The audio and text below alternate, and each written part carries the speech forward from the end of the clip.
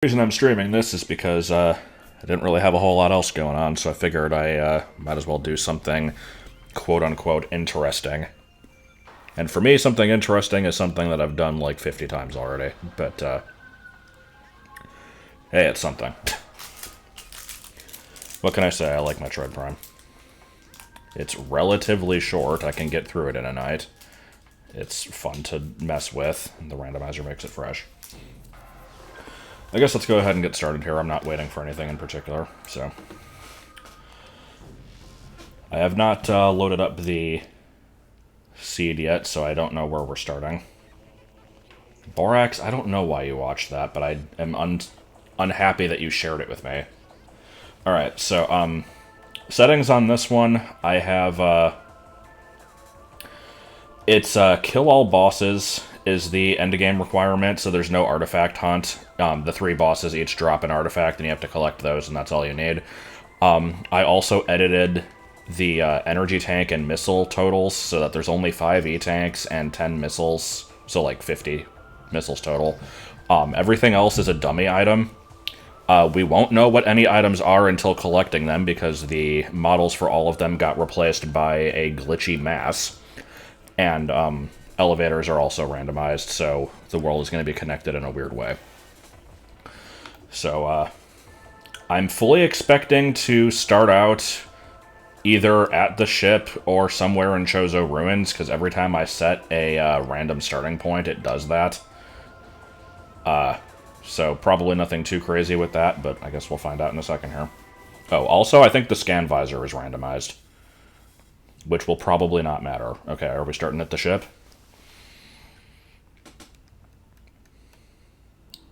No? What is this, Root Cave?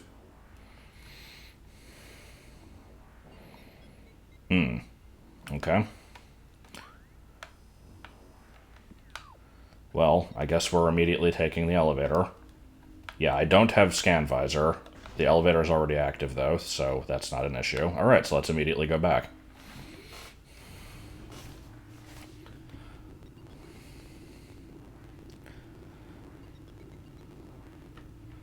Hey, guess what? It's the start of Chozo Ruins. Exactly what I thought. Yeah, randomizer usually does that. Is it guaranteed to be beatable? It should be. Not sure why it wouldn't be. Not knowing where any items are is weird. Like, usually I can at least kind of look up and be like, oh, hey, look, it's bombs. But in this case, I don't know what anything is until I actually physically touch it, so. I currently don't have the capability of doing anything other than the vanilla path, so let's, go fight Hive Mecha, I suppose. And that, let's see. What's Hive Mecha gonna do? Yeah, I've done playthroughs of Prime 2. I did a multi-world randomizer with Joel earlier this year, and was going to upload it to YouTube, but never did. Partially because as soon as I finished with that playthrough, I like, tried to do Sonic Mania and then rage quit and got, like, super embarrassed of it, so I wanted to, like, hide the evidence. And partially just because there was a lot of dead air. I do kind of want to upload it, though. There's a shit ton of stuff saved on Joel's computer that needs uploading. We have DK64, a bunch of grab bag games for Genesis and PlayStation. What is there? Shadowgate, both the NES version and the remake. God, what other stuff did we play through?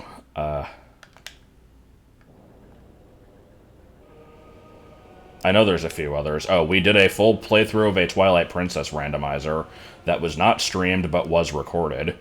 So that's a good, like, probably 30 hours of footage. We need to do something with that.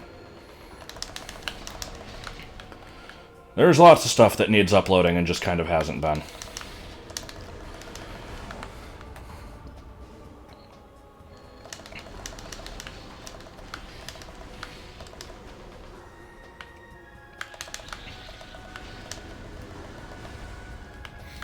Okay, so what's this gonna be? If this is Morph Ball, it immediately gives me...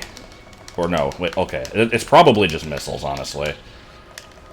Because I think this is a missile door behind this, so even if it is Morph Ball, that doesn't give me access to anything. I could theoretically get Ice Beam so that I could go back through that elevator. Maybe a Space Jump. I guess we'll see.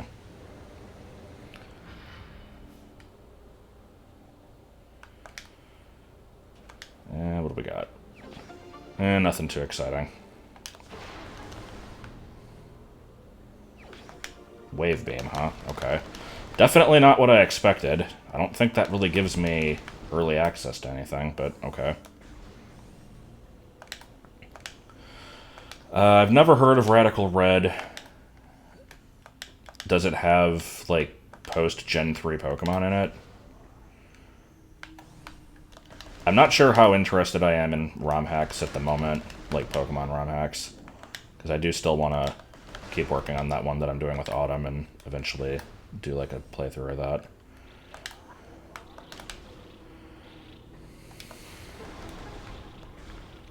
Everything up until Crown Tundra, damn. Oh, this is a map room, not a save room. I guess I'll grab it, I'm right here.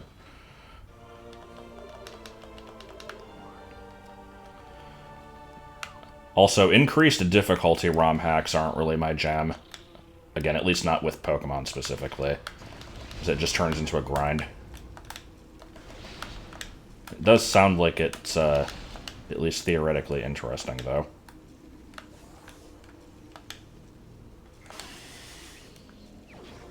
Okay.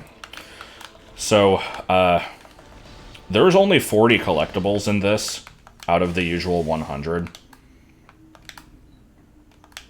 So basically, like, the majority of the crap we're going to be collecting at the early game is probably going to be actual stuff needed for progress, and then there's just going to be a bunch of nothing.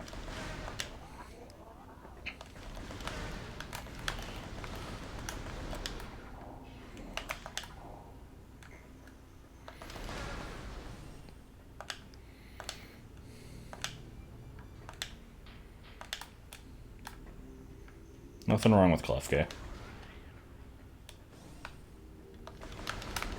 Being forced to strategize is kind of nice, though. I don't like the games that are brain dead easy, either. So, like, basically, Gen 8 and Let's Go.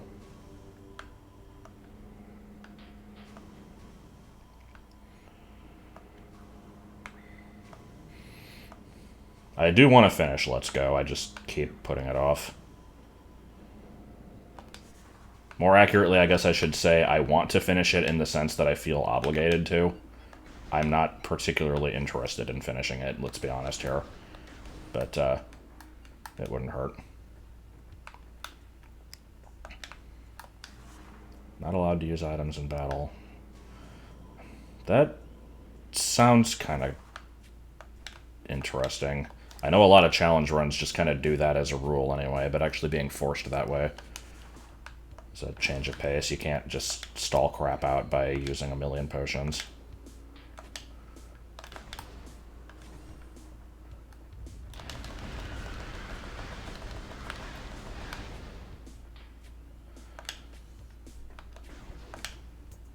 Alright, what do we got? Is this actually an item?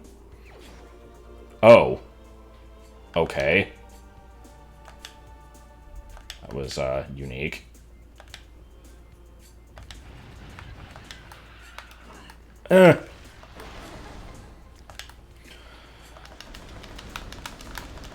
Is every item just going to be in Chozo Ruins? I ask after getting, like, 2 whole items here. I'm not counting the Wave Buster as an item. It's a, what would you call it? A novelty.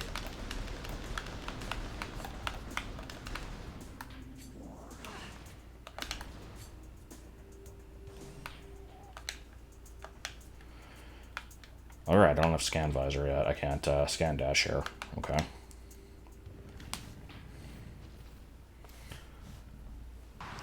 You can use the Wave Buster without Super Missile, but you do need Charge Beam, which I don't have.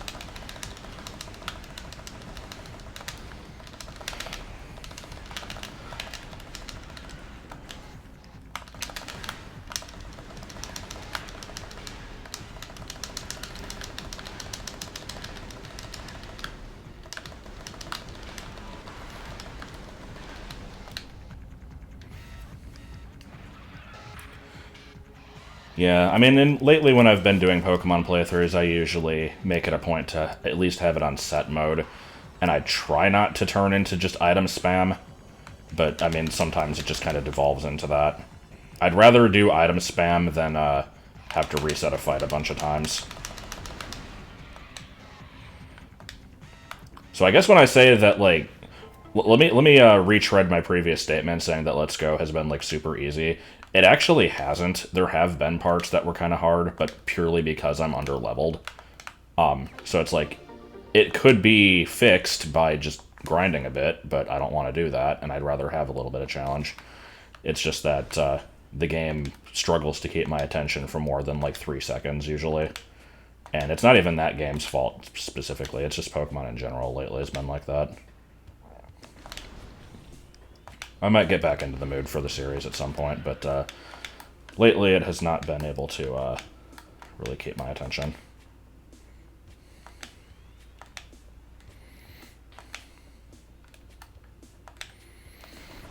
I'm trying to remember the last time I've even finished a Pokemon game, because I didn't finish Ultra Sun, I didn't finish Shield, I didn't finish Let's Go Pikachu, I certainly didn't finish the Crystal LP.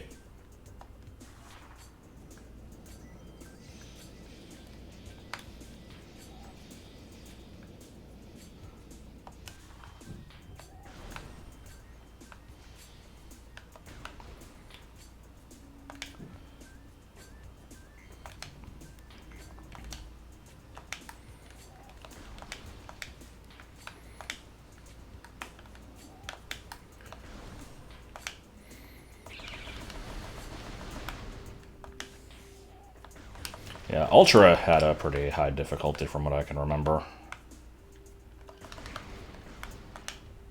Again, it was probably because I was under-leveled and refused to use the experience share. And in the new games, it's like, hey, you don't even have the option to not use the experience share. Have fun, shithead. What's that? You want to actually use your team members instead of just having them sit and waiting and gain a bunch of XP for doing nothing, and then, like, have them evolve without you even using their base forms? Gotcha, fam.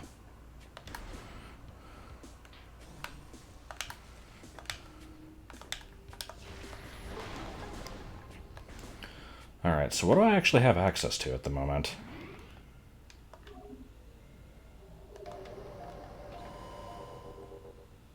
Okay, there's an item leading to Watery Hall. I can't actually get the thing that replaced Charge Beam because I don't have Scan Visor. And I think I need Scan Visor to get through... or I at least need bombs to get through the, whatchamacallit, the dynamo. Oh good, nothing. And I think I have the settings so that, you can't get an item in a room that is, required to escape. So, like, the boss that usually gives bombs shouldn't be able to actually give bombs because I would need them to get out. Oh, cool. I theoretically have the ability to ghetto jump and get the underwater item here. It's gonna be ass, though.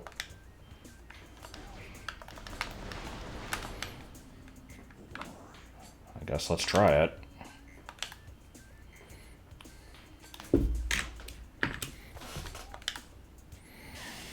This is gonna be fun with no energy tanks.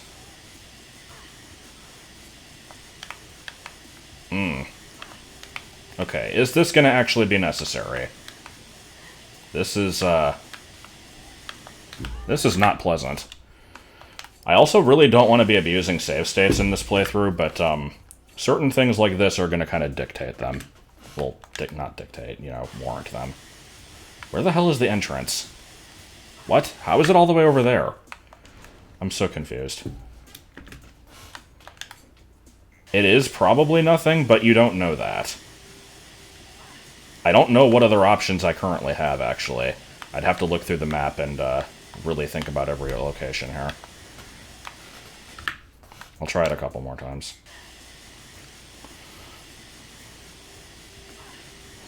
Come on, Ghetto Jump. Work with me.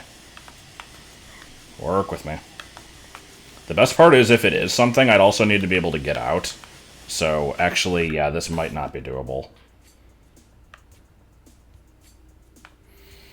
Okay, let's think. So if we go this way, I can fight this boss.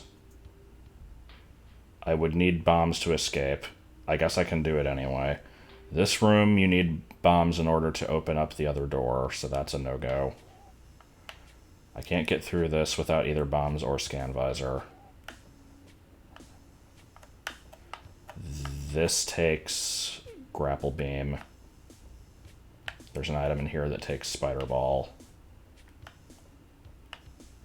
There's more stuff in here, but I need bombs or Boost Ball or Space Jump. I think I would need either Boost Ball or Space Jump to get to that wave door. See, the thing is, I know low percent has a way of doing it, but I don't know what that way is. That might be worth investigating. Let's see. Oh, wait, I'm stupid. I passed by an elevator earlier. Sun Tower elevator. That'll lead to somewhere new. I can check that. I think that might be my only item option at the moment.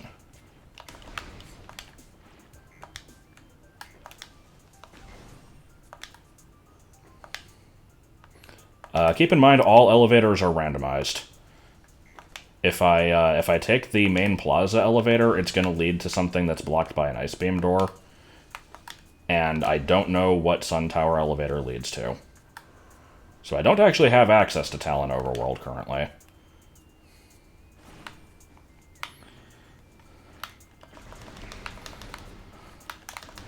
I like the Festive Hoodoo.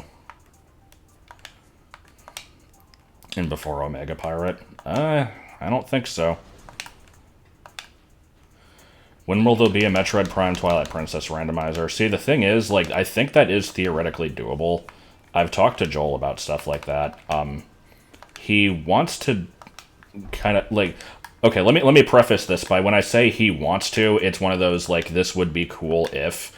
I don't think any actual, like, legitimate thought or work has gone into this. But he would like to see more multi-world randomizers in general, and... like, has the capability to do such a thing if he put in the time to make one.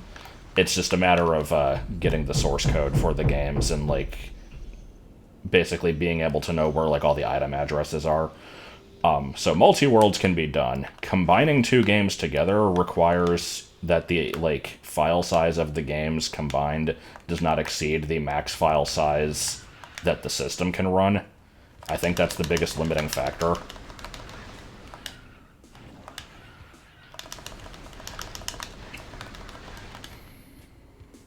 But yeah, I mean, I think, like, theoretically, you could even have a multi-world where, like, one person is playing, like, Super Metroid and one is playing, like, Twilight Princess, and you could have them link up. It would just be... Why am I going this way? This is wrong. Like, theoretically, that would be doable. It would just be really weird.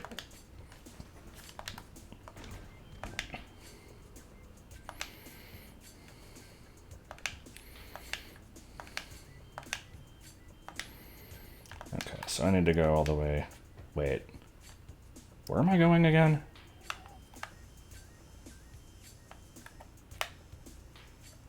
Okay, I can't get backwards through Vault. I gotta go through all this crap again. That's right.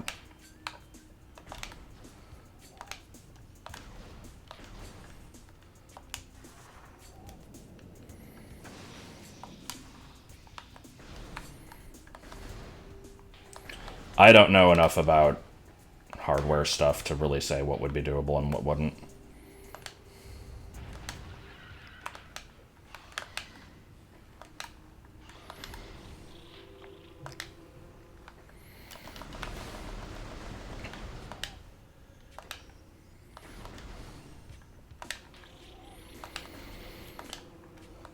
I always like how early game Metroid Prime is just a bunch of walking through the same, like, 10 rooms over and over.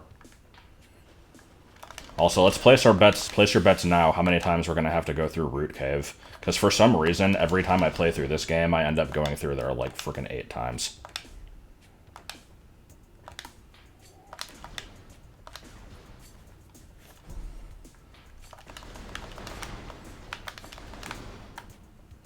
Health.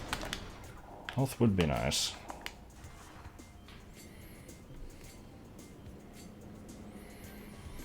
Alright, so I'm guessing that this elevator is going to lead to something that requires a wave beam door. So, possibly Phendrana. Hopefully not back end of Magmor, because I don't have Variasuit. Let's see what we got.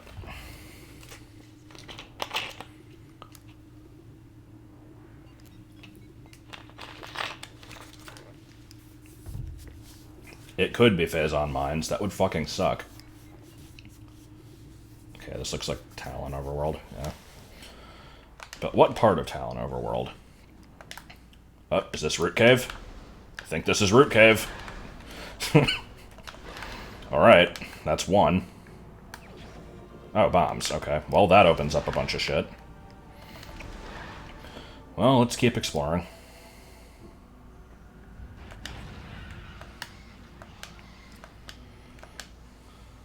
Bombs? You want it?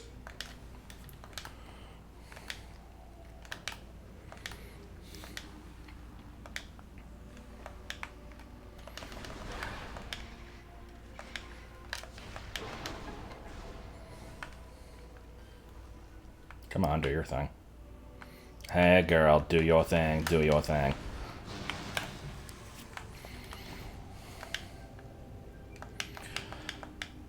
So, funnily enough, I can't actually get the item that replaced Space Jump because I don't have Scan Visor. I could do the PAL version combat dash off of a seedling through that one door trick, but I don't want to because that's awful.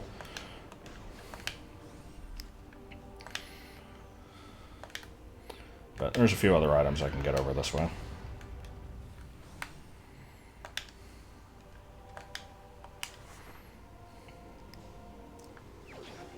Yay, nothing.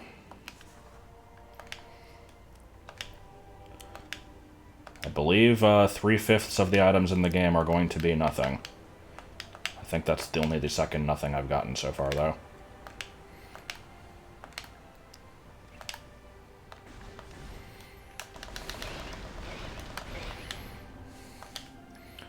Well, let's see what replaced the artifact. It might be nothing. It might be not nothing.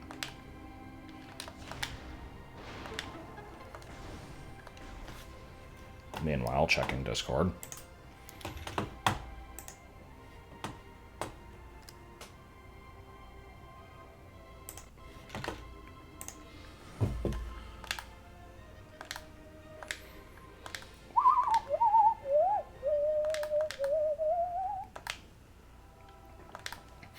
Yeah, I eliminated 40 of the missile expansions and 9 of the energy tanks from the pool.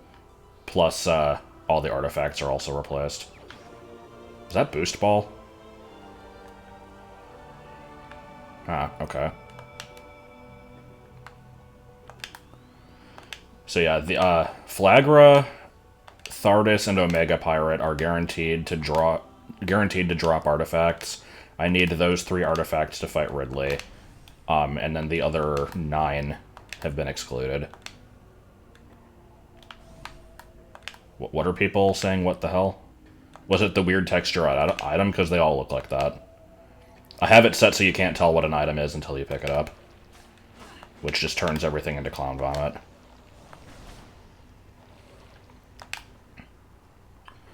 Oh hey, we can actually go get the Space Jump the vanilla way now. I don't think I've done that since, like, 1923.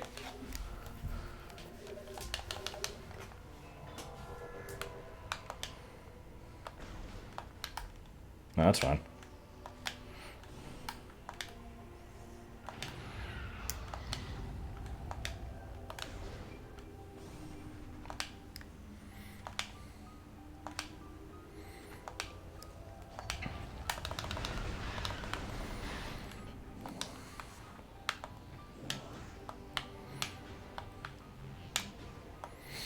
Oh yeah, I don't really need a reason, but if I did need a reason to justify why I'm streaming this today,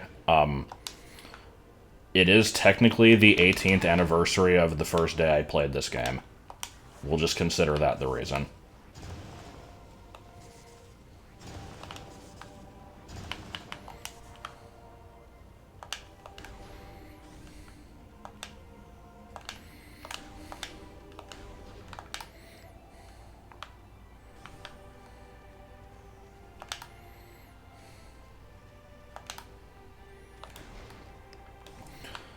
Alright, what do we got? Let's take a good look at this item here.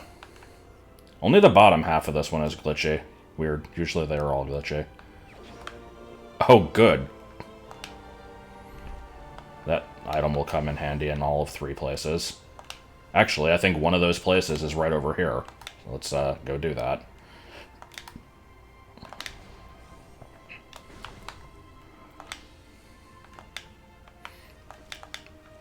I'm enjoying Cranky with an ethereal sword and shield there.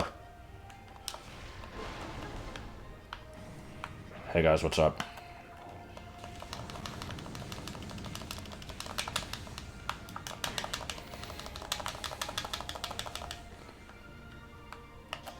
Alright, what do we got in here? I don't actually remember where the item is. Is it like here? Nope, a little bit further. Yeah, those ones just leave. Because you're able to get here earlier, and they don't want you to have to actually fight semi-difficult enemies at the beginning of the game. I think this has been the Phazon suit in like 2 seeds that I've done. Oh my god. I would be okay with that, because a lot of times these randomizers just turn into where the hell is the Phazon suit toward the end. Because it's like I can do everything to be... Like, I have everything I need to beat the game except for that.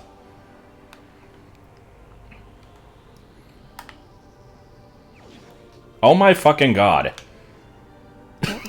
Alright.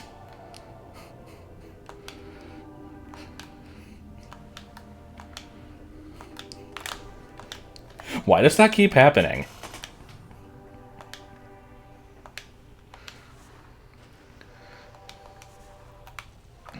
I mean, I'm okay with this. It doesn't really do much for me at the moment, but it gives a defense buff.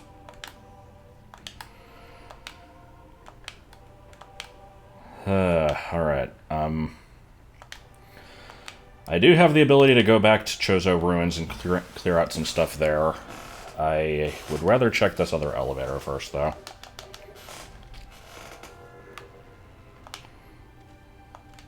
Where the hell is the freaking Scan Visor? It's a randomizer setting. You can have all 3 of the suits give you a defense buff. And you can also make only various suit give you the heat protection. So that's what I did. Basically, all 3 of them kind of have a point now. Like, one's heat, one's water movement, one's Phazon, and they all do a defense. Nope, Scan Visor is part of the randomizer pool. I did not start with it.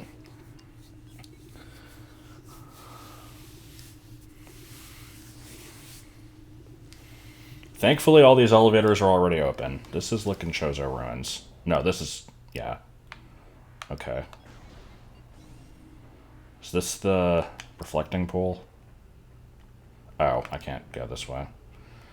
Well, I guess we know where this is now.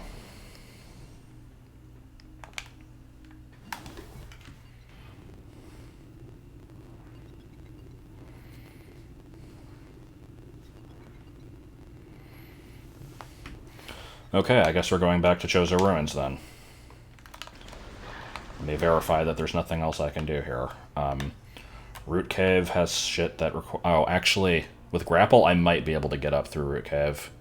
I think it also needs Space Jump, but we'll see. I'll check it. I got the item here, got the item at the Impact Crater, got this, got that. Those are Ice Beam doors. So yeah, I'll check Root Cave, and then I guess we're going back to Chozo.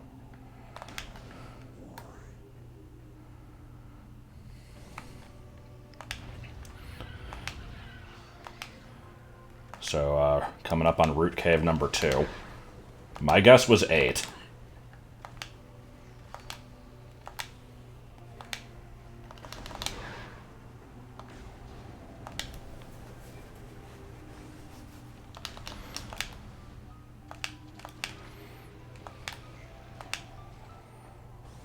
can I actually climb up through this? I don't have plasma beam. Oh, cool. So I can't open the door at the top, but I think there's another... Yeah, there's an item just, like, behind some vines that I don't think requires a beam.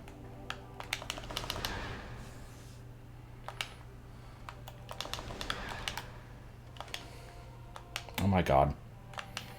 My L jumps are not working today.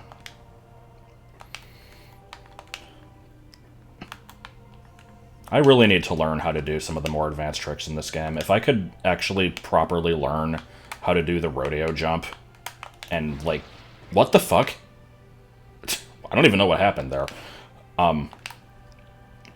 Be able to do geothermal core without boost. That would be pretty good. It's only something I've been trying since, like, 2004.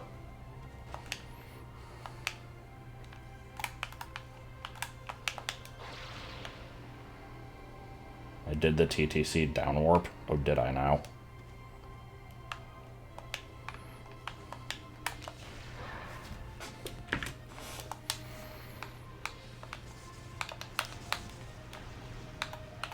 Ugh! Plant, why?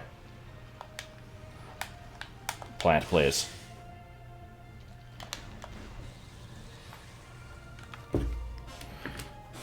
No, it's assumed to just be a one-off glitch.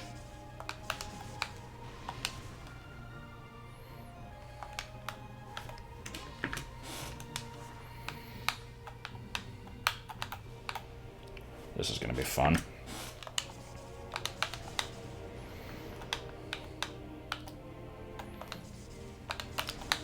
I really don't like bomb jumping like this.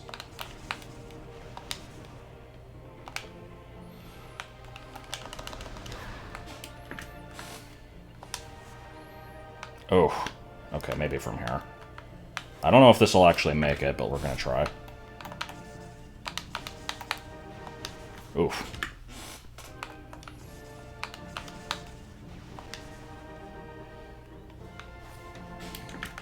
I like how I'm actually doing this.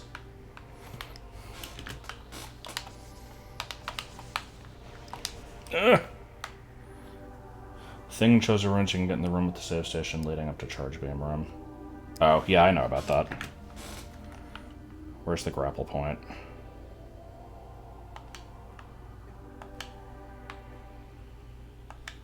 Okay, where actually is the next thing I'm supposed to be landing on here? Because I'm not seeing it. It's not all the way over there, is it? Can I even make that with a double bomb jump? I'm currently standing on an invisible platform. Oh, cool.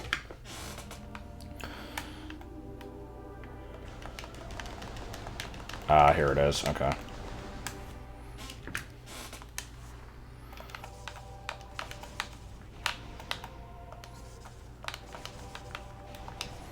Ugh.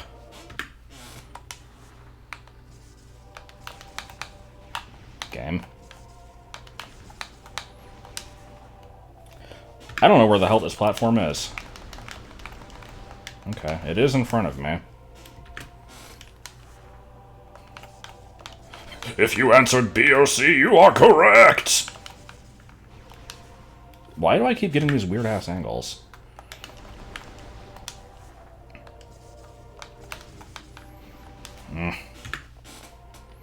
Okay, it is straight in front of me, right?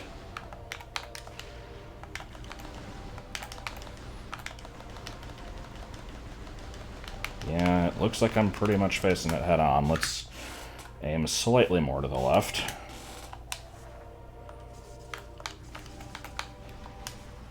Oh my god.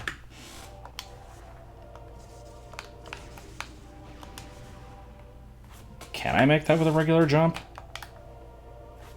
I can bonk into it. No, this is a bomb jump. It shouldn't even be that difficult of one. It's just being able to see is the limiting factor here. Is it A, Tommy Lee Jones? Come on. This is so not going to be worth it, but we've got to find out. I'm in this deep. We might as well keep going.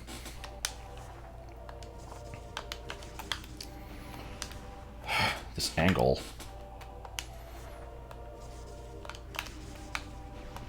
Oh my god. Why do I keep missing it? It shouldn't be that far away. I'm not overshooting it, am I?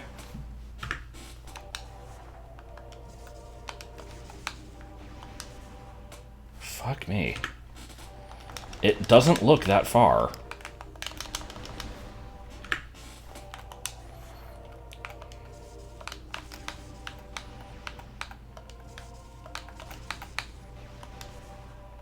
That... okay.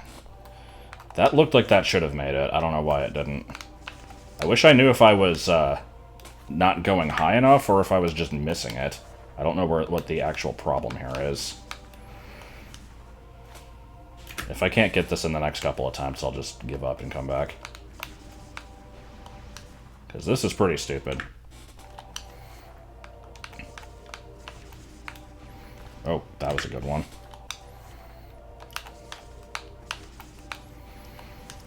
Yeah, okay. One more good attempt. Yeah, screw it. Okay. If I get desperate, I'll have that as an option. Watch the next item I get be either X-ray or space jump. Honestly, X-ray wouldn't even help that much because I'd still have to bomb jump to get up there. Hopefully space jump is relatively early.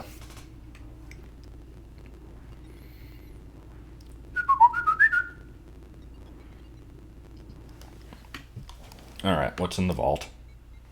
Which way is the vault?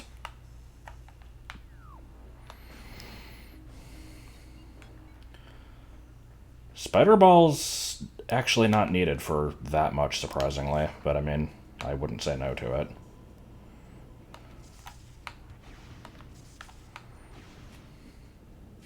I can go fight Zoid now.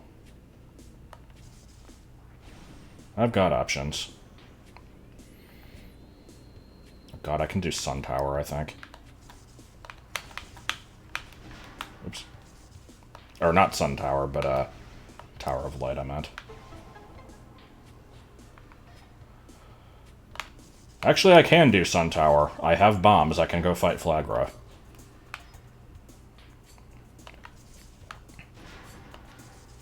Yeah, the spider ball track that you can climb by just rubbing your face against it is, like, the best thing in the game. Alright, what do we got? Not unappreciated. Okay, do I want to go this way? Let's see. Yeah, I want to check these item locations, though. We'll head over that way and then go back. Might be worth trying to do that shitty ghetto jump. Oh, the one in the acid. I can fight Flagra. When I beat him, I'll get rid of the acid, and that'll make it a lot more manageable.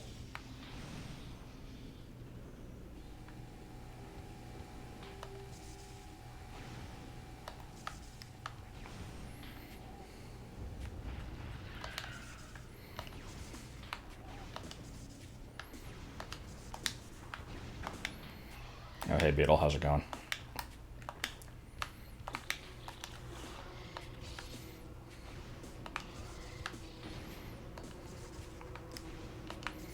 Alright, what's this gonna be? My guess is nothing. Yup. And I'm gonna go ahead and say the next room will also be nothing. Either nothing or, like, the flamethrower. Which, let's be honest, is basically nothing.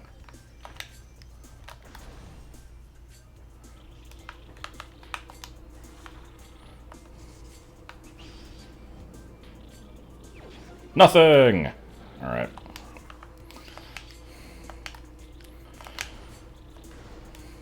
Let's go check Sun Tower. Or, I keep saying Sun Tower, I meant Tower of Light. I keep forgetting I have Boost Ball.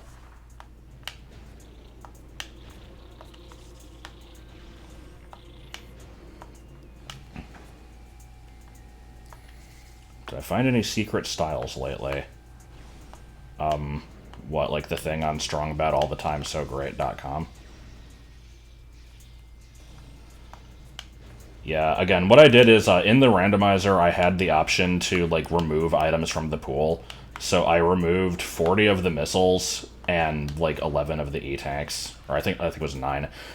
If I get everything in the game, my ending total would be 5 tanks and 50 missiles. So everything else is replaced by nothing. Oh, wait, I can go through here.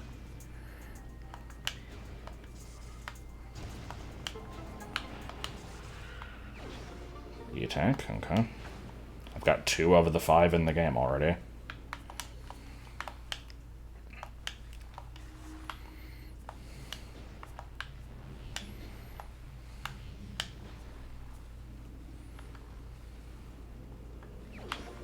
Oh.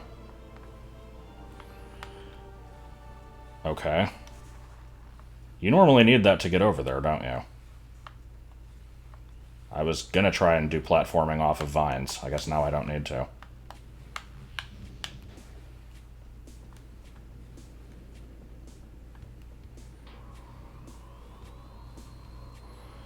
Also, now that I think about it, I don't know if there's any reason for me to be here.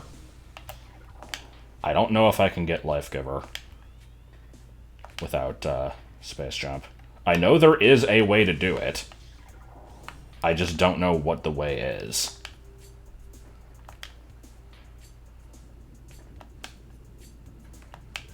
Pizza Hut's closed on Christmas. What do we get? I got Spider Ball. God, this is going to be a nightmare with only 1 jump. There's, like, a rock that you can wedge yourself against and, like, fire off at a weird angle using the boost ball. I don't know how to do it, though. I'd have to look up the video on, like, Metroid 2002 or something.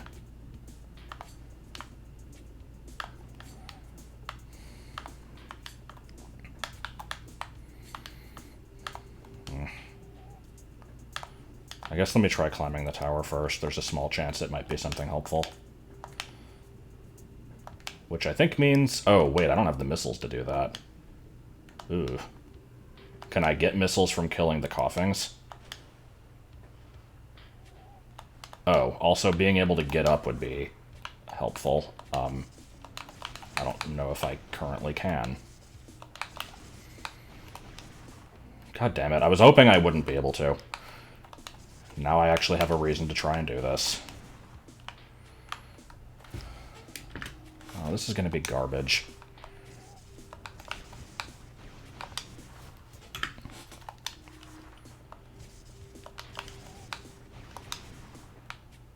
This isn't tedious at all, is it, Steve?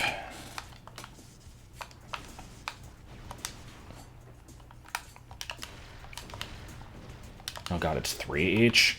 I don't even have enough to do... Wow, okay. Well, we're not getting anything from this. Hopefully it remembers that I broke those.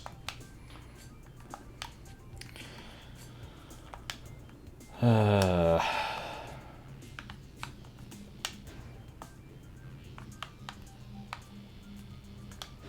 don't know how to do this. Anybody want to check if Metroid 2002 has a video showing how to do this? There's a way to get up here with Boost Ball. I don't know how to do it, and me randomly trying shit is probably not going to work.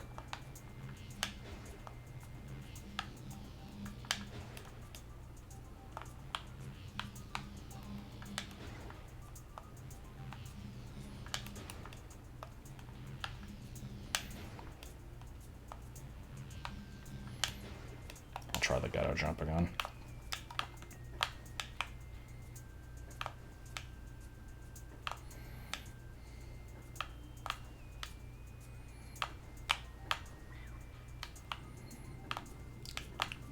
I don't like this room very much.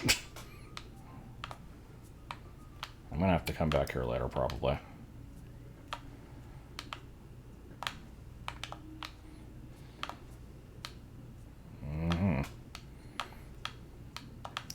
fun time. The name Ghetto Jump came from somebody named Kip. I don't know why I know this. It was just the name given to the trick by the person who discovered it, I think.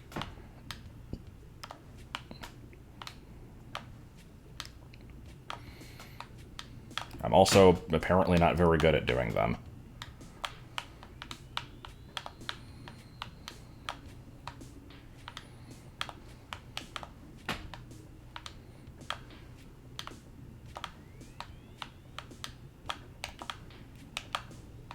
Okay, let me check the website real quick and see if it has a video. If not, I'll come back here later.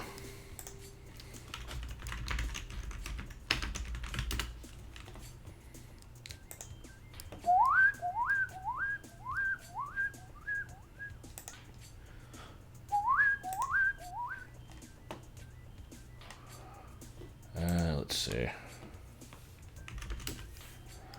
What's the name? This is Tower of Light, yeah, okay. Tower of Light. Or let me... Artifact of Life Giver with Boost Ball. Let's see if that finds it.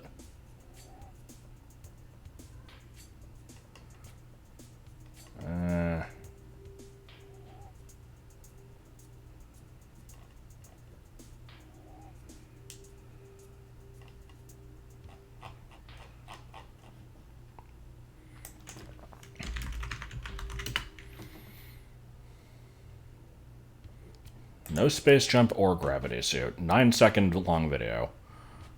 Oh wow, that was so helpful I could hardly believe it. I guess they did it off of the front wall.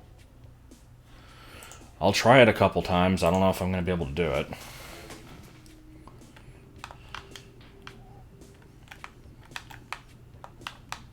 Oh my fucking god, are you kidding me? Alright. Oh! Ice beam, nice, okay. Can I get it again? Wow, why is that so easy? Or am I just really lucky? Now I'll never be able to get it again. Well, I guess I know that's doable now. I'll have to remember that for future playthroughs.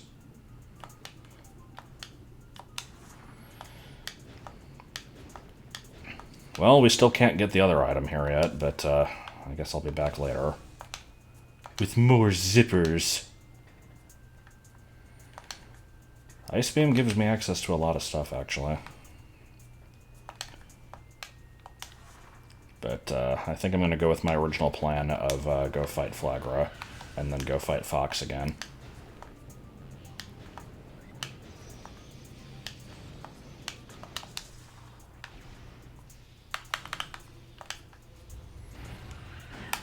Yes, thank you.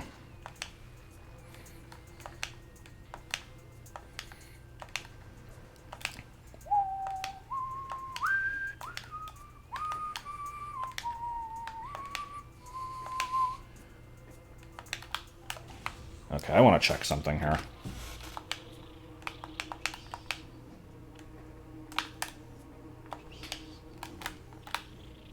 Can I use this grapple beam without double jump? It's looking like no. Wait, why did I save here? Okay. Ooh, what if I combat dash? Game, please.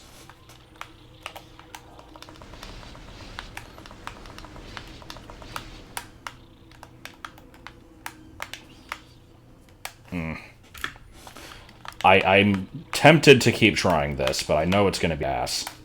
So, maybe not. Yeah, I'm thinking not. Doable? Maybe. Reasonable? Probably not.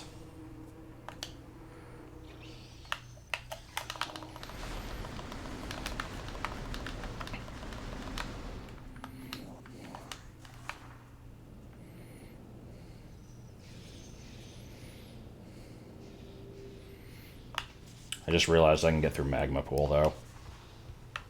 It shouldn't actually drain my health that badly. I guess we'll find out. Can I ride this while it's damaging? Oh. This might have to be after Flagra.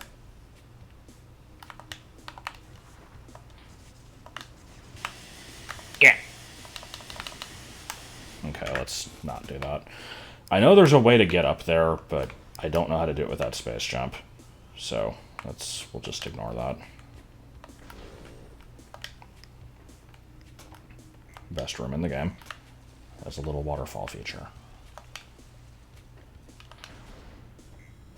Alright, is this gonna kill me? Oh, well no, that part is, though. Excuse me? Oh, right. You can't actually... You can't grapple beam while you're taking damage. I do need Varia to get through there. Never mind. I forgot about that obscure mechanic.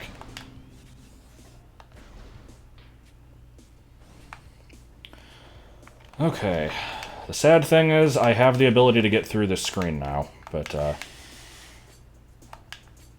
do I want to?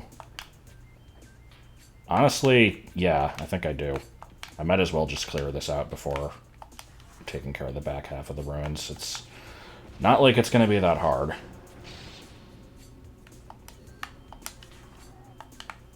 It is really fucking weird not having a Scan Visor.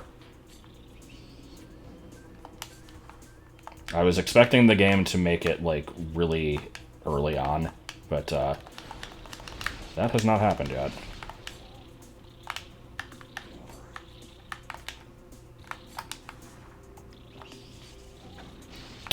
Asshole.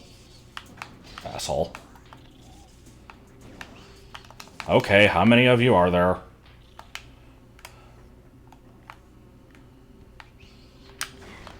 Don't you fucking do it.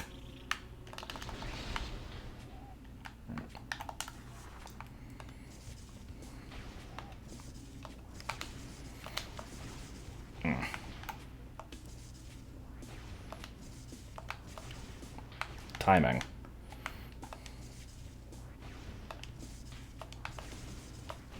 That's too low.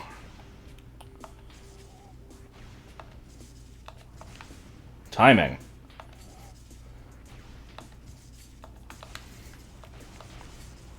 Come on. Why am I so bad at this?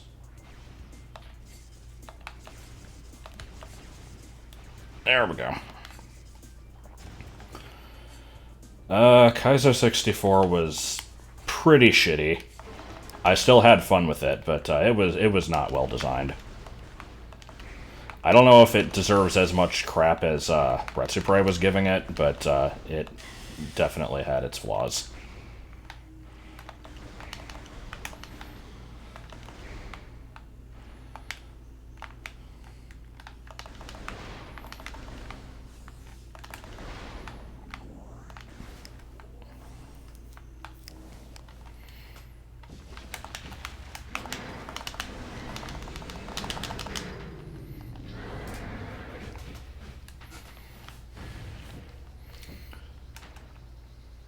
I like the plants inside the tunnel.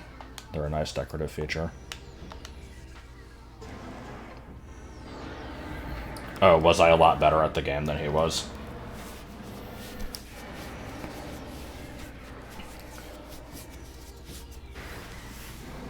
I like how in the Retsupre video, where they were making fun of me playing it, like, there were a lot of issues with the comments that they made, but, I think, one of the more glaring problems with it was the part where I said that, like, it was, basically impossible to find where the hidden numbers were in Wet Dry World.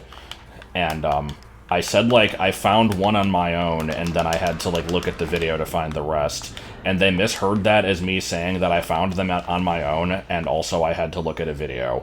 And they're like, so which was it? You think you're so great, but you had to look them up. Okay.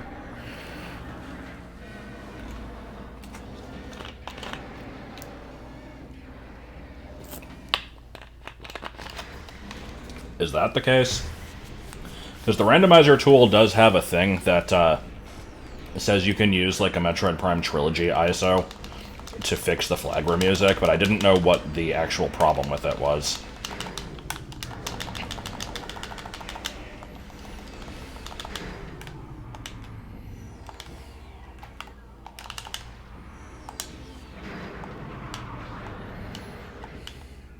Also, it's weird fighting this the intended way, and not just jumping into the side of the tunnel and laying a bomb. I don't know if I can do that without space jump.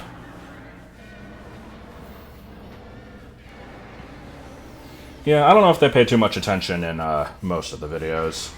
Let's be honest, the Billy MC McDonald's for Christmas video was them basically laughing uproariously at the concept of him getting McDonald's for Christmas, when that was very clearly not what he meant.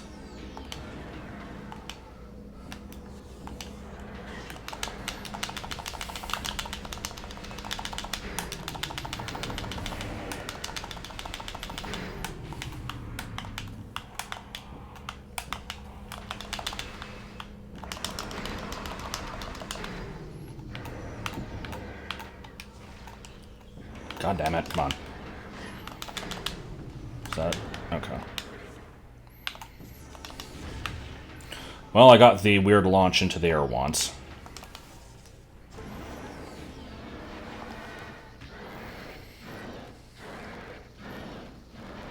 Plant. Plant. Plant. Plant. Plant.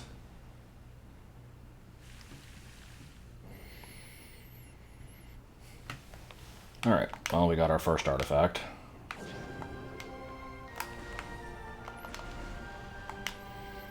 Now with the water cleared out, I do have a couple more options. But first, we're going to do Sun Tower Jump.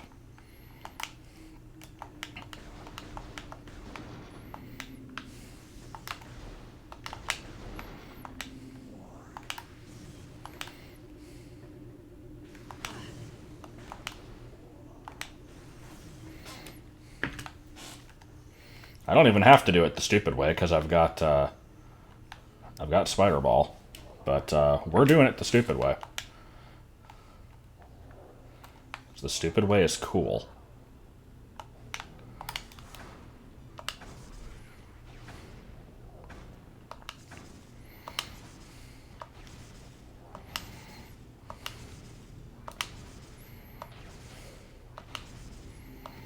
Oh, that was too early.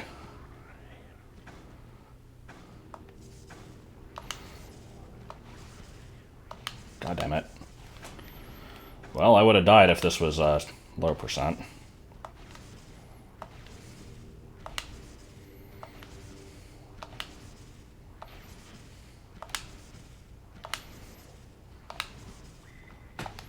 Damn it. Oh well, let's just get up.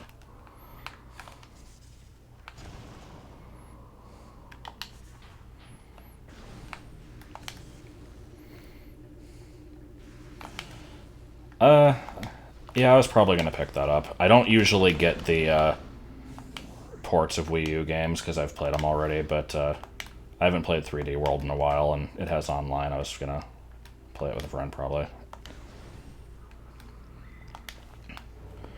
Is this the part of the game where Joey ate my disc? I think it was somewhere around here, yeah.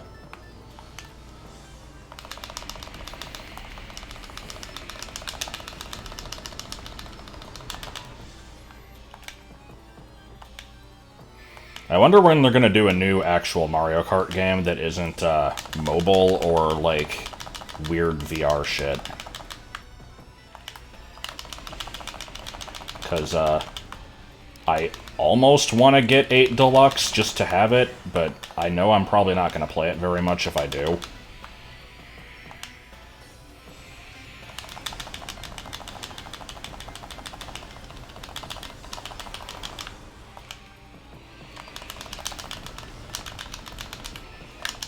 Oops.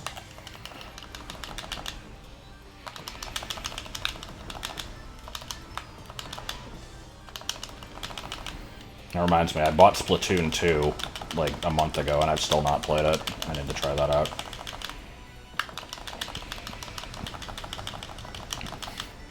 And I got Mega Man 11 2 years ago and still haven't played it. I need to play that, too.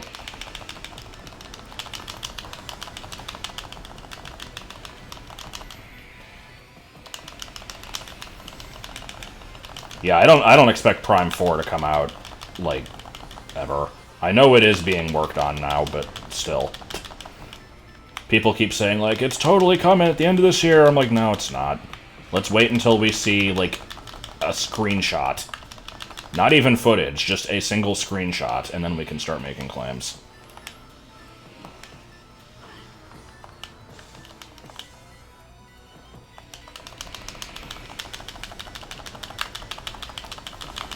What does a little bit mean? Well, it's a reference to Undertale, but it's scary a little bit, in which somebody ate all of Toriel's beans. But, no, it's randomized. I don't have Scan Visor because I still haven't found it. And 3/5 of the items in the game are just replaced by nothing.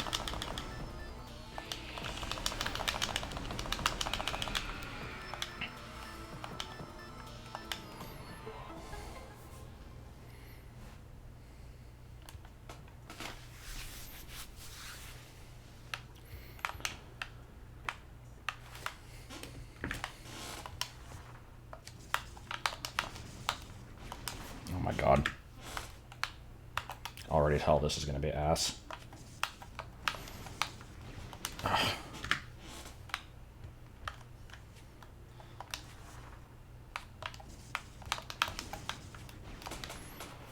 Ugh. I can't actually just make this jump, right? Okay, maybe I'm stupid. Nothing! Okay. I'm glad I came back and did this. Alright, so aside from paying my daily visit to the Tower of Light and shooting out a few more blocks there, let's see, I want to go back to Ruined Fountain. And I can also do Watery Hall. Well, something. I can do one of the items in Watery Hall. And then I guess we'll go to the Dynamo area. I always get lost here. Ruined Nursery, I need to go through... Or Ruined Fountain, I meant. Yeah, okay, so take a left.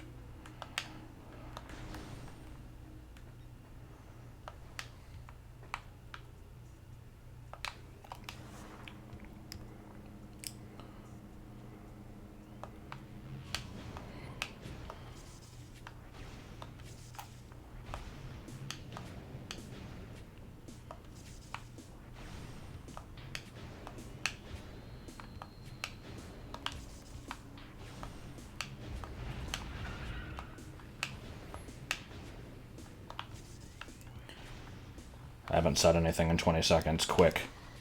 Give me a subject.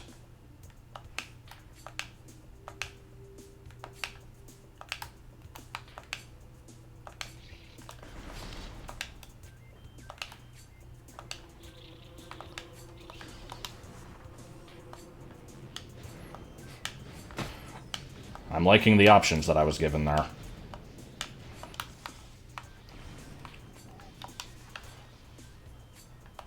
The,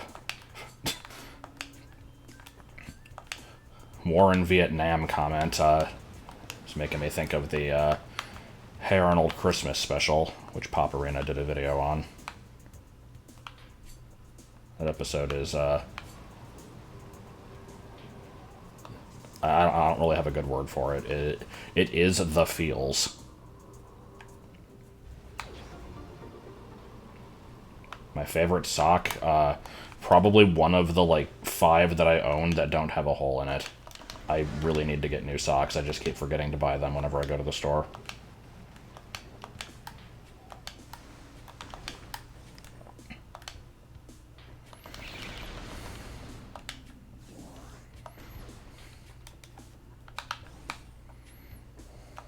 Talk about cigarettes.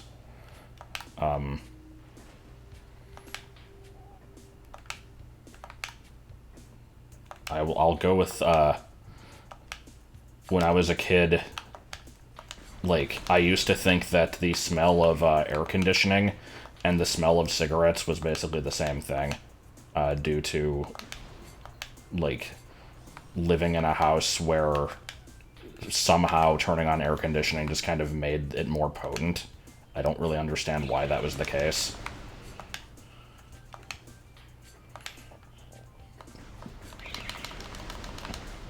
Guess that's all I got. Nobody knows about the pies. What would it be like us? Alright, what we got?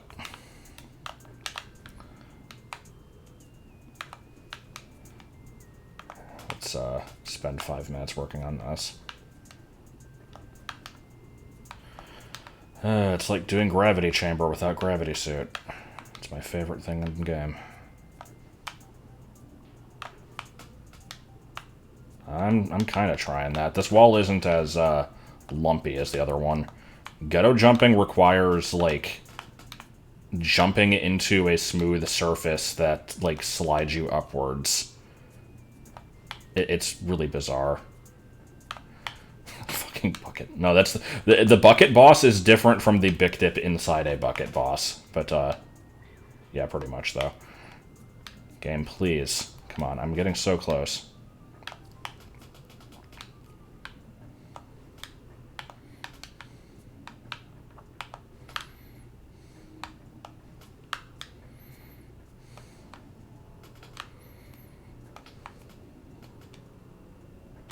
The bucket boss was on sale in your area for... Okay, what do you mean? What do you mean?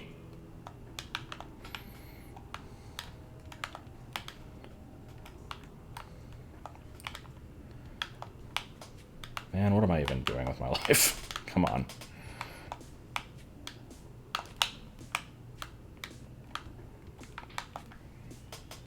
There we go. Oh. That's kind of neat. Is it 1 or is it 4? It's all 4. Okay. Well, that'll come in handy later on.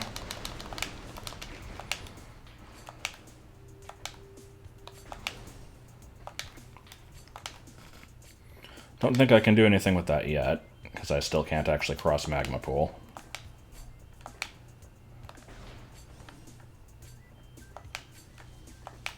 I guess I'll be able to use it in a furnace.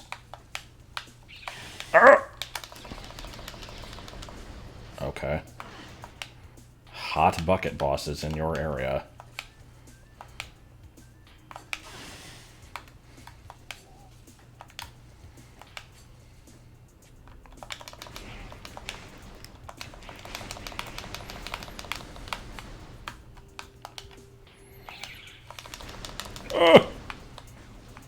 I have not seen a living animal in months. Okay, that's slightly not true. By which I mean it just is entirely false.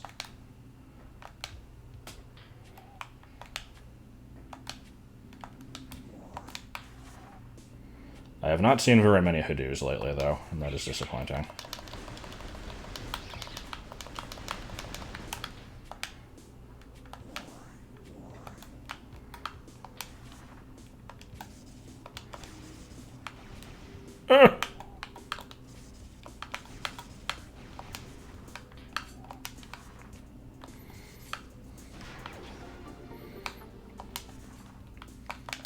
I'm surprised at how much stuff I'm actually gaining access to without really leaving the ruins. Wonder how long we're going to be able to keep this train going. I have passed by a few white doors that I could go back and open. I kind of like being methodical, though. I guess not the most interesting way to go through a randomizer. Let's check every single item location, one by one, very slowly. Especially when we know most of them are going to be nothing. I'm trying to think, could I actually fight Thardus yet? I think I could, if I have access to the area. I don't need Thermal Visor. I even have power bombs now to make it easier.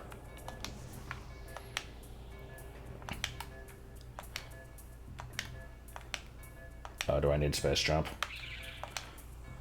I also probably need super missiles, unless you go in the back door. It was a strong bad voice, I just don't know. It had nothing to do with anything.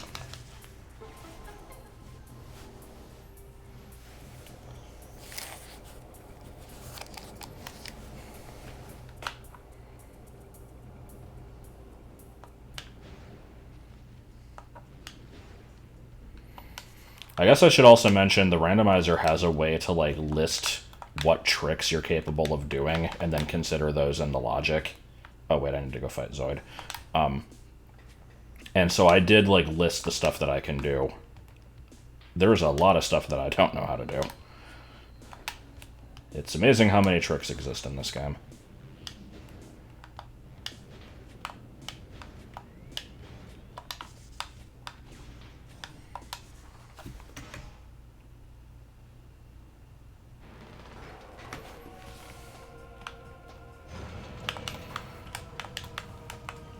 I mean, it's the same version of a randomizer I've done plenty of times.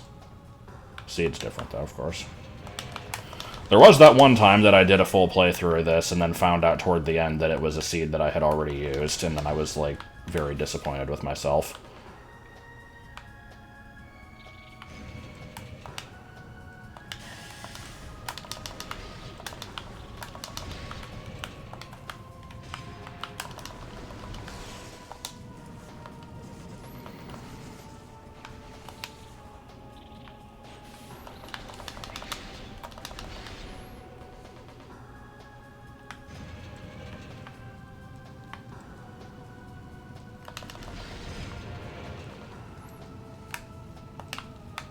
Oh.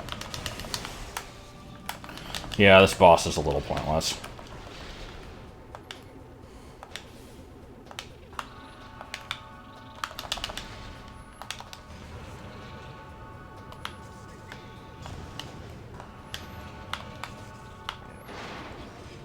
Well, I guess that's a fitting place for that.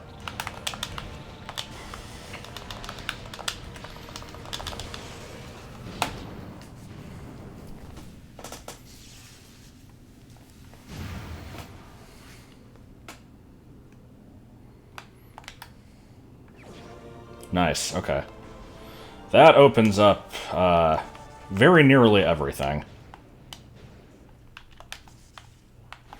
So what do I still need that's actually a major upgrade? Varia suit. Maybe gravity suit. Oh, goddammit. Plasma beam, charge beam, super missiles, the visors. So actually, yeah, there's still a fair amount of stuff.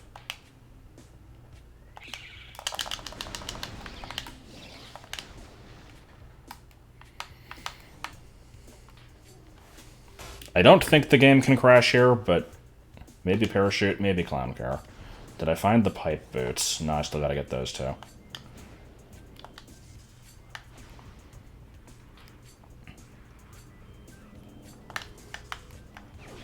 Well, okay. You know what? Let's go back to Magma Pool. I can continue this way, but I'm gonna forget about it if I don't do it now. I should be able to get through that whole area now. There's the thing behind the power bomb wall. There's the thing in that one room behind it. I don't remember what that room's called. And then there's the one in the main plaza. Oh, and there's one, like, in a tunnel. So yeah, there's 4 items over there.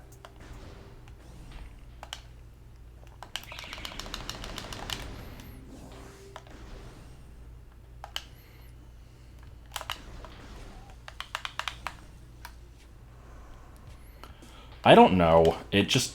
That tunnel just has problems for some reason. Really, the whole furnace area in general does. But it's mostly that one tunnel.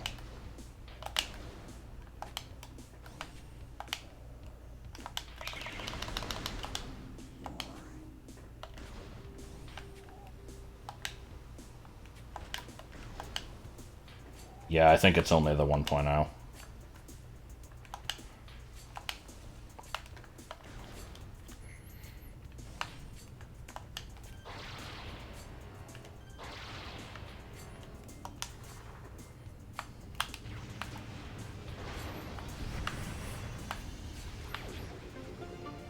Cool.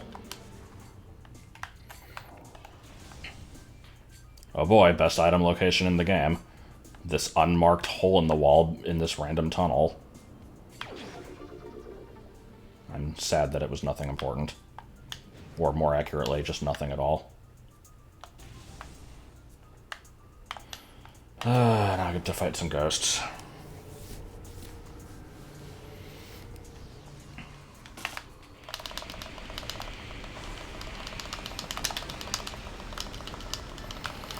The ghosts aren't actually hard. They're just freaking tedious.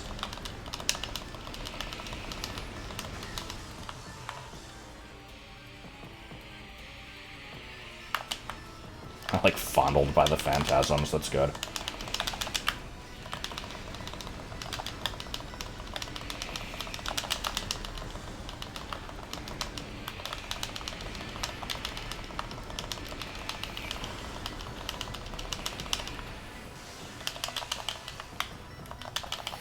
Yeah, super missiles are nice. Charge beam without super missiles is also acceptable. X-ray visor also makes them a little bit better. I have none of the above. Says here in the newspaper, the encapturement of the new apparition garners top reward of 26 and 1 pennies. That's such a good quote.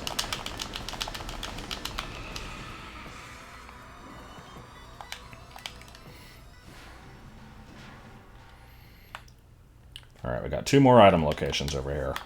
We got 2 chances for it to be nothing.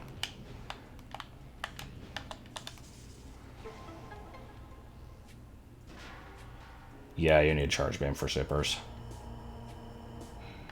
What I basically meant was, like, having the ability to use super missiles is ideal for ghosts, but even if you don't, just having charge beam on its own is at least, like, something.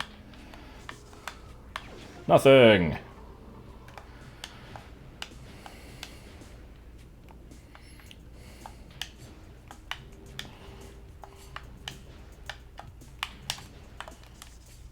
Oh, that's the one I already did. I never remember which one of these opens what.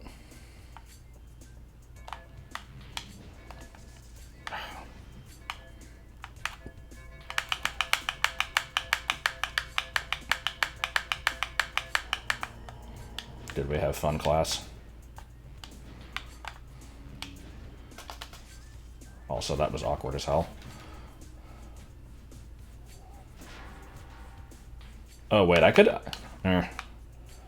Yeah, I could actually get this item without even doing it this way now. I'm whatever. Because you can get this one without grapple beam. You did need a space jump, though, which I only just recently got.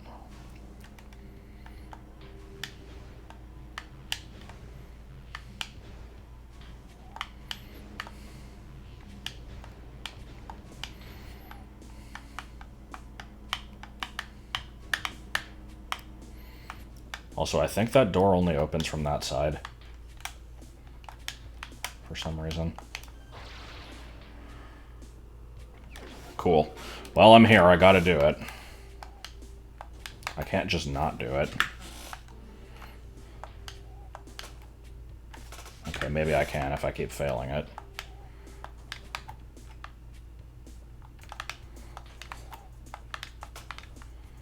Yeah, cool. Yeah. Yeah.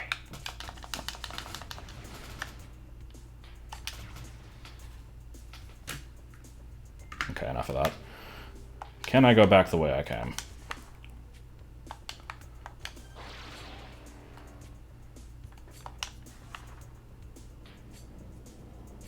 Oh, I can. Okay.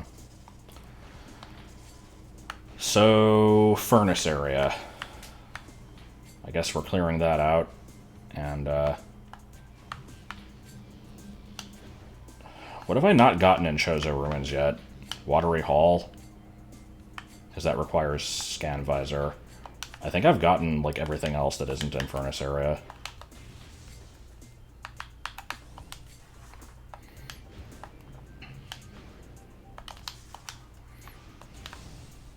Well, I consider Deep Ruins Furnace area. Like, like Hall of the Elders, all that shit.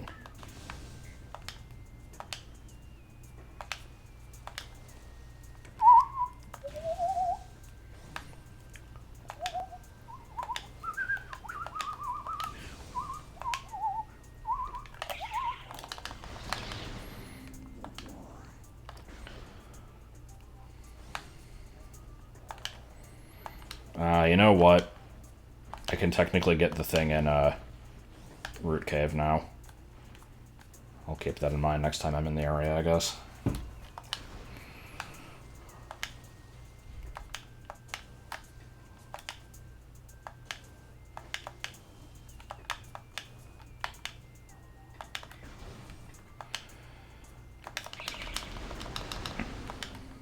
Oh god, and I can do Sunken Frigate. I don't want to do that.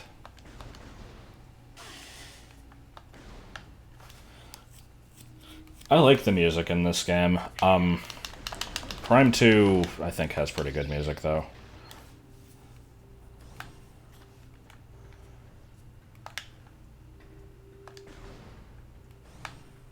Alright, time to rub my face against a spider ball track. Yeah. Yeah, come on. Yeah, do the thing. Yeah. It's so fucking stupid, I love it.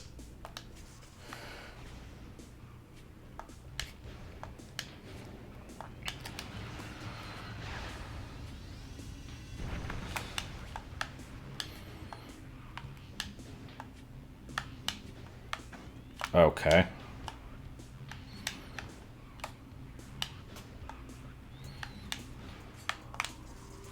Kill that enemy in particular.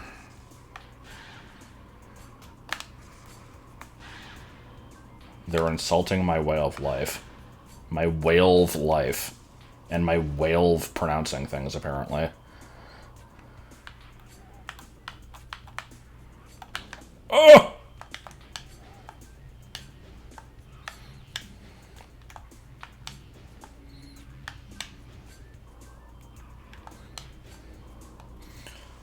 This is one of, like, 2 rooms in the game that almost kind of uses the spider ball for something cool. That was another thing Prime 2 did better. My whale, yeah. Ugh, I never know where to drop. Okay.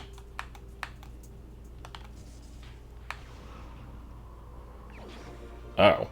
Well, I can't use it yet, but okay. The hunt for the charge beam continues, I suppose, and I got stuck in a hole. I don't know if I said hole or hall. It was a little bit of both.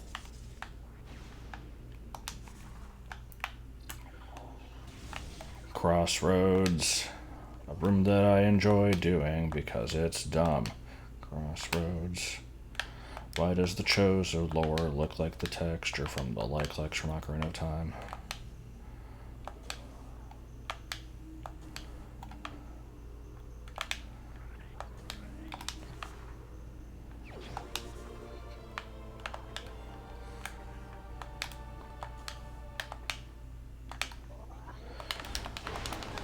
This whole area of the game is just so fucked up.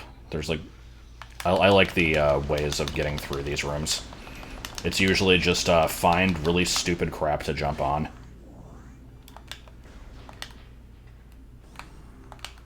Hey look, we get to fight another ghost.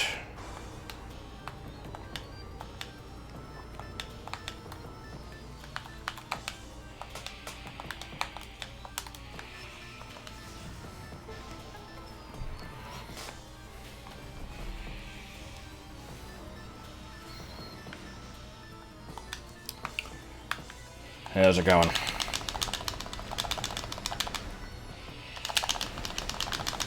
Sure wish I could use that super missile I picked up.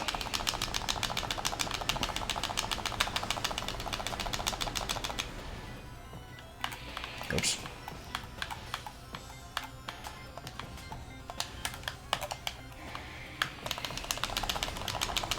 I don't know why I felt the need to shoot that from a distance. I wanted to be fancy, dang it.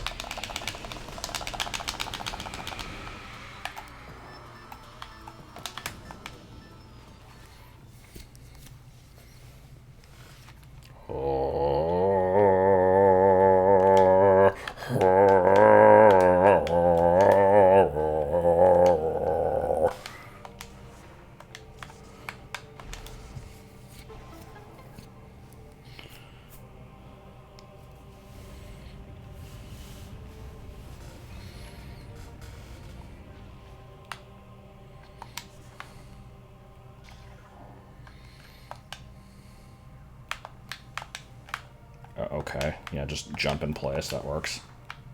Game, please.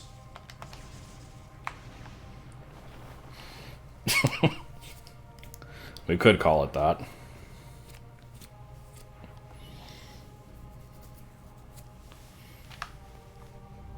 Yes, yes, we get it. Yes, we get it. Oh, god damn it. I just realized I go up here usually because I like to open the shortcut, but I don't have Scan Visor. So there was no point for me to do that. Because I wanted to check the Ice Beam thing anyway. So I'm going to have to do that one again. It's really weird not having Scan Visor, because it's not something I'm used to having to think about not having.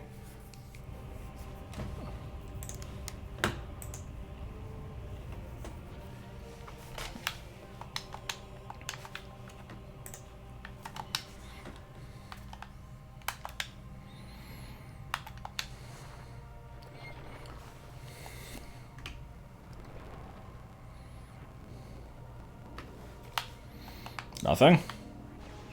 Yep, okay. Just making sure.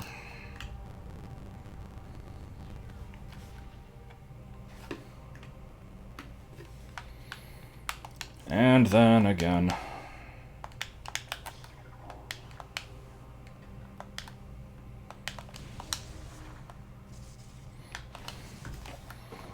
Because we haven't seen this cutscene yet. I don't know why these aren't skippable.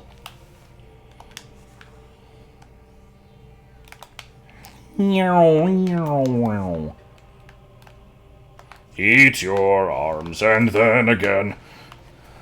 The goob de gob de go, do the Dario. Come on.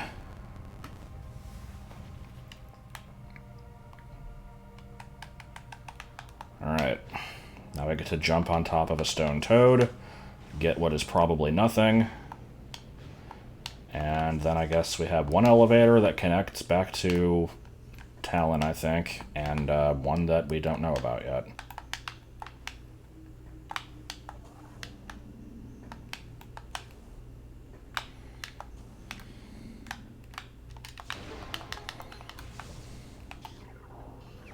Okay. Let's review. Making sure I'm not missing any items here. That's just a connecting tunnel. That's also just a connecting tunnel. We can't do this without scan.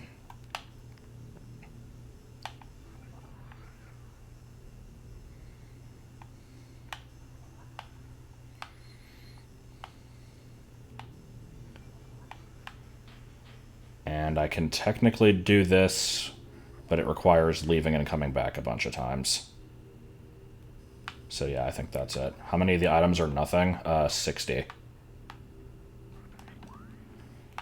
This is... Yeah, that's... okay. Wait, what? Okay, I think this was where I started the game. So this is the one that leads to Crash Site. Or is it? Actually, that might be Life Grove. I'm not sure which elevator that is. Either way, I don't want to fucking do the underwater ship, so let's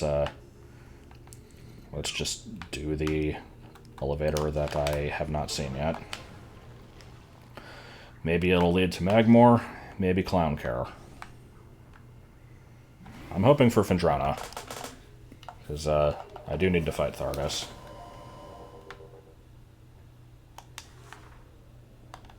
Oh, there's exactly 100 items in the game.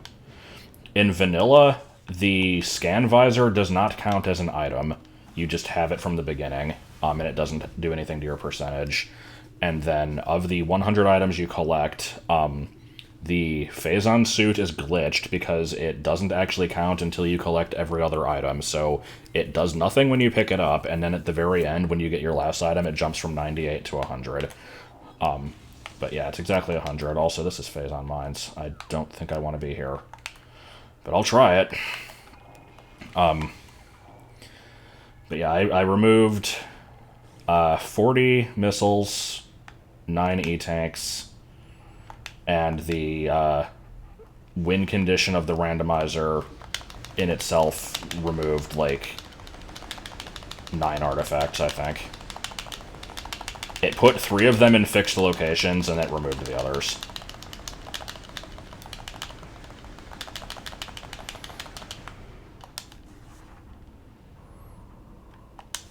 I don't really need to save, but I'm going to do it anyway. Okay, thinking... Oh, god damn it. Oh, actually, hold on, that's a problem. Can I even do anything here? I can't get through here until I have scan. I think getting into the garbage chute requires scan. Let's see.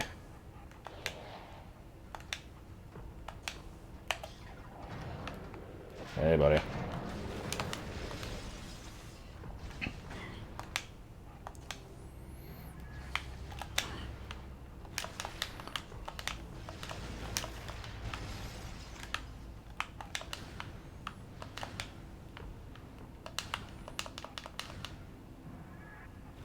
Asshole. Okay, now I can just go over there anyway. So I can't get the item inside the wall, though, because I need scan in order to move the thing around. Yeah, this place is definitely going to need Scan Visor, but I can at least get what Grapple Beam turned into. I think. I'll save state in case I get soft locked, but I don't think I have a problem going over this way, at least.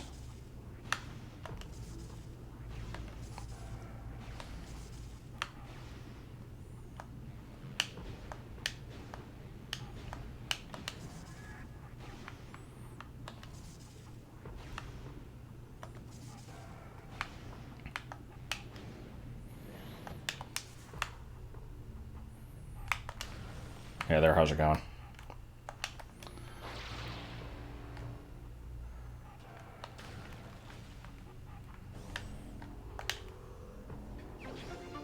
Yeah, I mean, those are somewhat appreciated, I guess.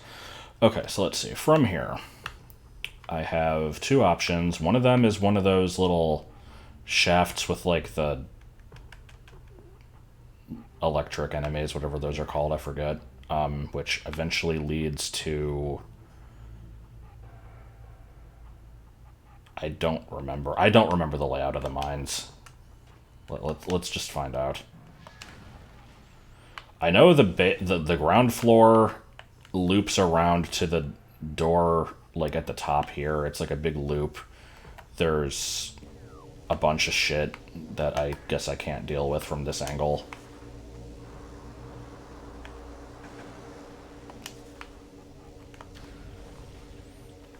Oh, and I can't go through the elevator. Okay.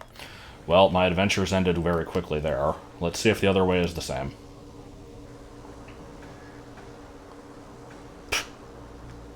No shits were given about that.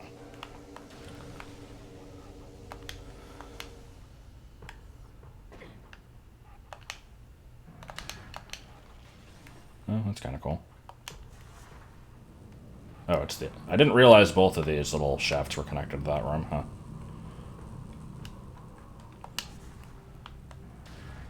Elevator? Yow, hot bees!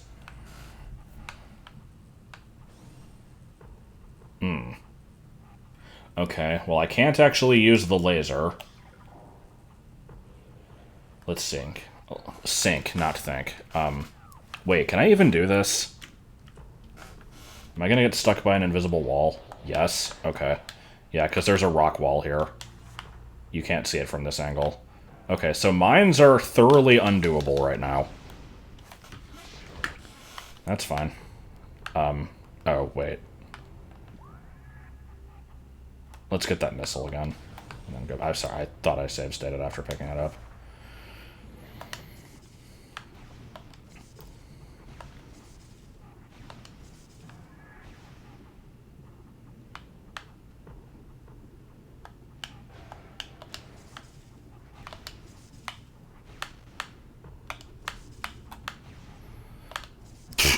know what I was just sitting on there, but that was good. It's no use. It's made of solid cardboard. I could use the grapple beam, or I could just say fuck it. That would have been really sad if I missed that jump.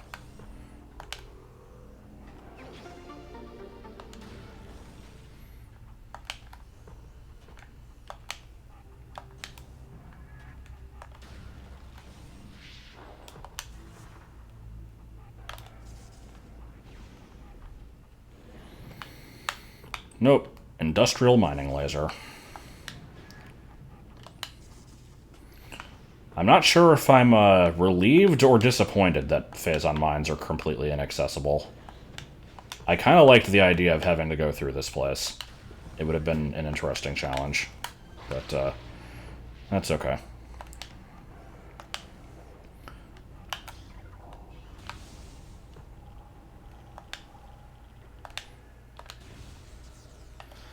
Okay, so what do we have open? Please, God, don't let it be the sunken ship. I'm thinking. Is that the only way I can go?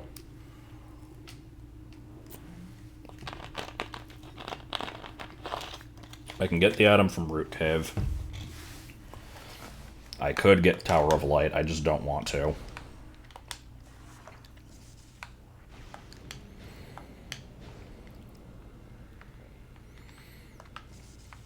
Yeah, whatever, I'll save. I like having physical saves, in case I screw up.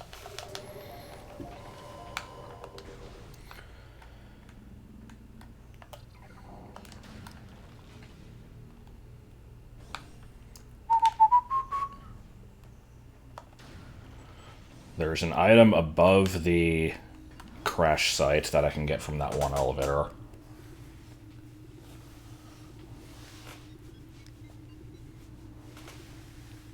Oh, the cracked walls reset.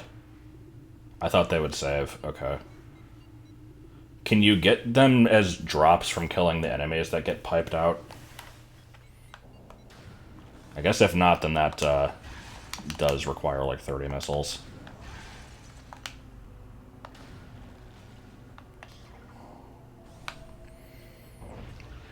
This is not the bathroom. Yeah, we're going back to Root Cave. God, am I really going to have to go through the ship? Without gravity? And without thermal visor?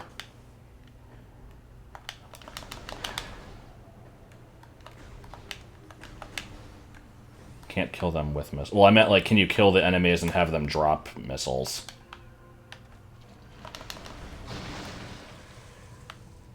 Because I can just kill them with, like, Power Beam or something, right?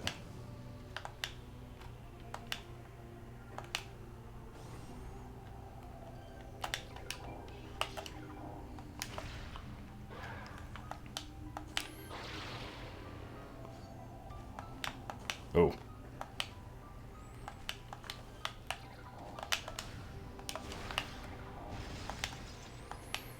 God, I like having space jump. It is probably the most appreciated item in the game for me.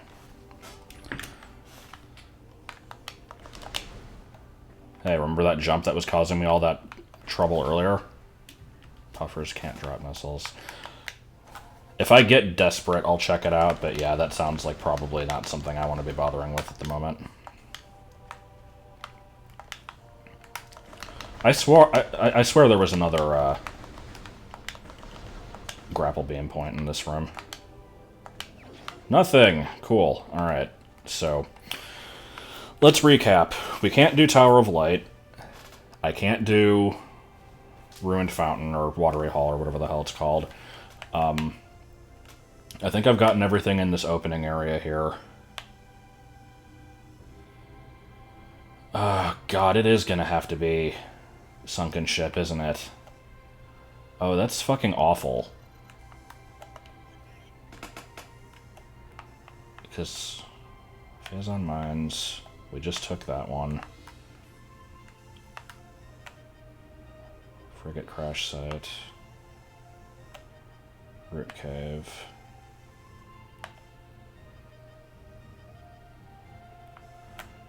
Wait.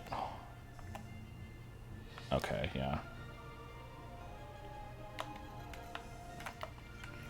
I'm just making sure I'm not missing anything obvious.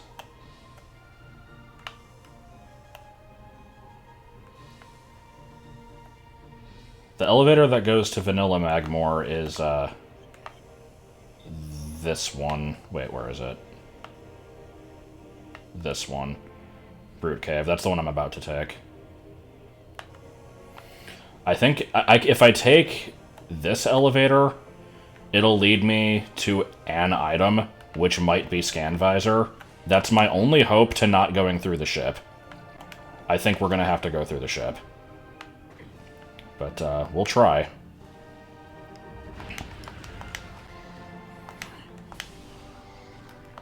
Also, Root Cave number 3.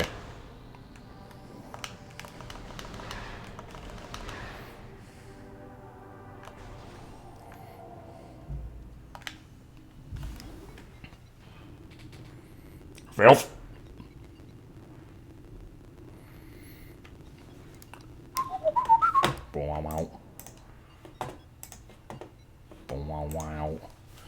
Alright, which way is Vault? I never remember. Straight ahead. I mean, Gravity Suit would make the underwater ship less painful. I can... Oh, actually, no. I was gonna say I was gonna say I can do it without it, but that's not true, because you need it to get through the last screen. At least under current logic, you do. I know you can do it without gravity if you have Boost Ball, but I don't know how to. So I wouldn't have put that in logic. Okay. That seemed about right.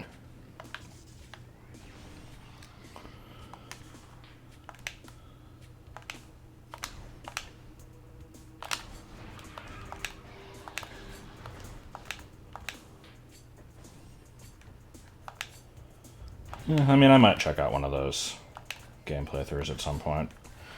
They're just kind of long, and usually if I'm going to watch a long video, it'll be something else. I don't actually watch long stuff that often. Which is why I've not been keeping up with Vinesauce lately. I haven't watched really much of anything from there for like a year. A little bit here and there, but very little.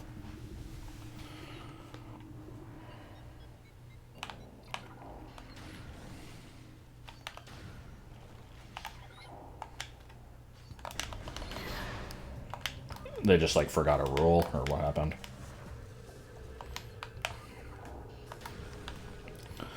Alright, we got one chance at glory here. Alright, back to Root Cave.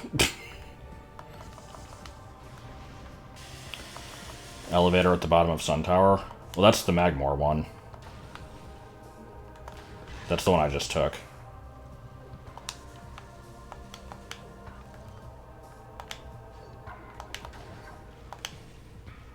I so don't want to do the Crashed Frigate. I'm going to take every opportunity I can to not do it.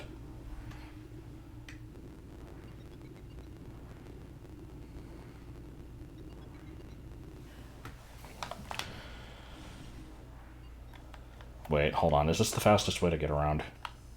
Where do I want to go again? Root Cave is here. And I can also get an item from Hall of Elders, which is all the way over here. That would... Okay. Elevator to Root Cave, check item there, then take Talon Canyon elevator to here and check that item.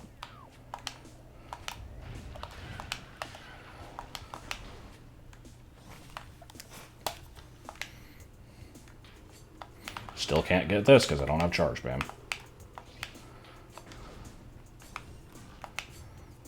This is not the way to go.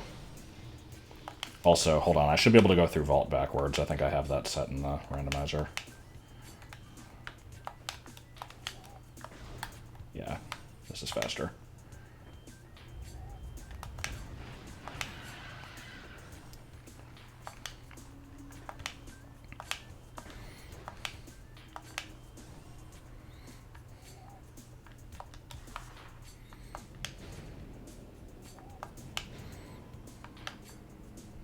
I think that's the fastest I've ever gone through that room. And it wasn't even that fast, it's just I don't usually go through it that direction. Yeah, I'm gonna do that after I check this item. Climbing the spider ball track. Which one? If you mean Ruined Fountain, I did that one.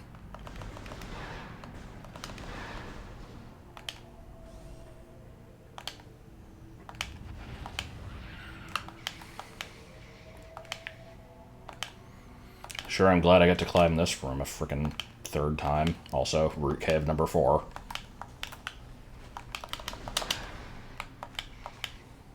Beginning to think my initial, Oh, yeah, I did that. The one where I rubbed my face against it. Oh! Oops.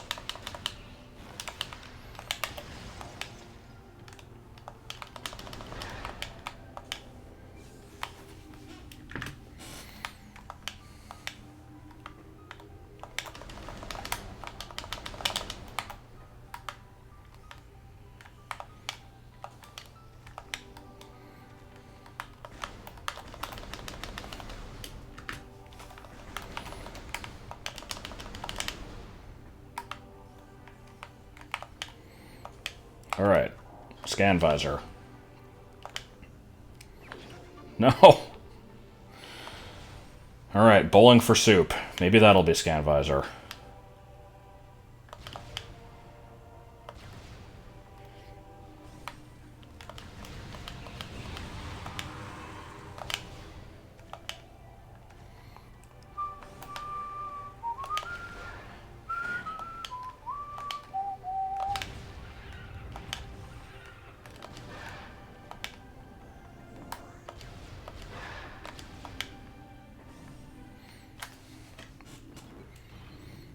I can't believe we still have not even set foot in Magmore Caverns or Phendrana Drifts, and barely anything in Phazon Mines.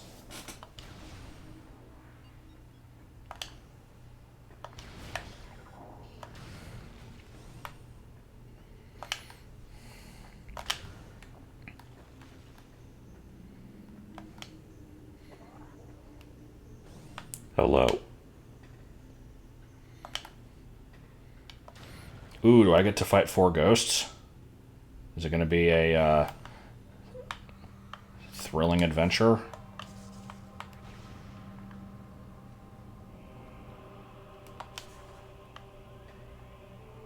Nope, okay.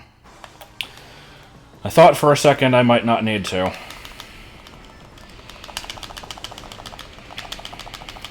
You know, I don't really need the charge beam for very much, but it would be nice to have.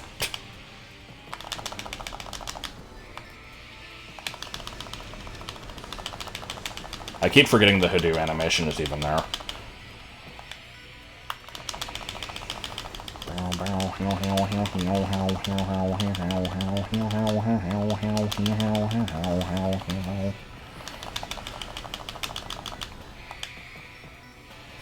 Ah.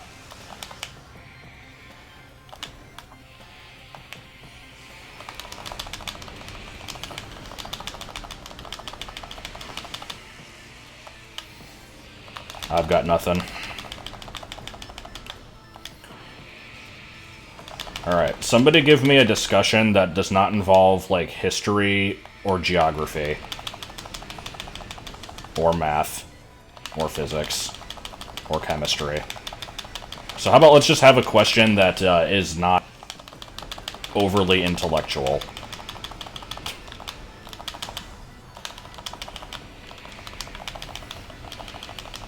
I'm gonna play to the Lowland Toad Weasel. That sure is a thing. The Halo original theme song. See, the thing is, I first heard that song from the Flash game, Uninvited: The Quest for the Red Diamond, and I didn't know that that's what it was until I saw, like, comments on the game. That's the only reason I even know what it is. Much like how, in the recent Smash announcement, like, everybody who watches that trailer knows it's Sephiroth, like, the second that the song starts, but I didn't know that that was even from Final Fantasy VII. I honestly thought that song was from Metal Gear Solid, because I first heard it from Metal Gear Tact, which was that stupid fan video that I saw back in like 2005.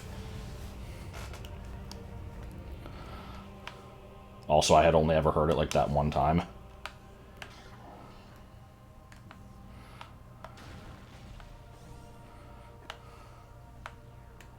Come on. Thank God.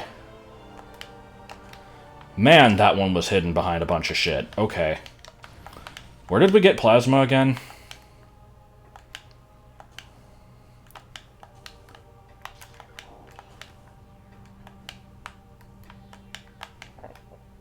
Do I seriously have to reload the room to get out of this?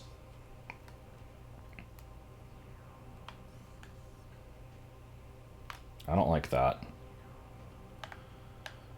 It's gonna make me fight the ghosts again, isn't it? This does not count as a reload, does it? Because... God, those don't stay permanently off, do they?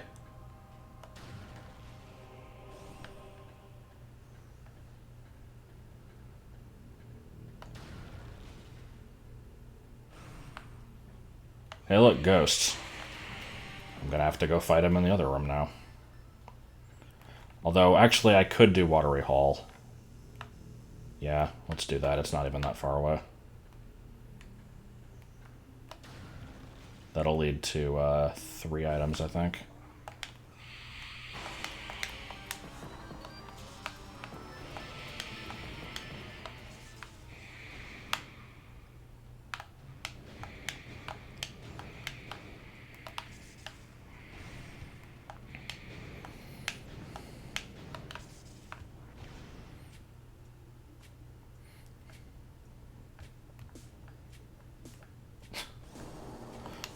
That's quite the random topic you have there. Also, what am I doing? I'm going this way. I'm going this way!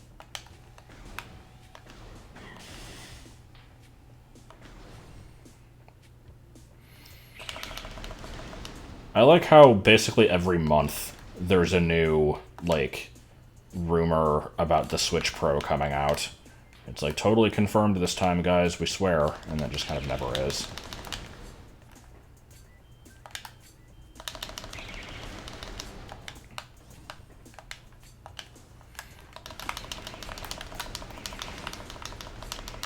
Gold Christmas, huh? What's so gold about it?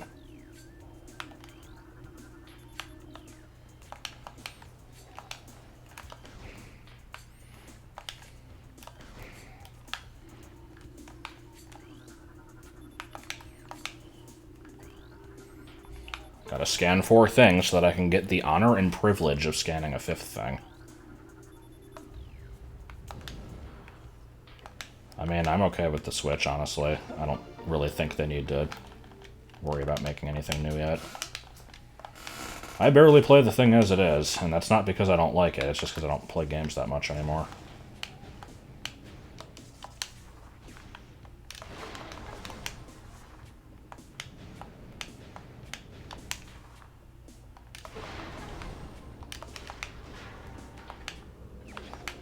Okay.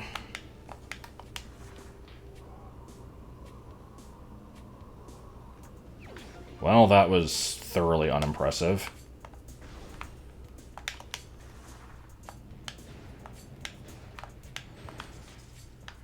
So, Phazon Mines, then?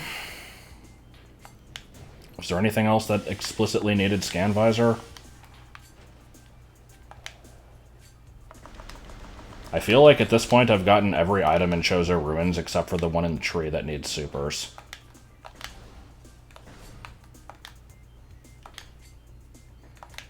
I don't think I can do anything else in Talon Overworld except for the ship. Between doing the ship and the mines, I'm thinking mines.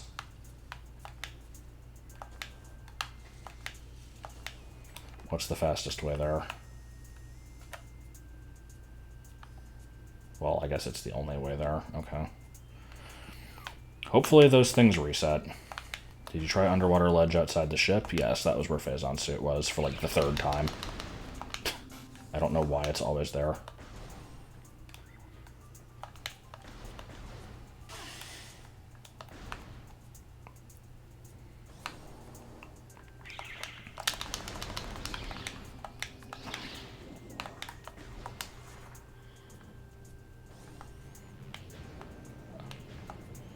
See, the sad thing is that isn't an inaccurate question. I would like to think that it is.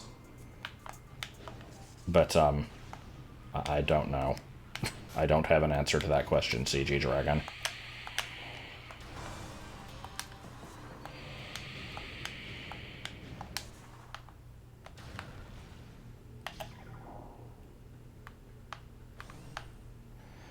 Yeah, I get to fight these again.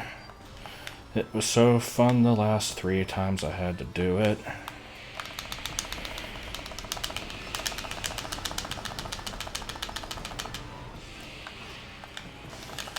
Alright. Random question time, except every question has to have at least 6 E's in it.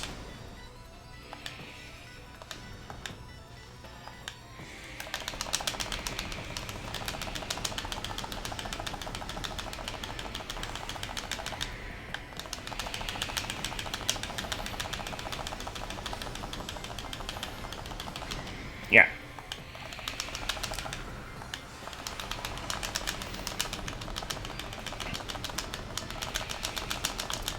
E. Yeah, pretty much.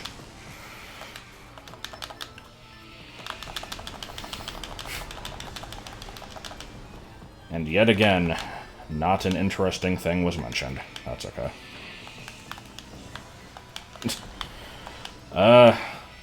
Not really.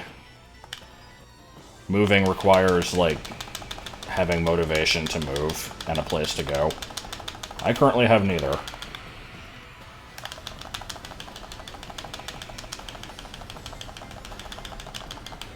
Oh. See, I remember nothing of that. I remember the bird funeral. And I think the, like, random topic generator came up with pubic hair a couple times.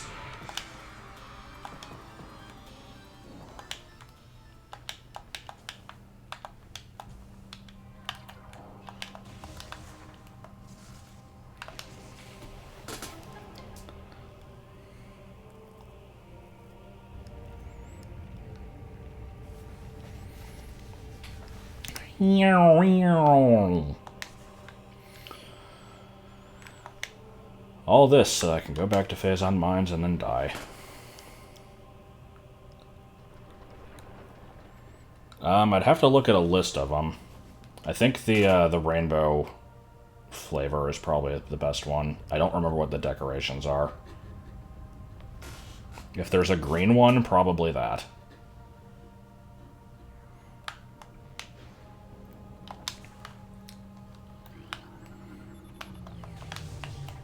I will absolutely not discuss Fufa's Strange.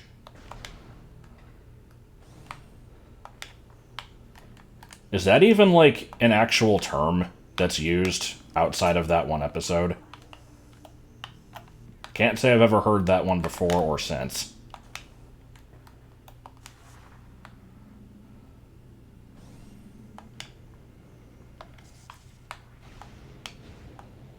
It is not. Okay. The fuck were they thinking, then?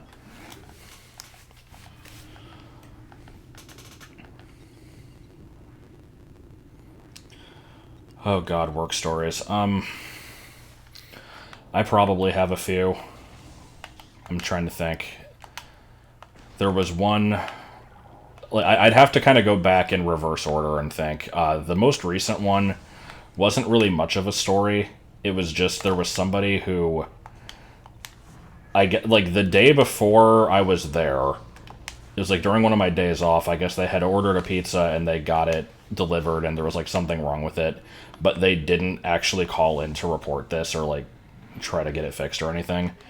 But then the next day they did, and they called in at, like, frickin' 9:30 and were apparently crying and, like, trying really hard to play the pity game to get something, when really that's not that necessary. Like, if we can see that, like, you ordered the previous day, like, we can give a credit or something. Like, you don't have to frickin' cry. But they did anyway, and apparently made it into something religious somehow.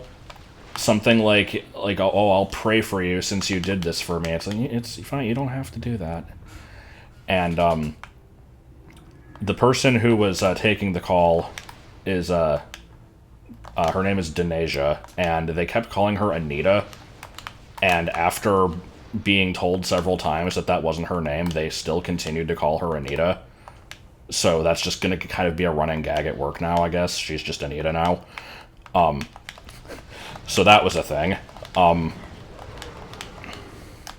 Let's see, what else? There was, a couple weeks ago, there was somebody who was waiting in the drive-thru, and they, I think something was wrong with their pizza where, like, it was just... I think it was, like, a half and half, and one of the toppings was on the wrong side. And so, of course, they have to have the entire thing remade. And they were sitting in the drive-thru waiting for this thing to get remade and, like, kind of not wanting to move out of the way and just continuously bitching about the shitty service. And it's like, like, they got asked, like, can you please pull around? Like, there's other people in line, and she's just like, I can't believe you'd say that to me. This is the worst service I've ever seen. It's like, what the fuck? And so apparently it was a family where it was the mom and dad and 5 kids, and they were sharing one large pizza, apparently. And this pizza had, like, jalapenos and shit on it. I don't think it's something that all the kids would have wanted, probably. Even if, let's imagine for a moment that this would have been enough to feed the whole family. But they're complaining, like, oh, our kids are hungry, we need this right now, why are you taking so long, we gotta get something to compensate. And so they, like, were like, fine, like, we'll give you something. And they wanted hot wings, bone in. And only 6 of them. And we're still complaining about how, like, oh, our kids are so starving, we need this, blah, blah, blah. It's like, 6 hot wings is not gonna do it. And also, apparently, one of them had, like, a grill on their teeth. I didn't see this, but that was what I heard.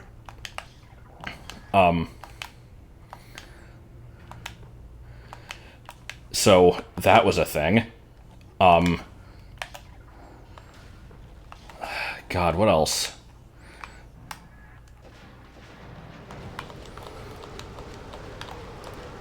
There's not very much lately, unfortunately.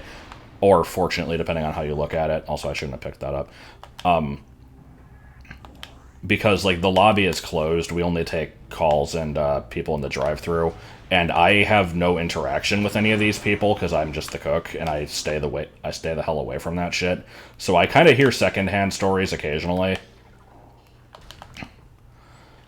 No, I think the jalapenos were on the whole thing. I don't remember. Point is, it's one pizza. It's not going to be enough for a family of 7.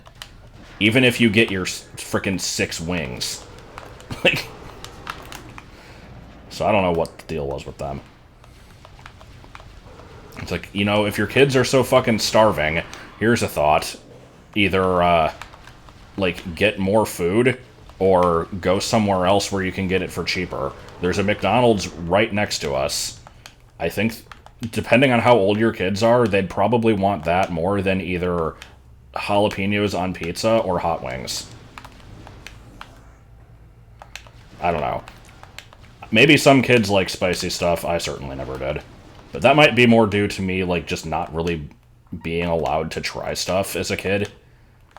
I think the first time I had a taco at all was when I was, like, 10.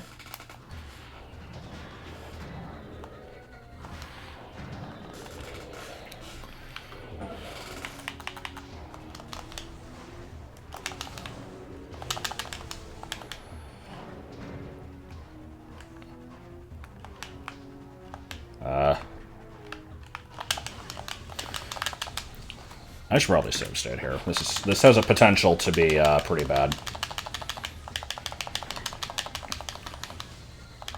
The section sucks in low percent, and I don't have that many more E-tanks than I would in that.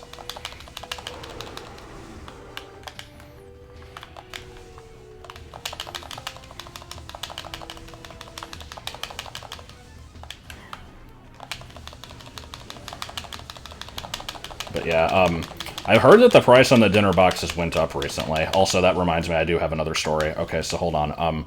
But yeah, the dinner boxes, when I used to actually work, like, as a cashier and would take people's orders and stuff, we had the $10 one, which was one pizza with breadsticks and Cinesticks, and that was $10. And then there was the big dinner box, which was two pizzas, breadsticks, and a side for $20. Apparently, now they're, like, both $10 more than that, from what I've heard. And that's, like, for one-topping pizzas. So, like, you really don't get a lot for your money.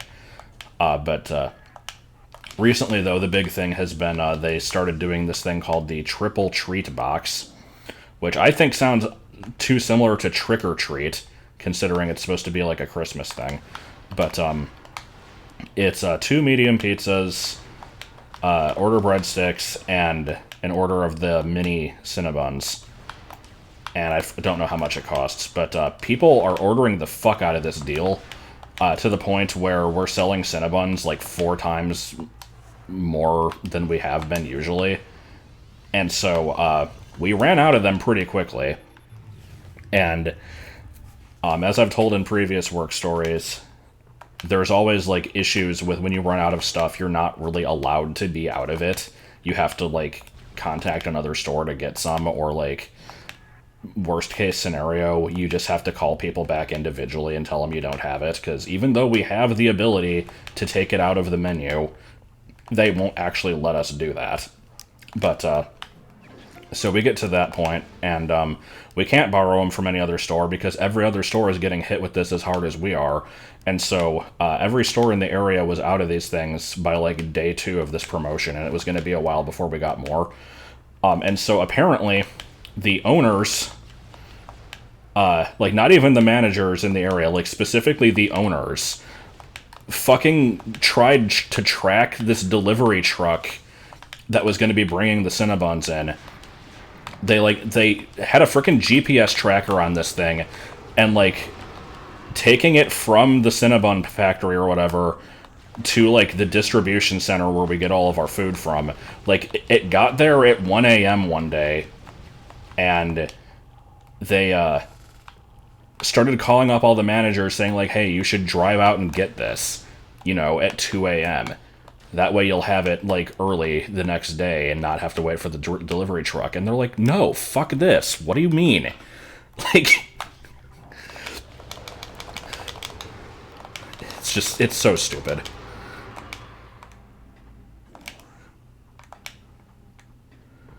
It's like, frickin' tell people that you're out of stuff. It's not that big of a deal.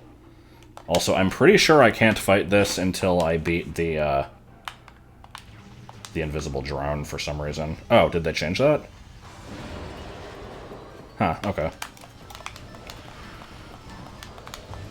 I thought there was a flag that you had to actually beat the drone for this boss to be fightable.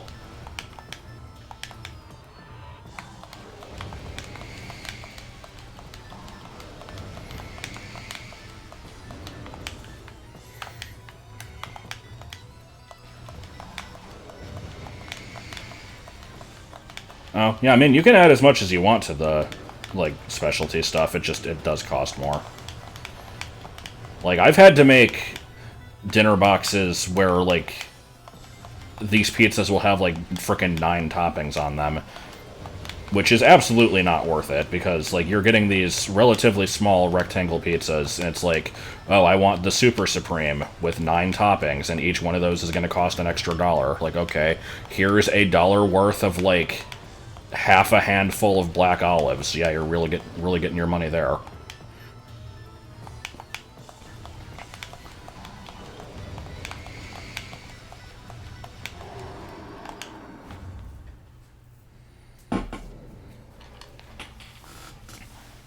Alright, was it worth it? Nope.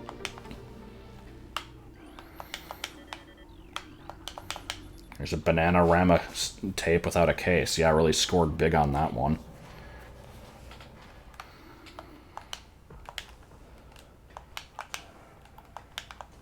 We've literally owed $24 million to some states and didn't get... What?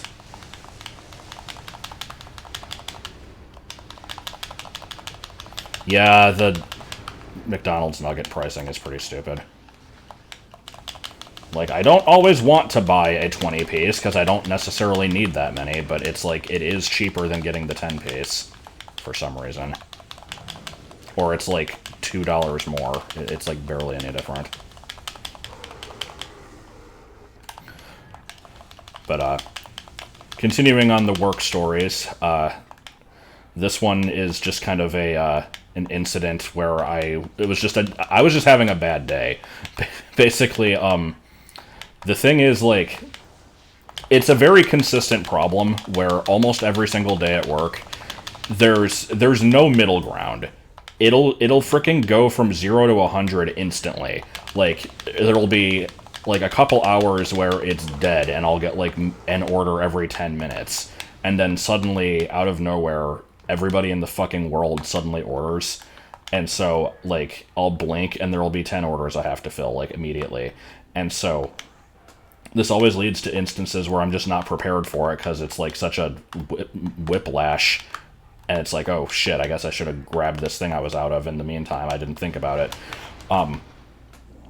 And so there was one day where that was happening, and I went to go grab an order of breadsticks, and somehow I like flung this. I don't know what happened, but like I loosened my grip on it slightly, and it like fell out of my hand.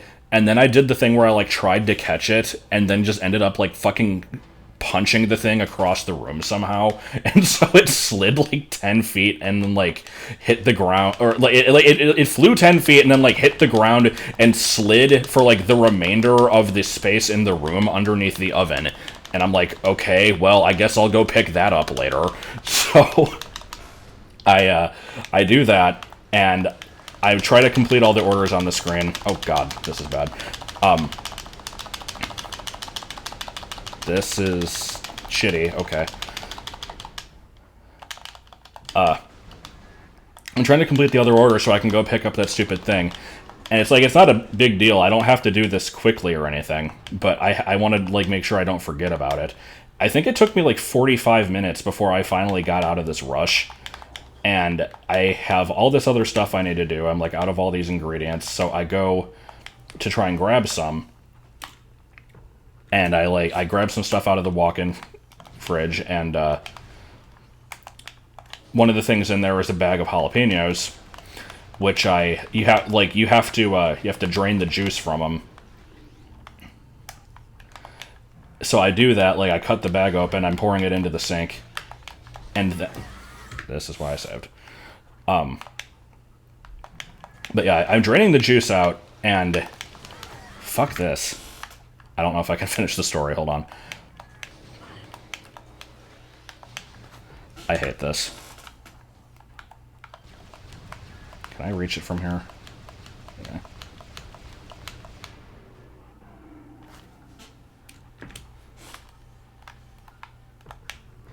Okay, I think I can finish. So yeah, I drain the juice out, and like what happens is I cut the bag open. Like, I have this pocket knife, and there's like a tiny little bit of the plastic bag that doesn't cut, so I kind of yank on it to like pull it apart.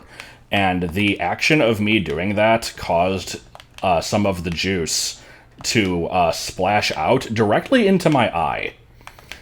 And it was so busy, I didn't have time to do anything about it. I couldn't actually, like, try to rinse my eye out or anything. So I had to just kind of keep that eye closed for a while I was making orders for the next 10 minutes. It was pretty good.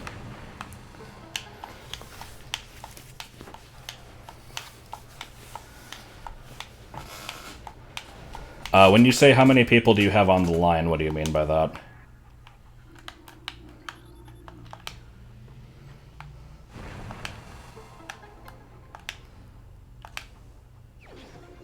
Well, that was worth all the effort.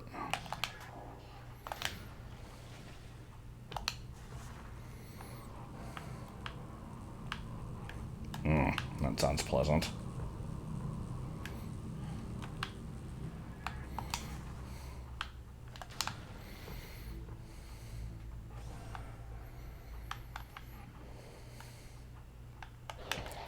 There's pretty much only ever me.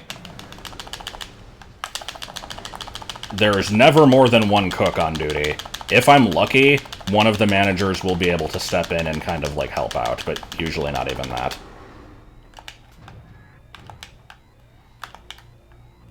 Okay, this sucks quite badly.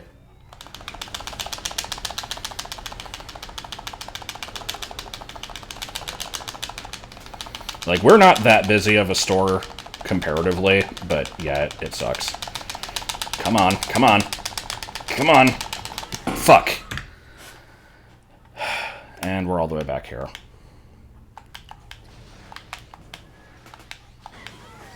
Why? Why is this so bad?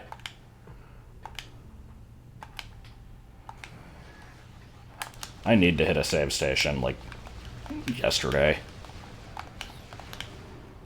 I'm starting to regret my choice to do this instead of the sunken ship. They're both pretty bad, though.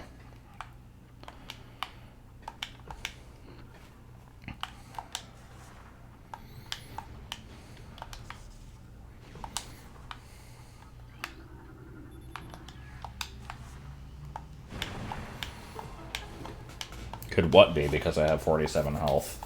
The fact that this sucks and I'm dying? I mean, yeah.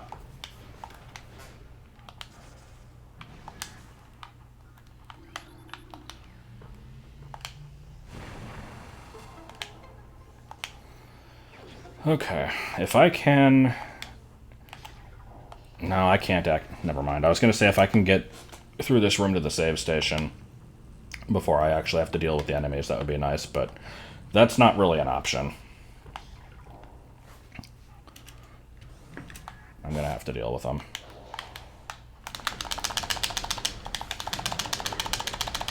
Okay.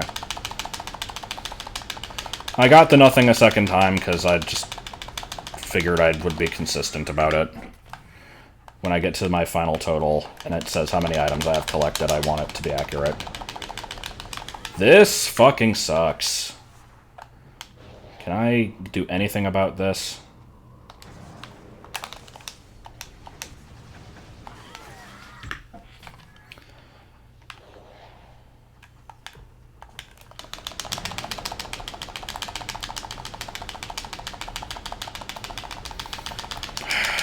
I hate this.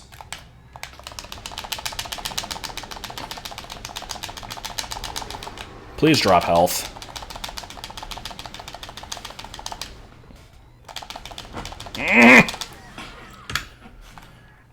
Everything is bad. Everything is bad.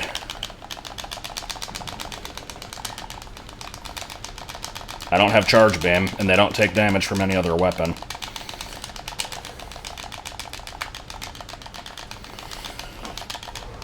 Okay. This is better than my other attempts, at least. Power bombs, just what I needed. Fuck. Oh my god! I didn't want to save state, because I had a good rhythm going. This is such trash. Hand's getting really tired. Where's the other one? Please. I hate this.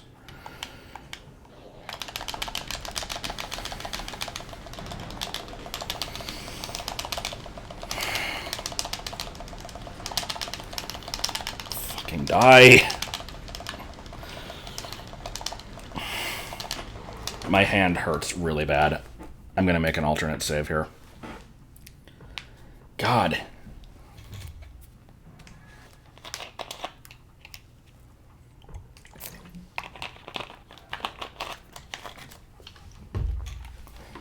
This is, like, actually painful.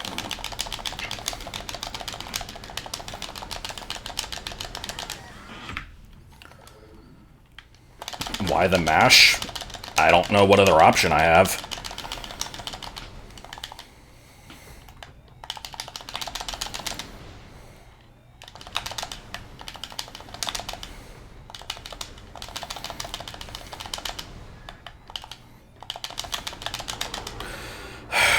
Okay, please drop health. It's not much, but I'll take it. Are there more enemies in this room? I know there's the non-responsive one at the top that will be responsive now because I went in the right way.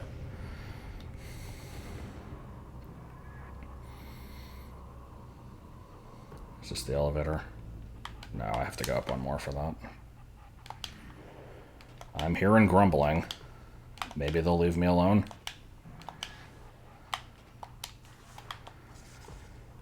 I'm not even looking at net gain. I'm just looking at will I be able to survive more than one hit.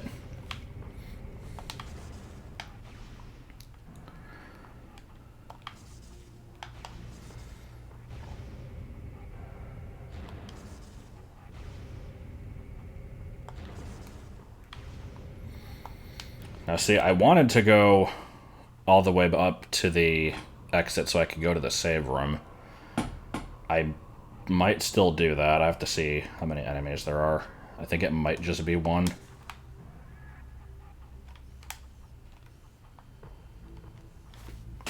I can probably take them.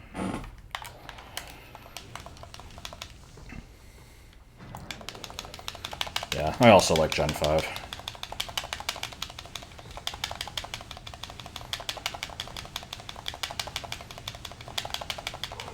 Hey, what do you know? You were actually reasonable to fight. And you dropped nothing. Cool. Okay. I still want to go back and save.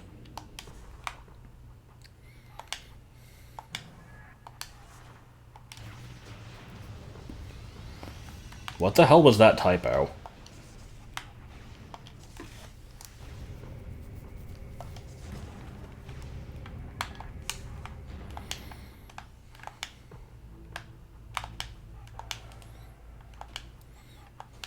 Jerkfoot. All for under $50.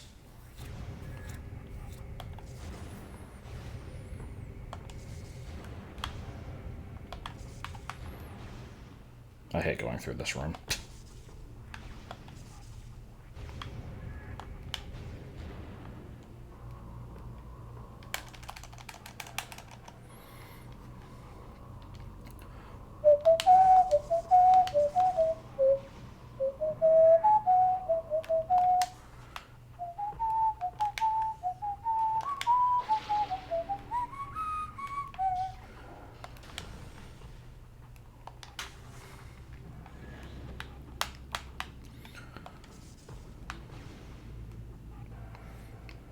I'm currently just trying to let my hand heal. The less I talk, the faster my regen rate is. I think I did know that.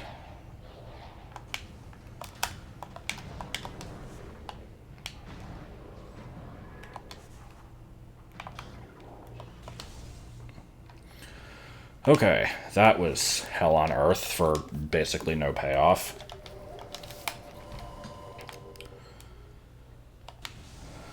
I don't know what qualifies as a quirky habit. It's time for some quirky questions.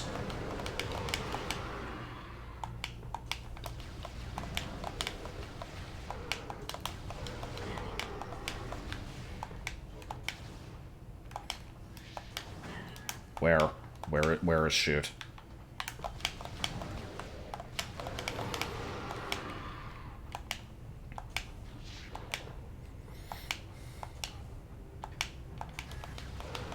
Yeah, I get to climb up again.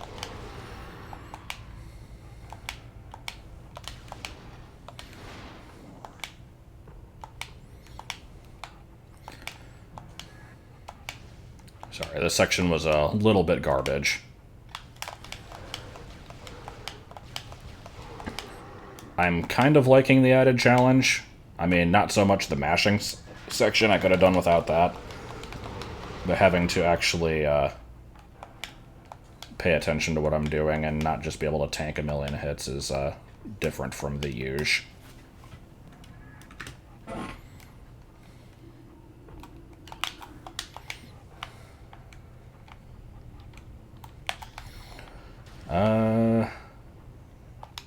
No, I did not see that. I mean, for that kind of stuff, there's always just emulation anyway.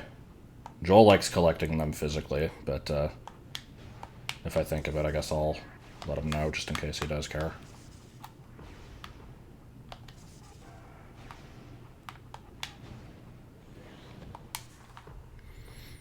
Pat Benatar, the Scorpions, the works.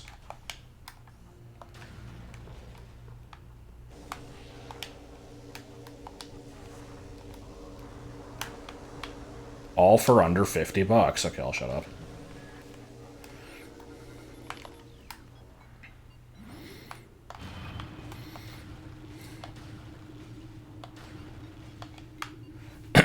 My first exposure to Vector Man was through Sega Channel. They had a thing where there would be like one game that was hidden every month, and there was a screen in the menu that talked about like the existence of a hidden game, and it's like you have to press start somewhere in these menus and you'll find it, but this one's gonna be hard to find, and it was just press start on that screen, and then you got it, and I played it a little bit, and then that was it, because it was Sega Channel. You had to wait 25 years for the thing to load in the first place, and it would usually disconnect, and it was also kind of a hard game. Sega Channel was the shit. That was like the coolest thing.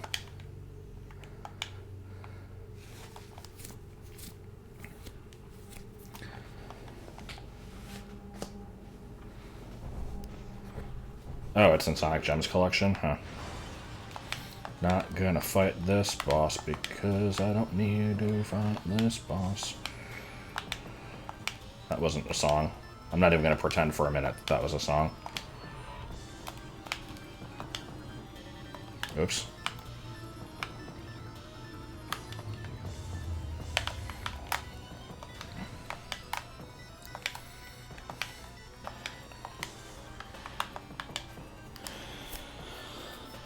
So I'm not sure what my end goal here is in the mines, other than just generally collecting items, because I can't actually fight Omega Pirate if I don't have X-Ray. So if X-Ray isn't in here, then I'm going to have to go back out.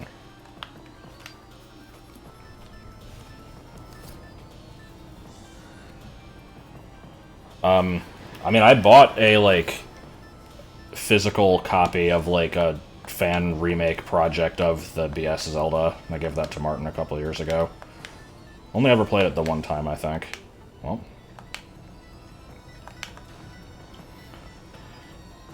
I've truly beaten the game enough times before.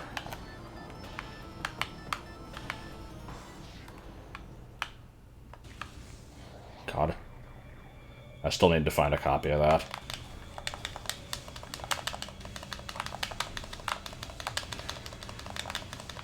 So what was actually in Sonic Gems Collection? Because I had Mega Collection. I got it the same day that I got Metroid Prime, actually.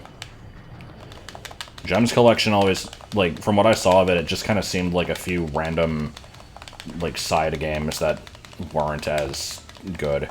Oh, Sonic CD was in it. So yeah, nothing good then, because Sonic CD blows.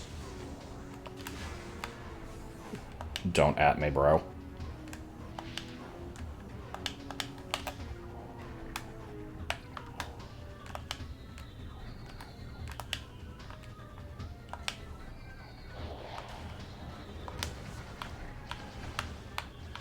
Come on.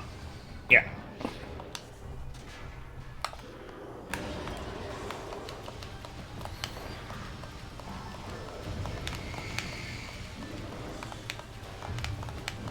Yeah, I don't know. If anybody wants my opinion on Sonic CD, watch Relax Alex's video on it, because everything he said about it is how I felt when I played it.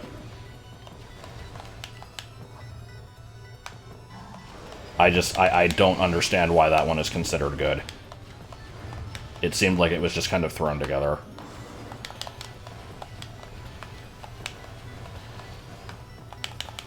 What job would I be terrible at? Most of them.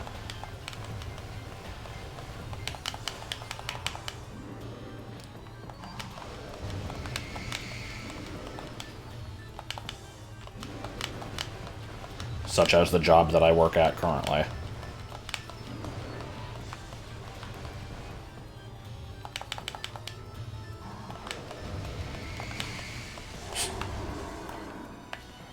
I do like broken games. That's why I like this game.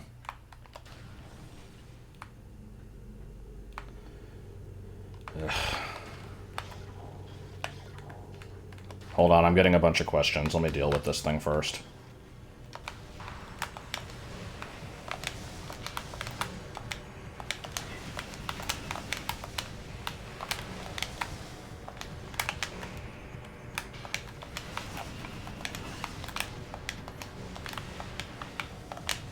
There we go.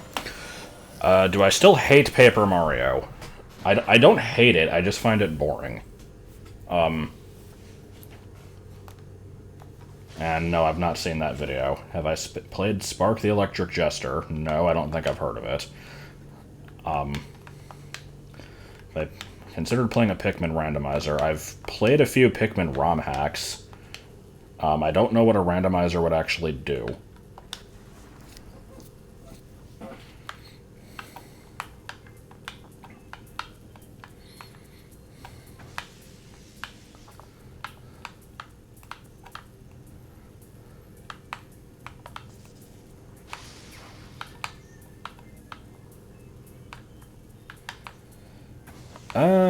I mean, they're up there. Twilight Princess is good. Wind Waker slightly less so. Sunshine is a hot mess, but is good. Melee is really good. Double Dash, I guess. I mean, I only really know the first party stuff. I'm sure there's probably some other gems, but, yeah, Pikmin 2, big one. And I guess Pikmin 1, but mostly 2. Yay, nothing acquired.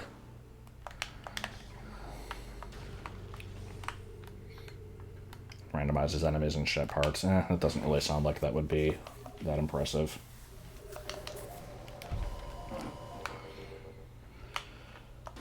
Okay, well, I guess let's progress as much as possible. There's still items I can pick up. One of them might be X-ray.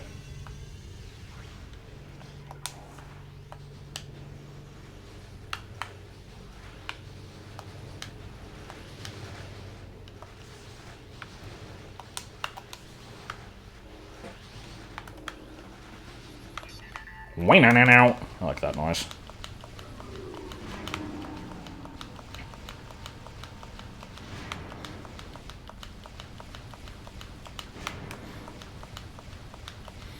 I don't know why I'm killing these. I don't need the energy. No, I've not. And yeah, that is a game I need to play. That and Castlevania 2.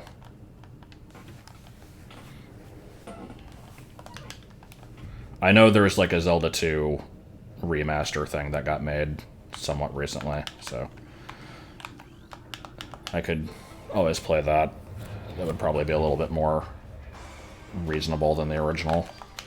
But I don't know. The shittiness of the original might actually be more worth looking at.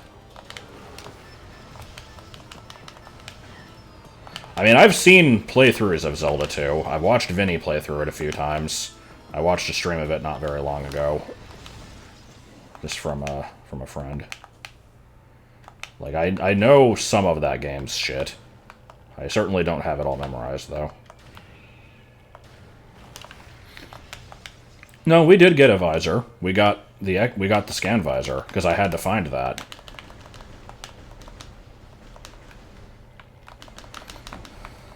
Alright, where's the thing? There we go.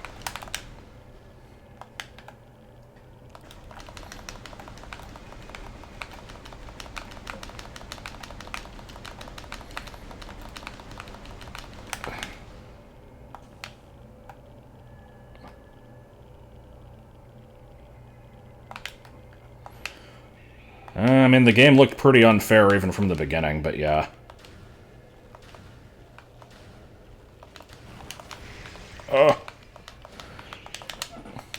I don't know what would really count as fancy. I currently have it on, like, beat all bosses to beat the game instead of artifact hunt. And I replaced 3/5 of the items with junk.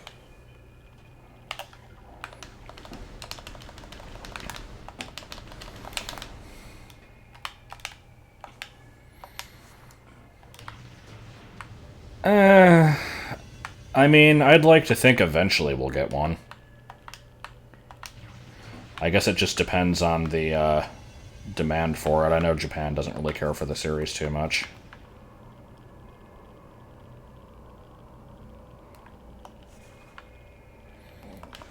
Isn't Death Mountain the worst part of the game?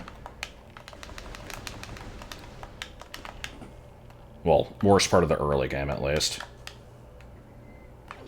Cool. No.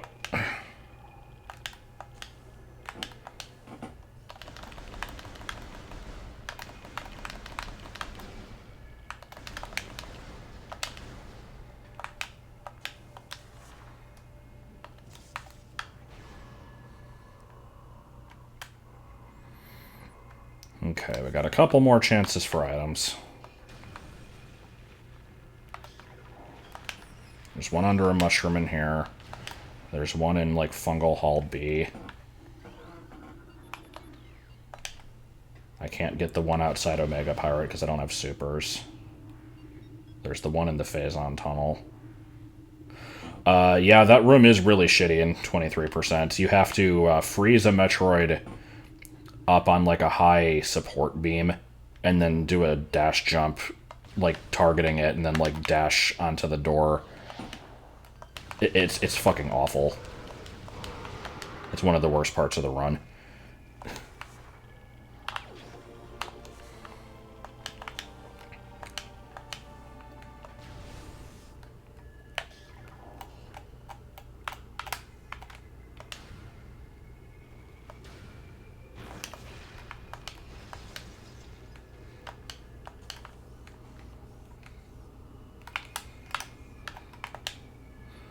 I'm surprised they've never done a remake of Link to the Past. I mean, I know there's the GBA version, but that's not a remake.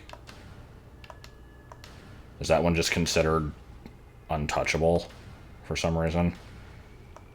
Okay, this is real good. I like how the beam is kind of targeting this Metroid in just enough of a way for it to not fucking hit.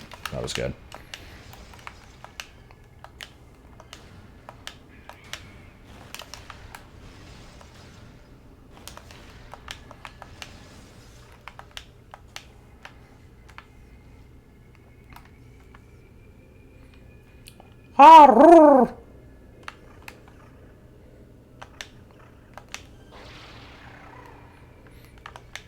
Yeah, no, not everything needs a remake, but it's Nintendo. They do a lot of remakes.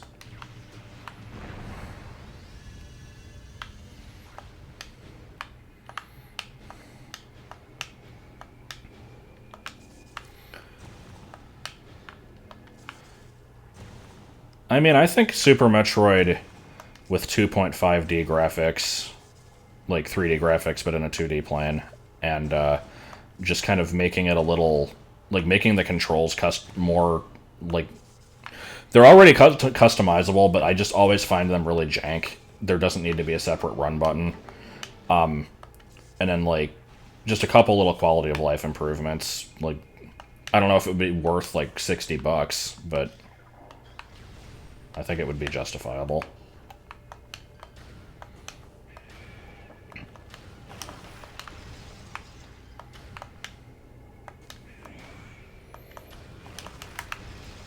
Yeah, I just wish I understood what people see in Link to the Past. Because it's like, I don't think it's a bad game, but it's just...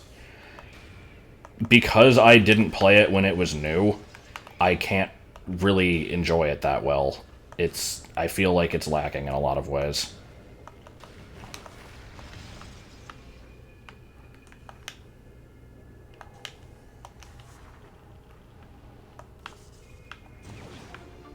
Cool.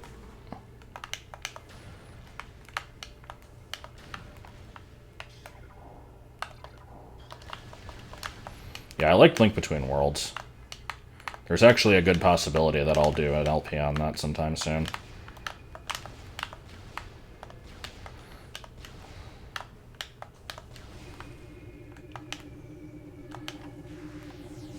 Okay, so wait. Just making sure. If I go this way... If I go this way, there's an item that needs supers, which I can't get. I can't actually fight Omega Pirate without X-Ray Visor.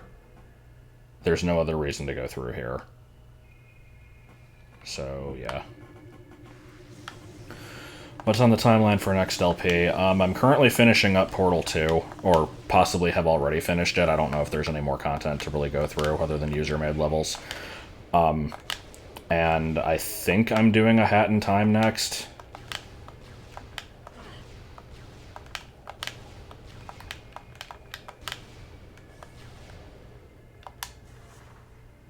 I say and then don't provide any further context. I mean, Crystal is more or less just kind of abandoned. It's not officially dead, because I keep saying I'll get back to it, but I have to be in the mood to do it, and I'm never in the mood, because I just don't want to fucking play that game. If I force myself to do it, then maybe.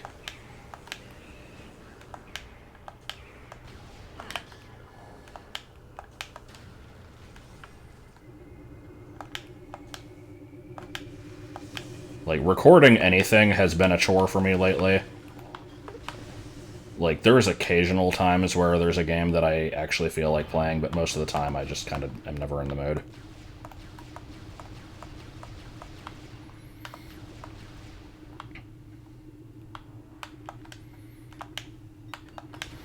I mean, maybe. It really just, like I said, I have to be in the mood, and it just seems to happen less and less often.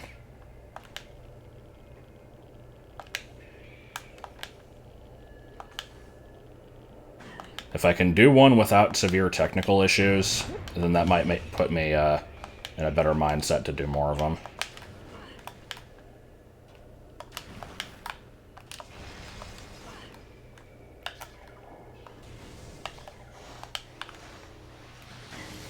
I mean, I'm basically done with non-patron LPs. Like, that's just how it is. Okay, this is shitty. This is bad.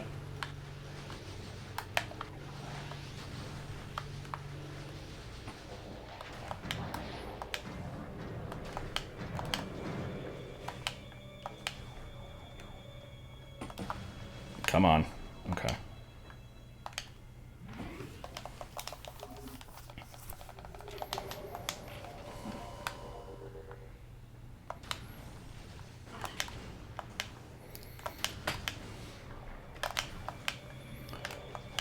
Maybe. That's the thing. I would rather abandon it completely than to half-ass it. It's not even the bios that are the huge thing that's, like, stopping me from wanting to continue it. They're a part of it, but it's mostly just the fact that the post-game is really, really boring, and I also don't want to deal with technical issues. I don't know if there are any serious technical issues anymore, but recording off of console has been a pain for me the last few times I've tried to do it. It could just be nothing, I don't know. It's one of those things where it's like, it might just be like a simple 20-minute solution and I never have to worry about it again, but I've just never wanted to put in the time to look at it.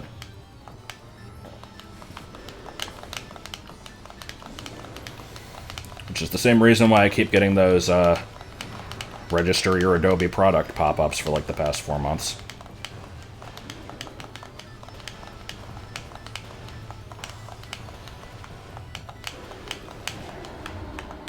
But yeah, just basically in general, I've been a lot more interested in just watching other people play stuff than playing it myself. It's kind of been that way for most of this year, and probably a while before that. I say that, and yet I don't watch streams, and I don't really watch LPs either, so I mostly just mean, like, kind of hang out with friends and having them play something.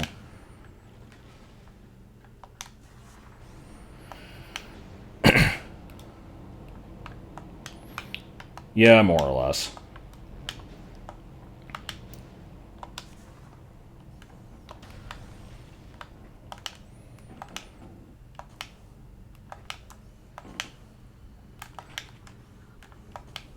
That, and it's just, It's always disheartening to put a bunch of time into making something and then not really get a whole lot of feedback on it. And then have some of it basically just be like, man, it sure has been a while, can't wait for the next one. It's like, okay. What about this one?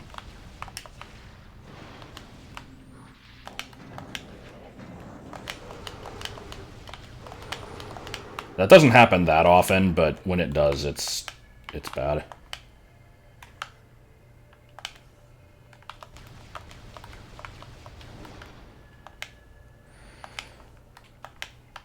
Yeah, Vinny hasn't really played a lot of games that I care about lately. There's been a couple, but I usually don't get more than like 2 videos in. The problem is I don't know how to multitask. There'll be times where, like, there'll be something kind of boring that I want to go through. Like, I can just, I can play a Pokemon game because they're pretty mindless most of the time. Or I can do, like, spirit battles in Smash or something. And it's like I can do that while watching a video, but I'm really bad at actually dividing my attention. And so I find that I'll basically be incapable of doing it. And so it just turns into me doing one or the other. And then I just, yeah.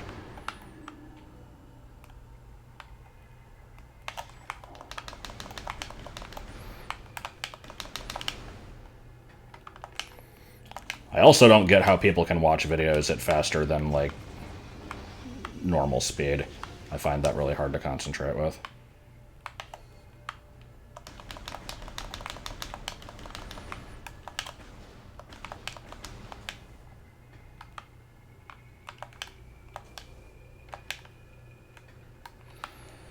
Alright, well, there's an elevator out of here. Let's do it the stupid way.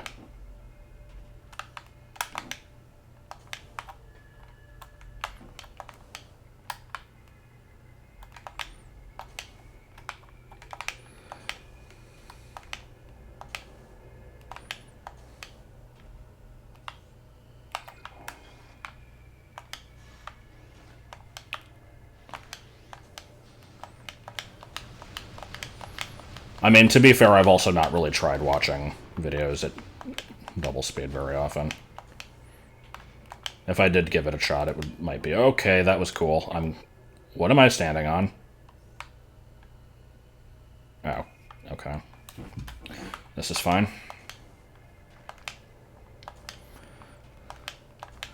Yeah, I don't know. What it basically all boils down to is not really being motivated to do much of anything.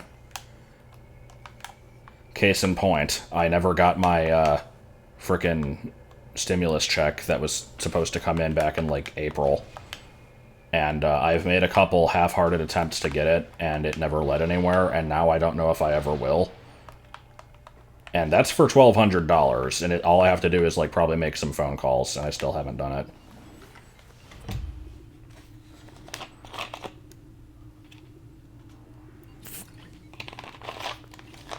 Yeah, see, that's the thing. There's a second one that's supposed to happen. I never got the first. So I know I'm probably never going to get the second one.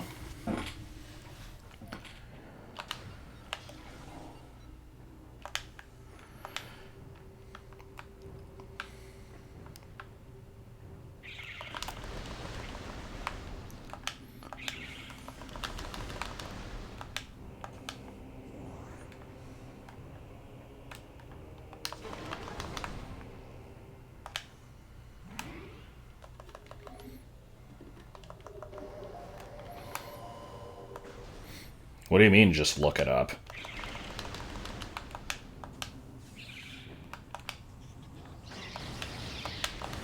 Like, I've been checking on the thing ever since it, like, was first announced.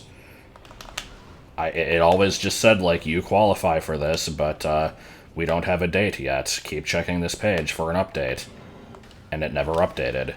I eventually did talk to somebody, and they're like, yeah, we can't take your info over the phone, so we can't actually check. If it says that you're going to get it, then you're going to get it. We can't tell you when.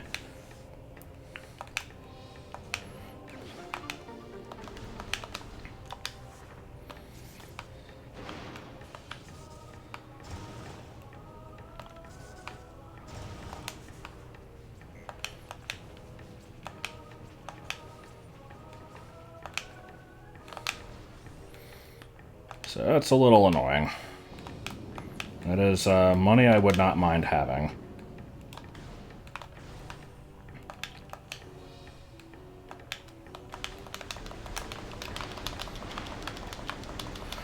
There's also there was an instance of me potentially being able to get $500 recently that didn't go through because of a particular game developer that will go unnamed.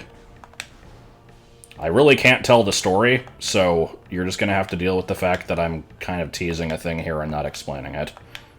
But that was a thing.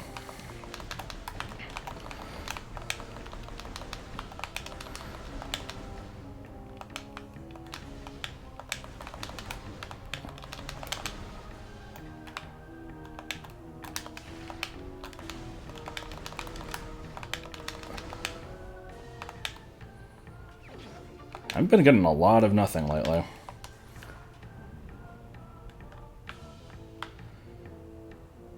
Well, that's the thing. It's like I don't know if I'll get the second one. If I didn't get the first, like there's no telling if I would get the other one. But how many beanies could you buy with $1,200? Depends which ones. For the ones that I'm trying to get, still a decent amount, but I don't know. Not as many as you might think. Most of the ones I've been getting lately are 50 or more.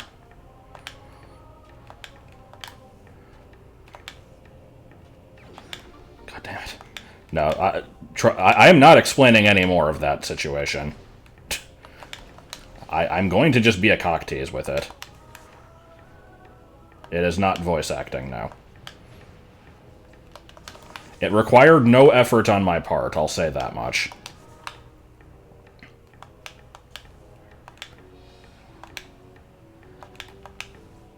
It would have been money that I earned from doing nothing, and it didn't happen because of red tape.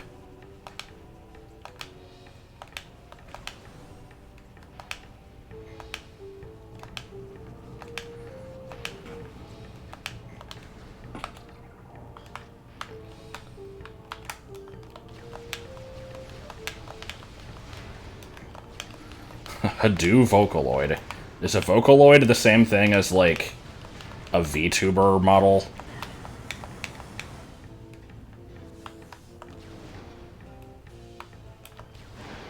What the hell? How did that explode?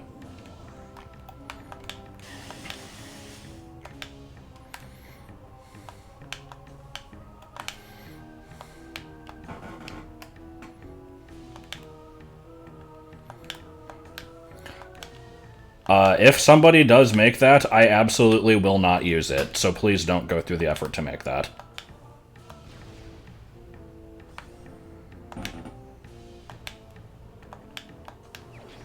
Gravity suit. Okay. We can finally go through the ship without it being a piece of shit.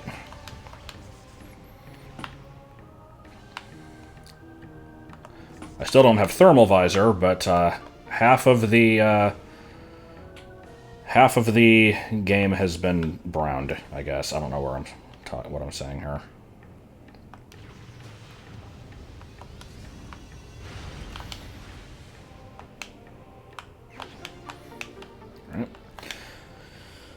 Let me check what the item over here is.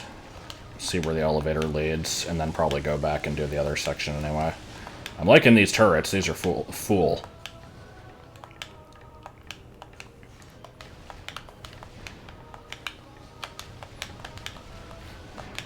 School is dumb, and so are rules. Tucking in your shirts for fools. Replace every texture with Christmas to do. Okay.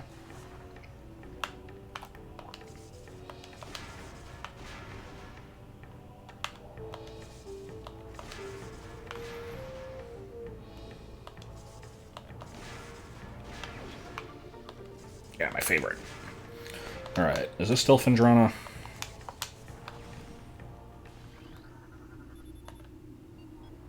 Yes, this is the one that leads to Thardis. Okay.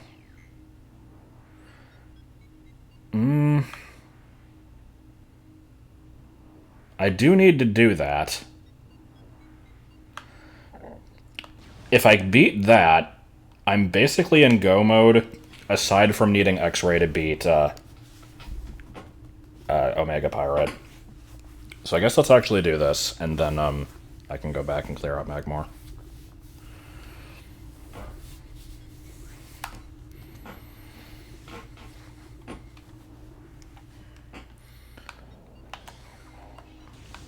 Oh wait, there's an item over this way. Let me grab that.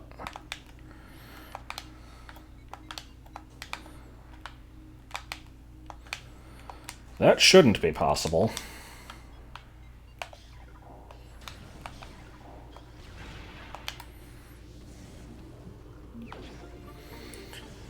And if I so desired, I could go clear out Fendrana's Edge and get all this shit over there. Oh,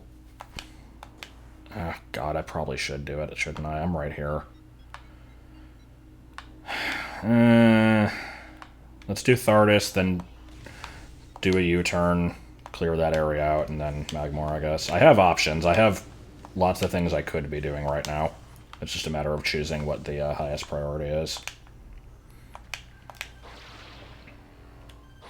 Fendrana's Edge was pretty confusing to me for a long time. I think I pretty much get how it's laid out now.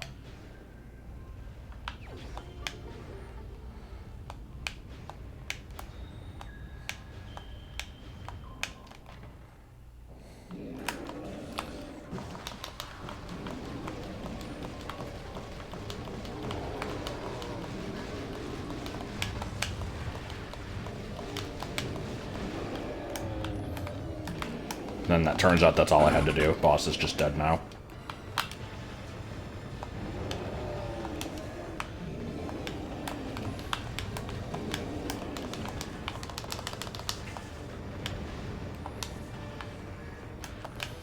Wait, did Power Bomb actually skip an entire phase? I thought it just uncovered the Phazon. Does it actually break it too? Because if so, that's really good. I should keep doing that. Yeah, I think that did skip a whole phase.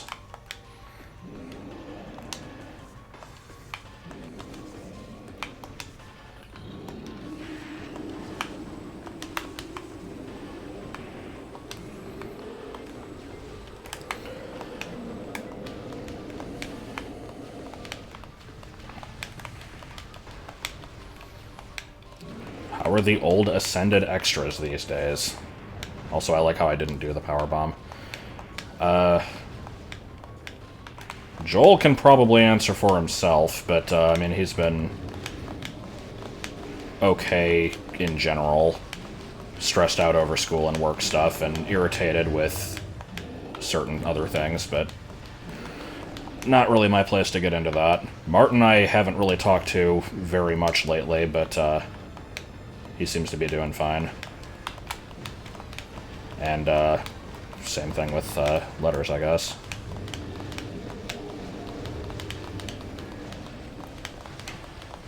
So basically, just not really much of an answer. Everyone's okay.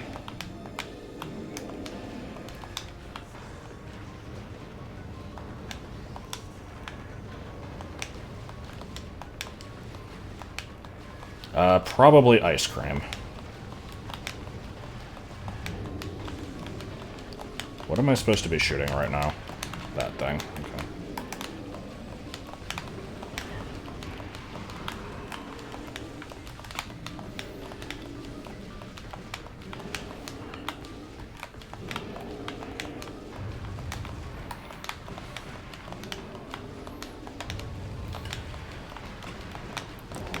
This is a very unusual boss fight when you don't have the tools that you're meant to have for it.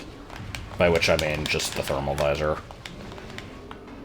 And also when you have tools that you're not supposed to have for it, such as the plasma beam and the power bombs.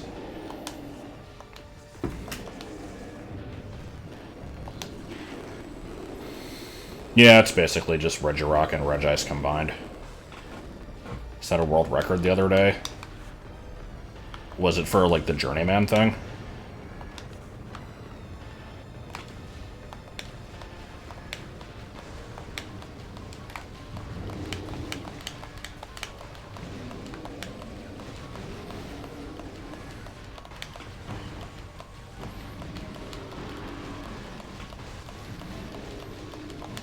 Alright, that was a boss. Unfortunately, I know for a fact this isn't going to give me an item. It's just an artifact.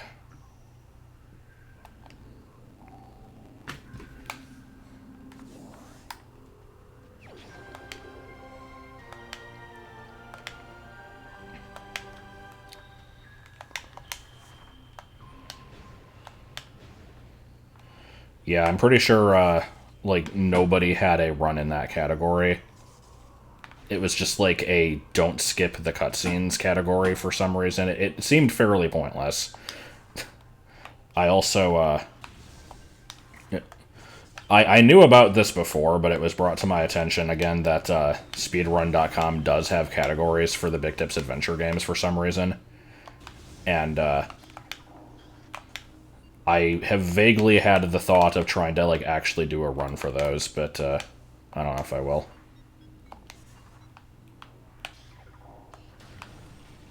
Oh, yeah, I watched the Zelda 1 speedrun explained video. That was good.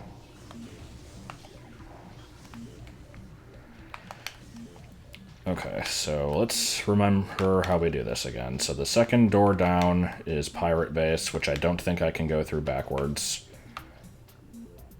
I can potentially get what Thermal Visor turned into, but let's stick to just this area for right now. Oh!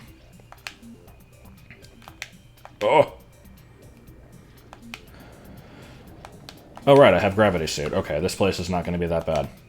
Going through Gravity Chamber without that is the worst. I hate it.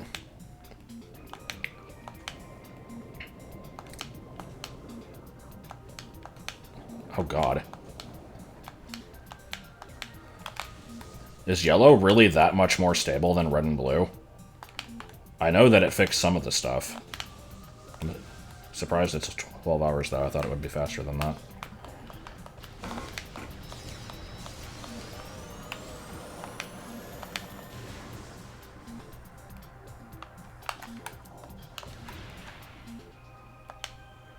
Oh, God, Big Tips Adventure Zero's on there. That was the demake of BA1 that I did. I have a video on it on my channel.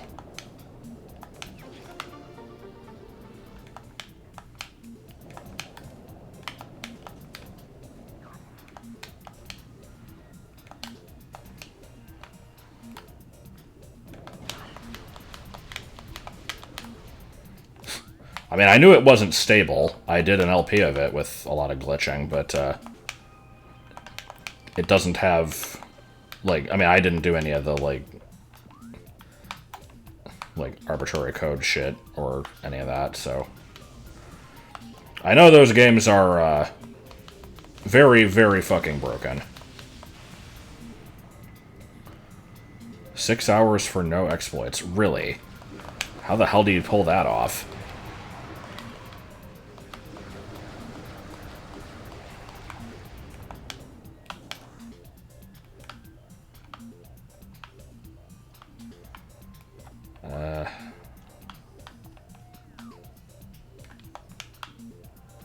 Okay, hold on. I want to go that way, I think.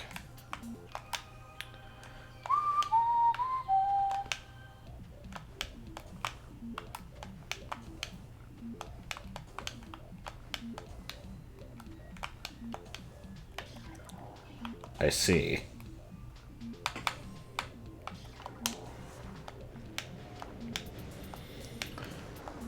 Is Xenoblade 2 or Xenoblade X the one that everybody hates?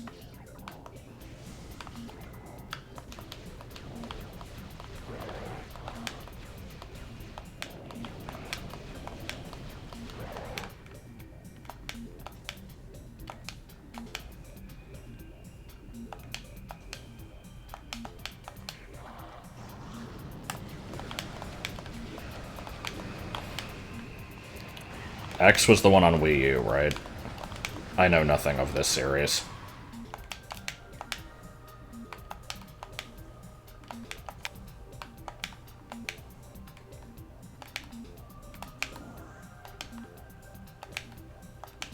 The only things I know about them are the characters that people keep saying should be in Smash. So, Elma, and then Rex and Pyra, and then that's it. I don't know anybody else. Oh.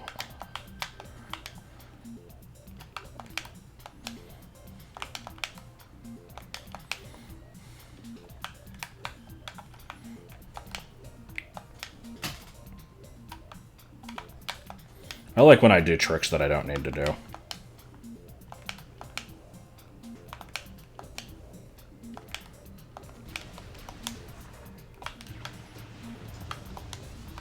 I was really hoping that was the wall I had to powerbomb. I couldn't actually remember. Oh god. Slidey ice floors here. Yeah, that would be pretty bad.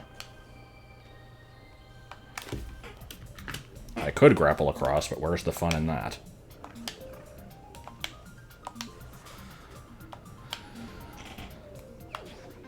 Oh my god, this area was shitty.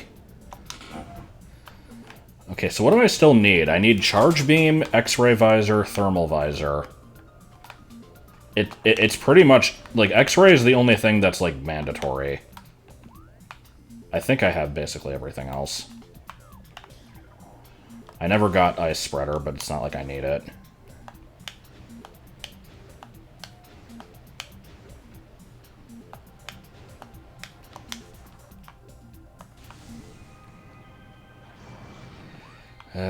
Okay, I need to get out of this place.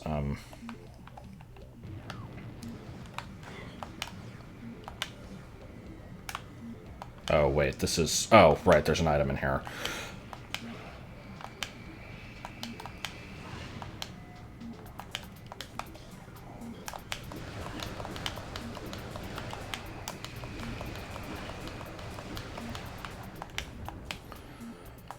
How's Age of Calamity, by the way? I've not looked at any videos about it.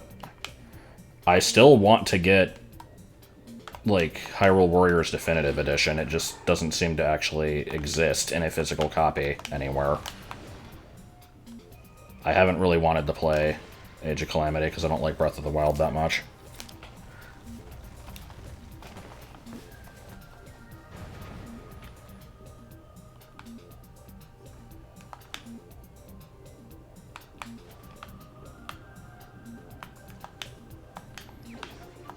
Yeah, cool. Alright. Let's go back to Magmar.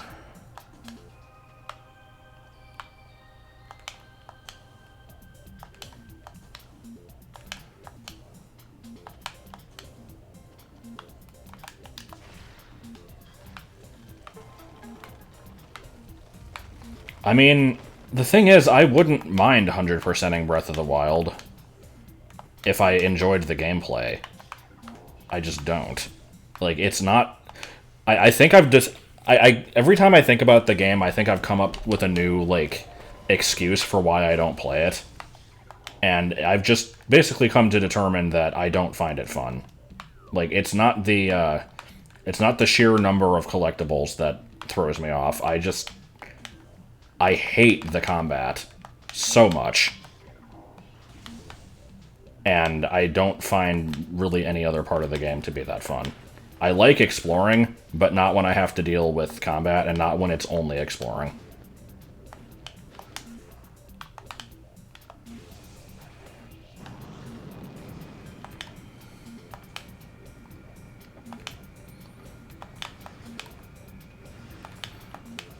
Alright, let's check Thermal Visor, I guess. The Electric Boogaloo. Good to know. Ugh, no, fuck, I don't want to go here. I'll do this later. I really hope that's not X-Ray Visor, because I'm putting that off. I'd rather check all of Magmar first.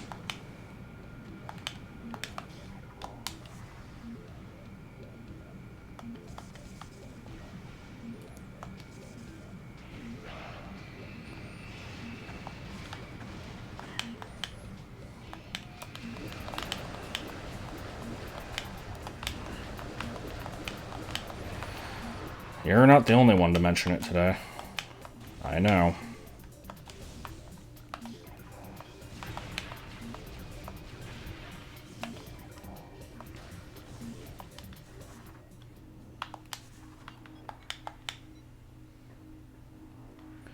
Okay, so yeah, let's clear this area out, I guess.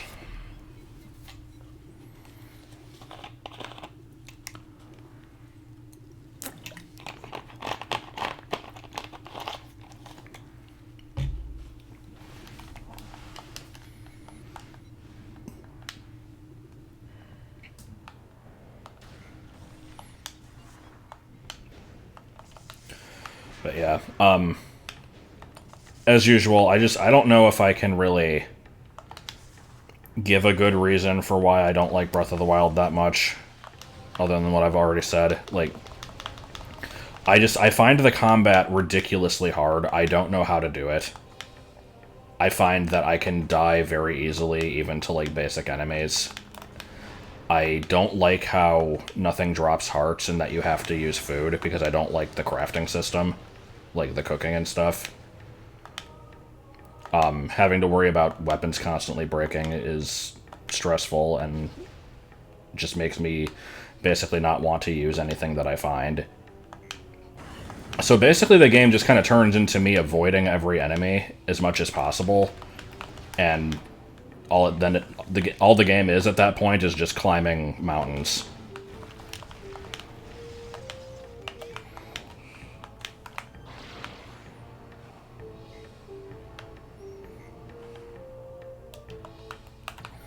I mean, I have streamed Breath of the Wild. I've tried to play the game a few times.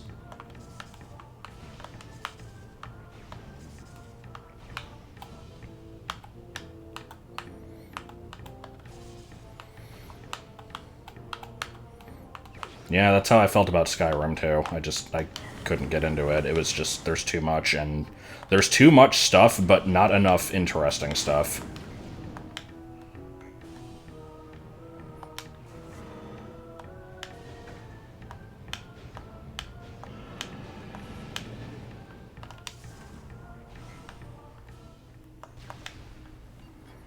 What are you? Huh, okay. I do need to go there. It's a pretty isolated area. Let's check it out. Skyrim isn't brown, it's gray, because everything is snow.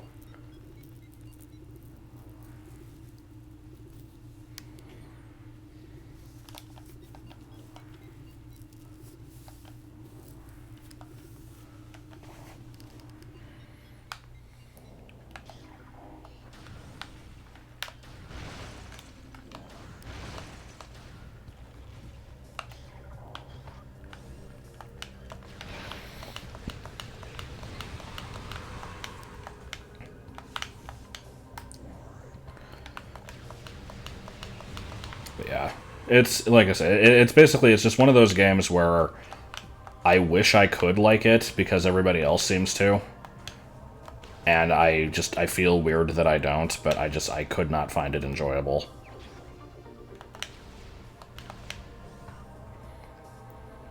That's a difficult question to answer. I don't know if I can really come up with a good response to that one.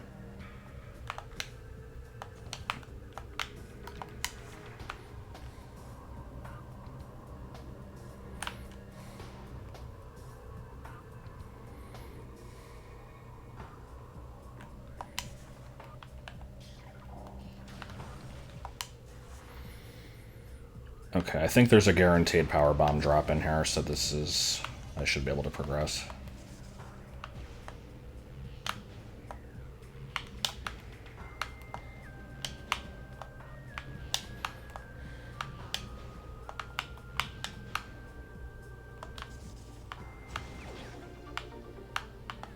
Turns out X-ray's in the vanilla location. That would be nice.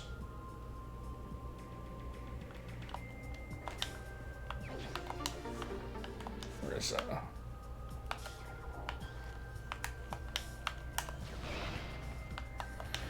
Oh, good. Okay, hold on. I can get up there. maybe. I have to do this before the enemy despawns. Or before the item does, I mean. Oh, well... Okay, we're fine.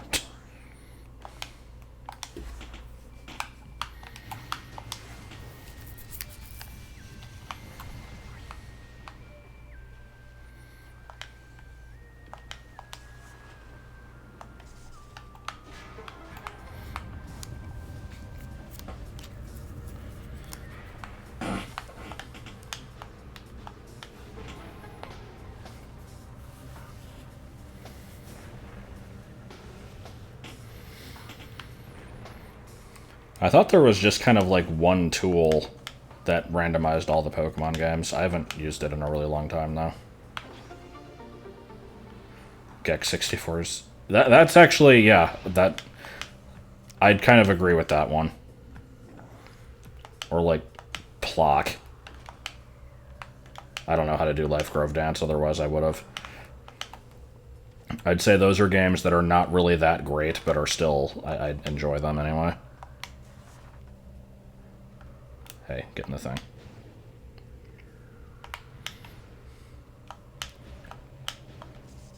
I already streamed Gex 2 again, though. Why would I do it again? I say, even though this is like my 20th time playing this game, but shut up.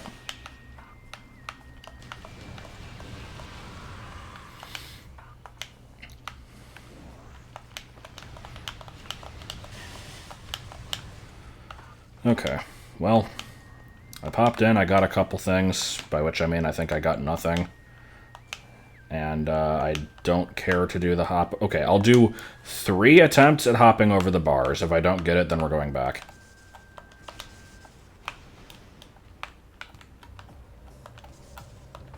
I think it was on... I think I put it on YouTube.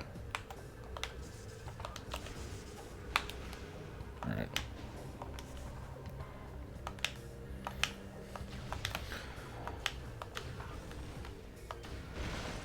I mean, honestly, I do feel like Mario Sunshine is kind of not great, but it's still fun.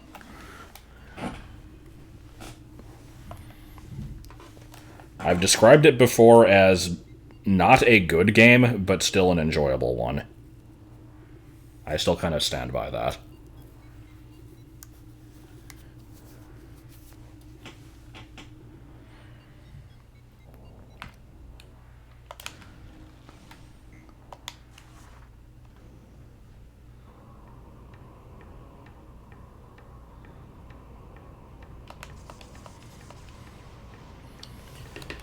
I don't think there's actually too many item locations over here.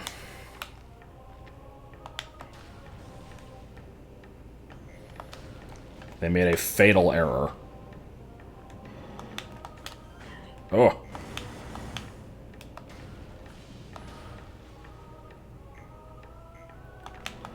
I did not know that, no. Favorite aesthetics in gaming? You talking like just a specific graphical style, or like a type of area? Or just a particular game that I think looks really good? Because I don't know if I really have an answer to that.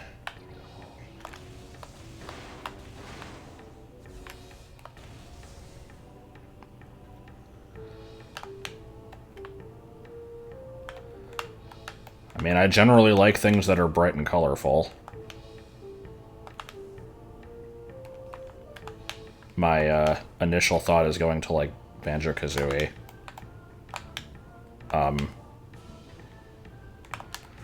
I don't like overly stylized things, usually. Like, if we're going off of Zelda games as a good example, Twilight Princess is way too fucking brown and muddy, and a lot of the character designs are really ugly. And I like the cel-shaded nature of Wind Waker, but I fucking hate the characters. So, like, honestly, the N64 games are kind of the best, in my opinion, out of the... Well, no, actually, no, I would say Skyward Sword is the best looking. Skyward Sword is not that great of a Zelda game, but I'd say the way it looks is probably my favorite of the main 3D ones.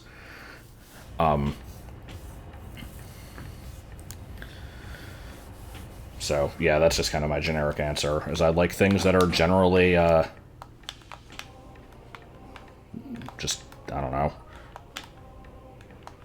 baked berries.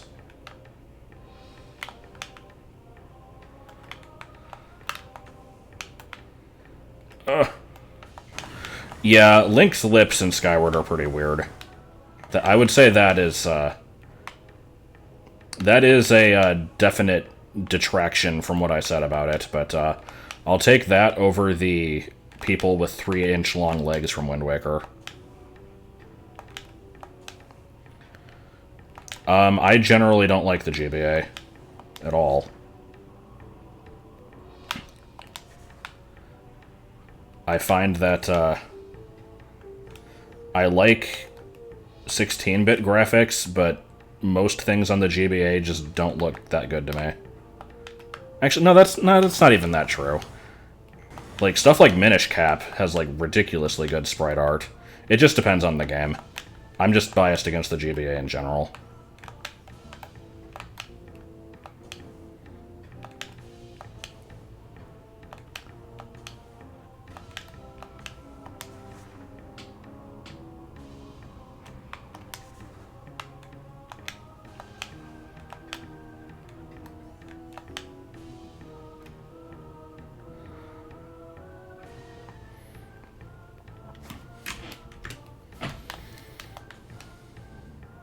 Come on, why am I fucking this up so much?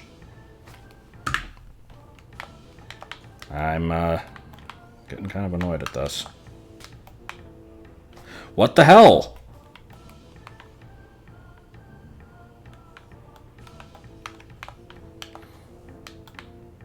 Oh my god, I don't know what I'm doing wrong. I usually don't have this problem.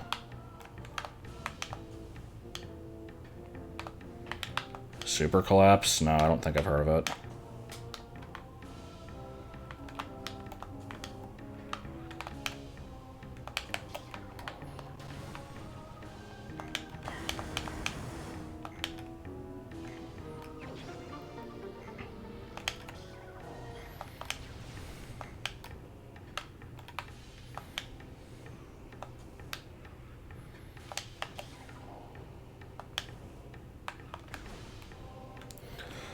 I would say, yeah, the DS, despite me just shitting on the GBA for absolutely no reason, because that's just what I do, yeah, I'd say the DS is probably one of the worst overall looking systems, because it, like, if it does sprite work, it's usually good, but when it tries to do 3D, it just doesn't really have the capability of doing it very well, and in most cases looks worse than N64, in my opinion. It's just something about the way that it renders the graphics, because, like, if you compare the original Mario 64 to the DS one, like, the models on the DS one are better, and the textures are also better, but I still think it looks worse. And I don't know why it is. It's just something about the graphics on it are just fucked up.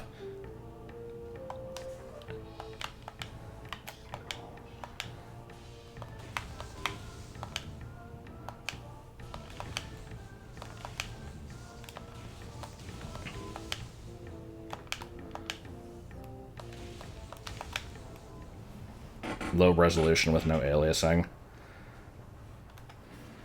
Could be. Maybe it's just like the textures aren't blurred. I've heard the... I forget who it was who made the analogy. It might have been, I think it was Imakuni from Vinesauce. Like, the Vaseline smear used for N64 games to make the textures look not as pixely by just blurring the shit out of them, and in some cases it makes them look really bad. Like, a good example is I feel like Banjo-Kazooie and Tooie look really good, but DK64 and Conker have this weird smear to them that just makes them look off. I think that's the Vaseline smear. So it's like, those have too much of it, but the DS engine just doesn't have enough of it.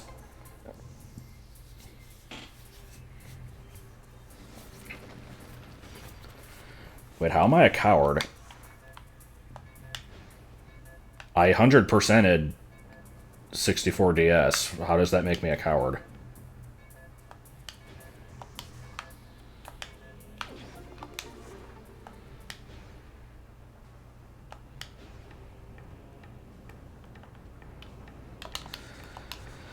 Okay, because I hated it, that makes perfect sense.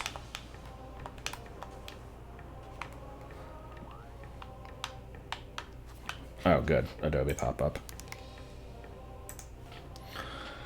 Okay, where do I want to go? I guess I have Findrana.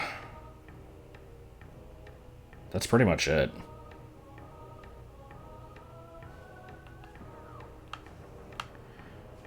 Yeah, no, I really don't like 64DS.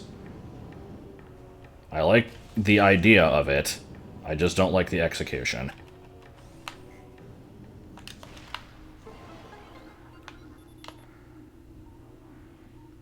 Okay. That gives me access to the back end of the wrecked ship. I can get, like, one item from there and then leave. At this point, I don't even know what I'm doing. It really just has turned into the hunt for the X-ray visor. As soon as I get that, I can just kind of beat the game.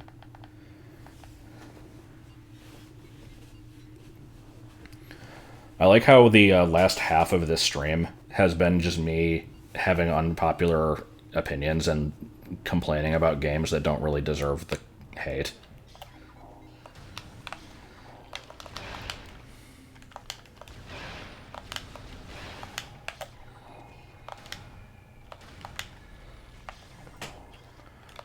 What's another popular game that I hate that I can piss people off with?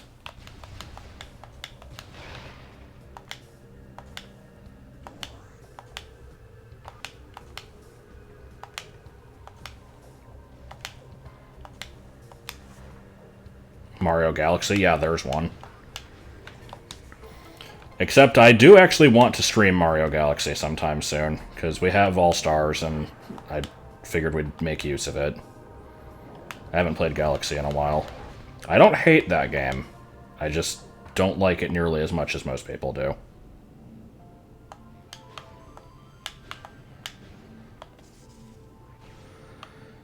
Any thoughts on the game that I've never played? No.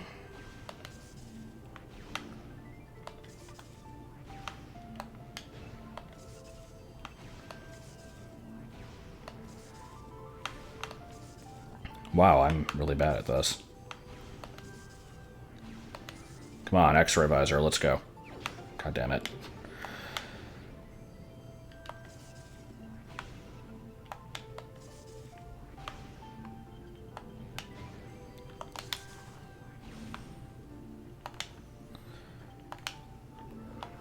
Once again, the game has forgotten to switch D maps here.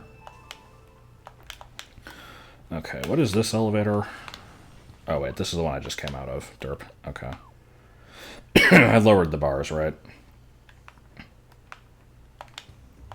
Just in case I need to come back. Dying. Yeah, I did.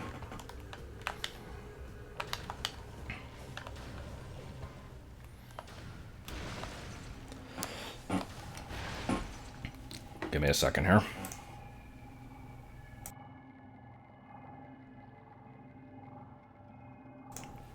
Okay, I'm alive. Must have had a toenail caught in my throat. Can't stand Super Metroid. I can understand that. It took me, like, probably 5 playthroughs before I would say that I actually started liking that game.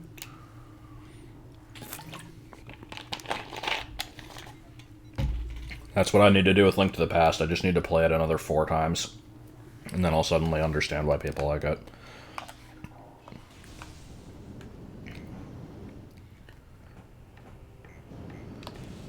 Alright. Is this going to be the entrance to Findrana over here?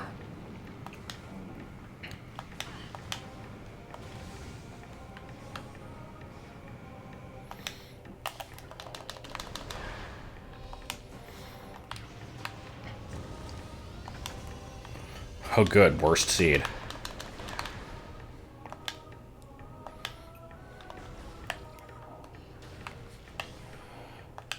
I still have a soft spot for Metroid 1. I don't know why. What is this? Yeah, okay, this is where I want to be. Yeah, 3D All-Stars was a little bit of a shit show. It definitely could have stood to be a lot more than it was.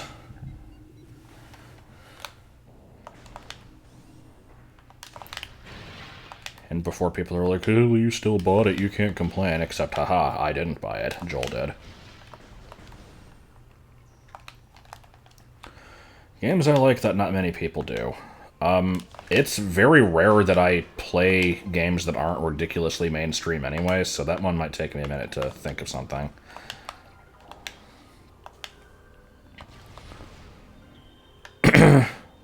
I could probably consider Nuts and Bolts to be in there. I don't love that game, but I thought it was pretty decent.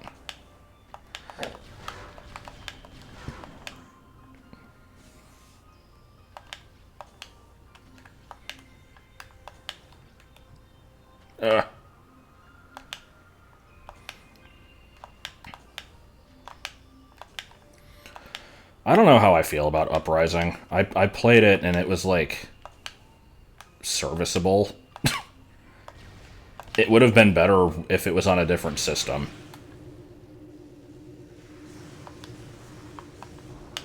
I mean, yeah, Plock is... I don't know. Well, that's the thing. Plock isn't underrated. It's just relatively unknown. But it's also not that great. Like, it has really good music. And it has pretty decent graphics. And the gameplay is different enough for a 16-bit platformer to stand out. But it's also not really that great. Like, it's... The difficulty balancing is shit. It definitely could have used the ability to save, because it's long and hard. It's not that long, but still.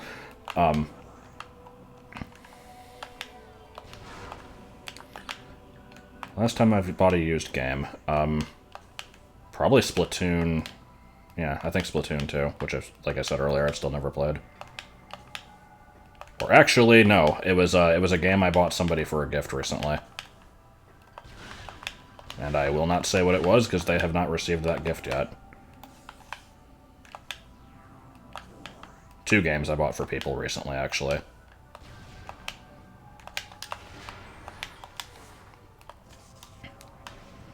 But last game I bought for myself, that was Splatoon 2. Last game that I bought for myself that I've actually played, that one might take me a minute.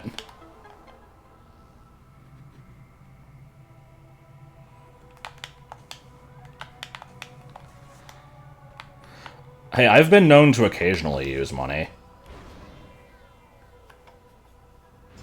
But yeah, pretty much, though. You're kind of right.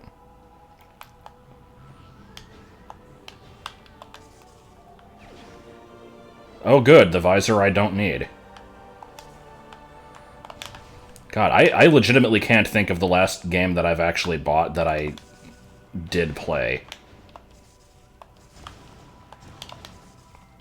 At least for used games. For digital stuff, I guess it would be like Portal 2.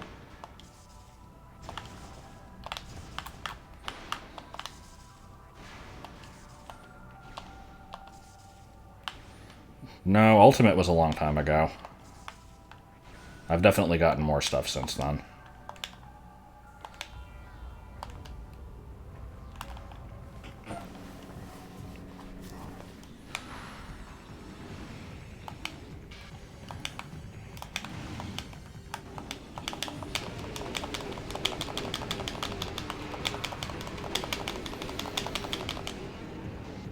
Ugh.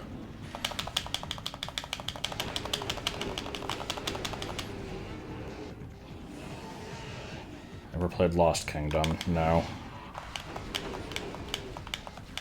Once again, I don't actually know what that is.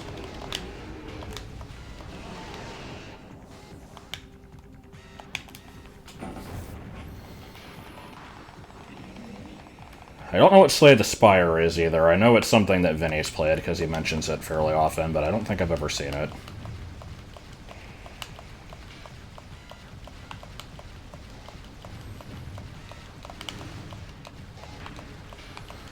I don't remember the setup for Flickerball.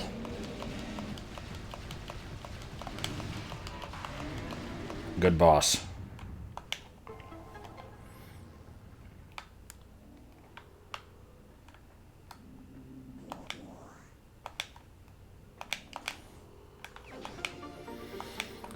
And the hunt continues.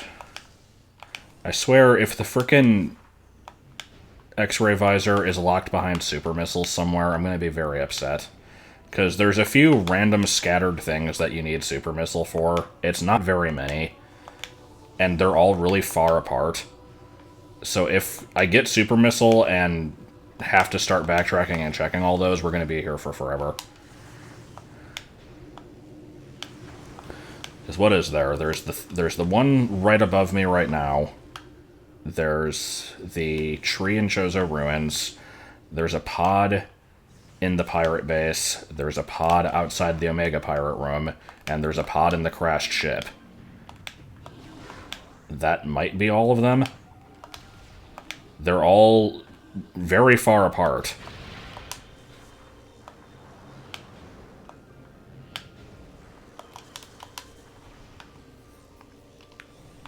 Do I have super... No, I don't... Well, that's the thing. I have super missile. I don't have charge beam. So I can't actually use it.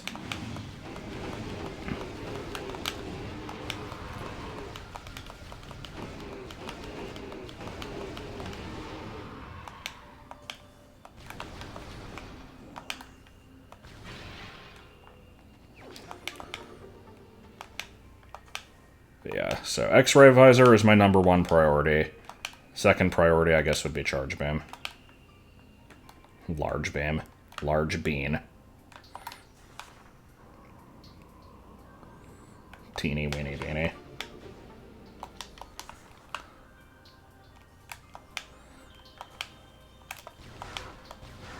Sharp Dean!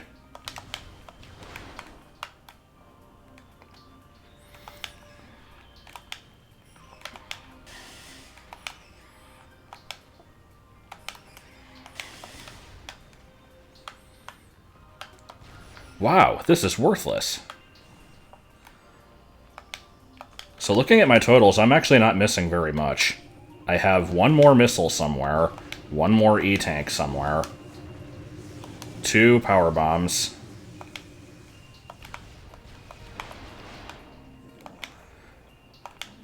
I mean, that's implying that I have a personality now, which I take offense to. I absolutely don't have a personality.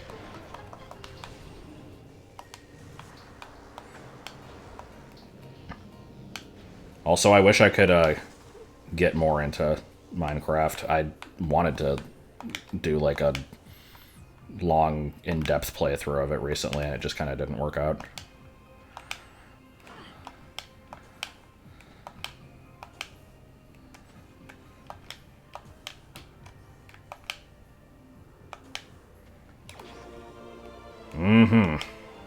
My personality is Hadoo. I'm okay with this.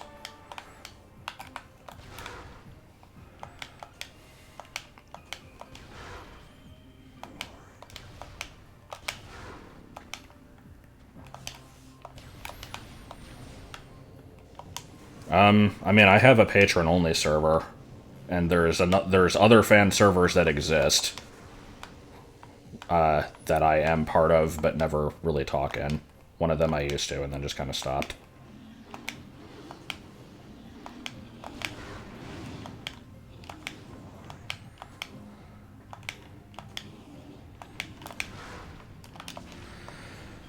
Pixelmon is hard to get into. I've tried it a few times, and I find that there's really not much to do in that game.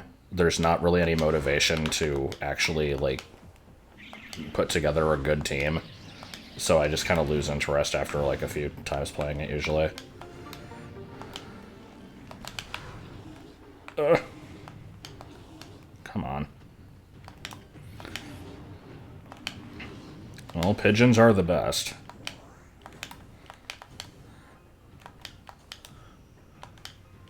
They are very fluffy and inoffensive.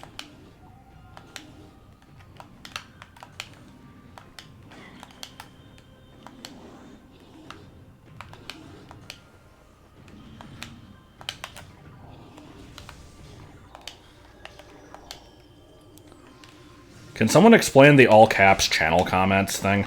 I've seen people say that a lot, and I don't really know why. Favorite flightless bird? Emperor penguin. But, do I have any interest in the upcoming Pokemon Snap? Yes, but only in theory. Because I know I'm not going to pay $60 for it. I'm glad that it's happening. But I'm probably never going to play it. Even though I kind of want to. Like, I would play it, but not if I had to pay for it. That's the problem.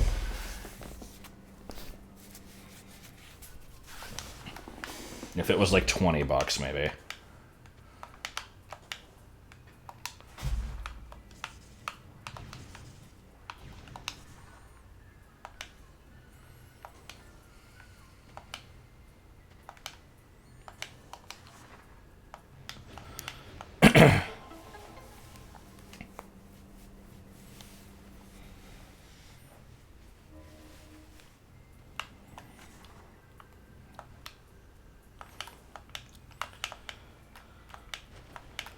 Pieces of chili. I've got nothing.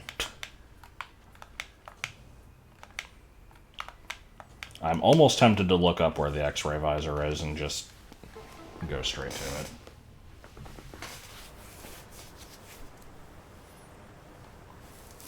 I mean, keep in mind, Pokemon Snap on N64 was $60 at release.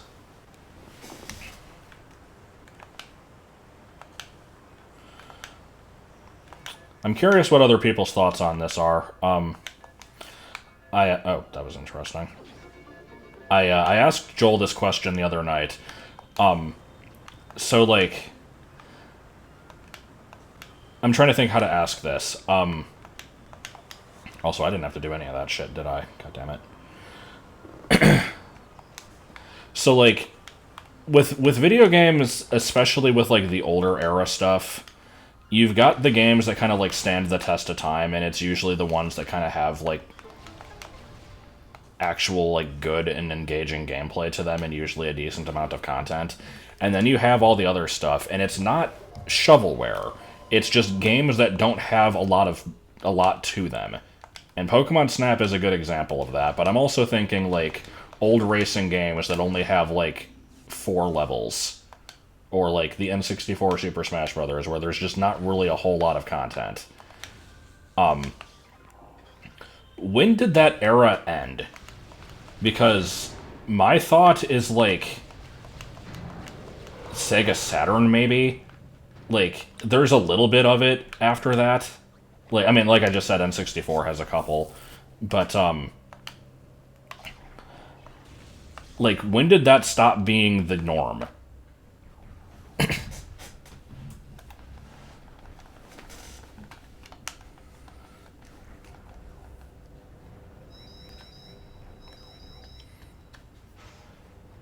See, I don't know if that, like, I can't think of any games from the, like, GameCube era that were like that, though. I mean, it was probably just, like, it's probably just shit that I've never heard of. The only GameCube game I can think of that would fit that is, like, Kirby Air Ride. And that's the other thing, is, like, games like that can still be good. But they just... They don't have a lot to them. Pikmin 1, kinda. I would say Pikmin is kind of straddling the line. It's a decently lengthed game. A little on the short side.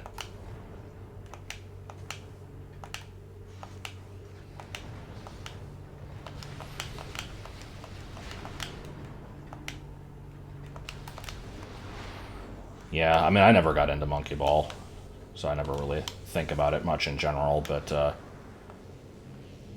I've bought a couple of those used and just never played them. Wii Sports, kinda.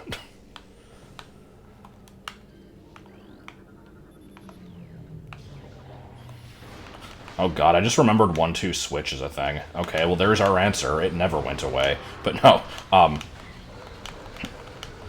I guess it's just more like, when did it shift from, like, You have like the NES, where the vast majority of the stuff on there is something you'll play for 5 minutes and then never again. And then it's like you have a few games that actually are kind of like, you know, good. And then Super Nintendo's kind of the same. N64, it's like when you're looking at first-party stuff, most of it is pretty good. But then you look at the third-party and there's probably a lot of garbage. I don't know. I guess there's really no clear answer to this. It was just kind of an observation I made, and I'm like... When you look through older systems, it's like, if you're just looking through, like, a list of ROMs... When you look at a list of games, and, like, even when they're all free, you're like, this sounds boring. You know there's a problem. Where it's like, you're at a used game store, you're looking through the shelf, okay, like, here's this catalog for this old system, and not a single thing on it looks good.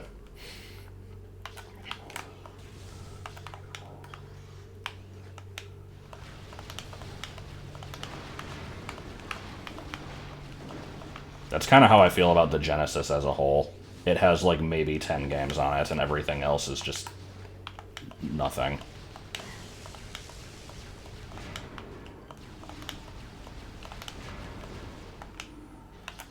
N64 is one of my favorite systems, so I'm just kind of biased towards it in general. I feel like it doesn't have that small of a library.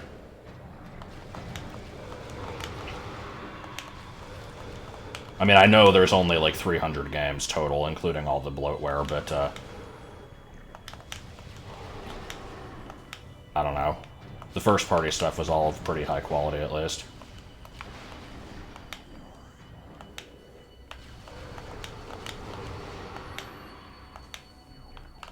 I say that, and yet I look at the graphics of, like, the Mario Party trilogy, and it's like, ugh.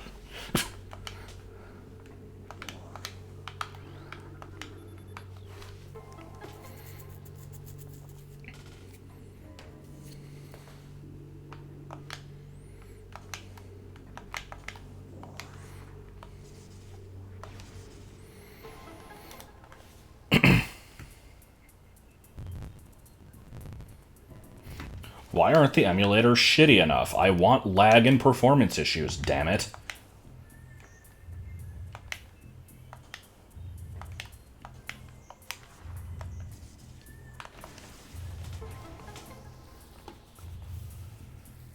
I don't think I've seen anything from Scott the Woz, so no.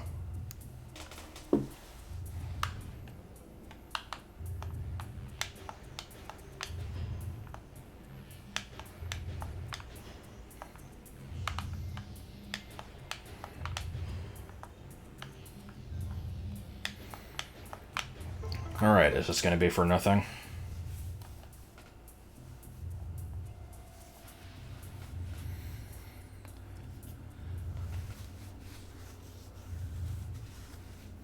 Oh god, you know, I just had a sickening thought.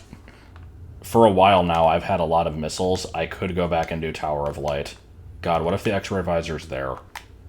What if I go through all of Phendrana and get nothing, and then I check there, and that's where it is? Oh god, that's totally gonna happen, isn't it?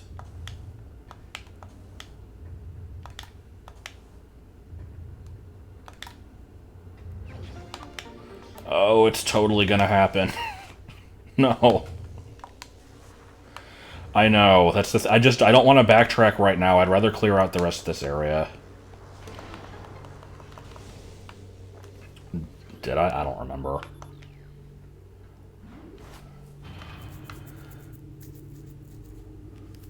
Or even worse, I have to go back there for Charge Beam, and then I have to go all the way back here for frickin' X-Ray.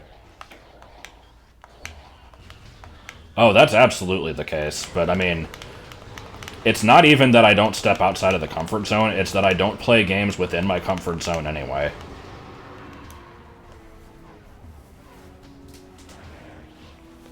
There's a lot of series that I vaguely enjoy that will get new games that I just have no interest in playing.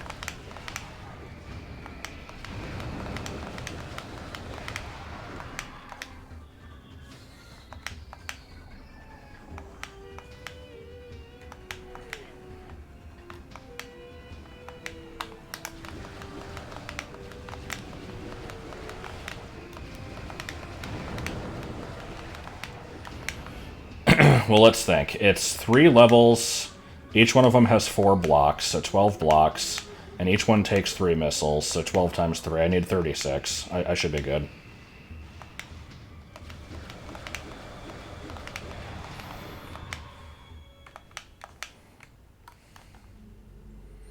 I mean, honestly, out of any games, NES ones are probably the most likely for me to actually try, because they're relatively simple, and I can emulate them. Or just play them on, like, the Switch Online thing.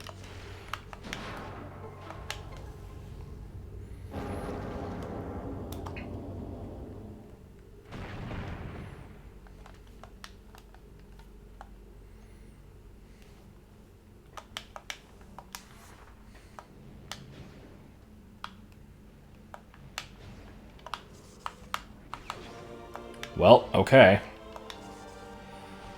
That's... I can't tell if that's good or bad, because that might be telling me that I now need to use that to check the other locations. Ugh. Ugh. Ugh. Okay. Let's go back. I gotta check it. And then I'll go all the way back again and then do the last couple screens here.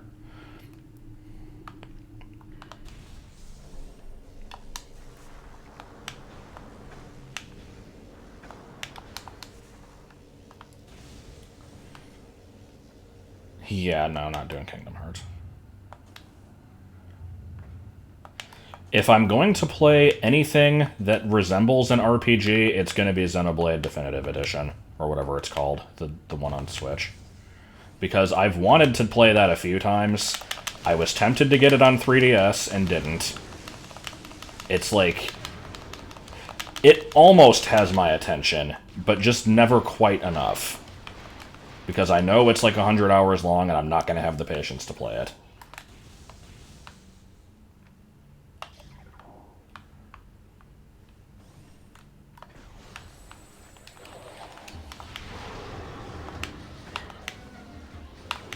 Ice Spreader, okay. Do I have every unique item now except for the thing I need? Let's see, I've got all the beams, all the visors except for X-Ray. I've got all the beam combos, I think. Charge beam, space jump, grapple, all the morph ball upgrades. At this point, I think I'm missing 1 power bomb, 1 E-tank, 1 missile, and the X-ray visor. What a shitload of fuck.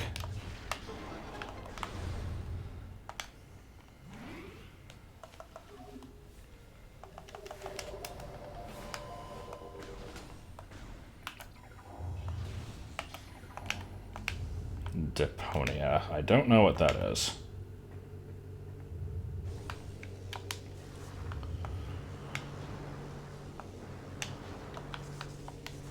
Also, what's the deal with the, I'm probably pronouncing this wrong, but the Atelier series? Like some sort of RPG series that apparently has been going since, like, PS1.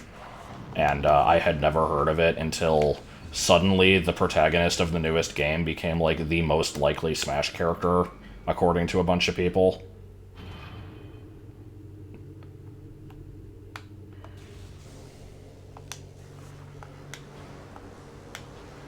Much like how we were totally going to get Catalina from Grand Blue Fantasy and Saber from some sort of, like, visual novel with nudity in it.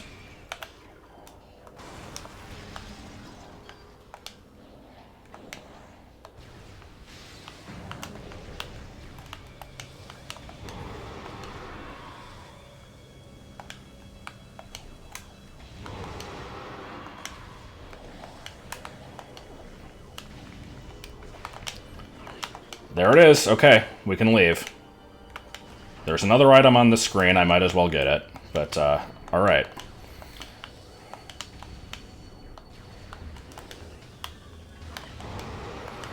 I have no reason to go through the sunken ship. And, I've checked almost everything else. How do I get up? Here it is. Japan 3. Oh, Final Fantasy 3, okay.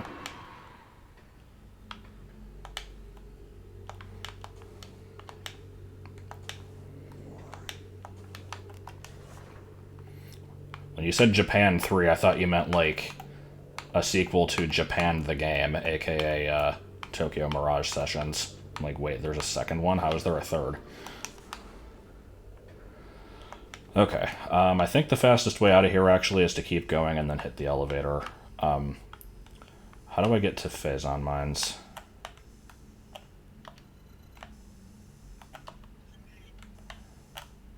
Magmore North, Lava Lake would be the fastest. Chozo Ruins East, but then I'd have to go through the whole thing. Okay, so Magma North is going to be... Lava Lake is the entrance, right? Yeah, okay, so... Phadrana South. Okay, this works out well. Continue through Quarantine Cave, then all that. There's a list of 10 games on my bucket list. No, I'm not gonna do that.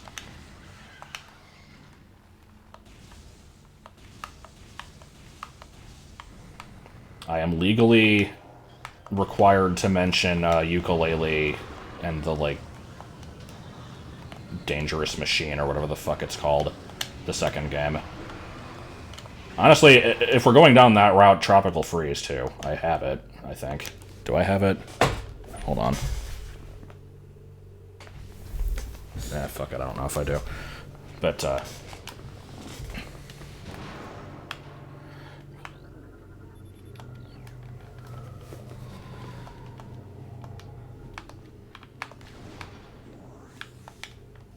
I need to play through that game, though. I liked the first half of it when I played it twice, and just never got past that.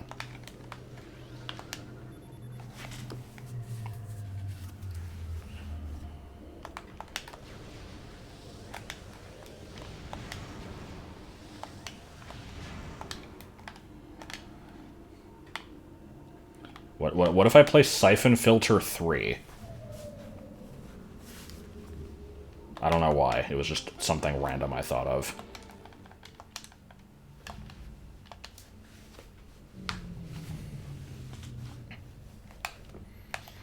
What did I get from that? Oh, that was the last missile. Okay. Good.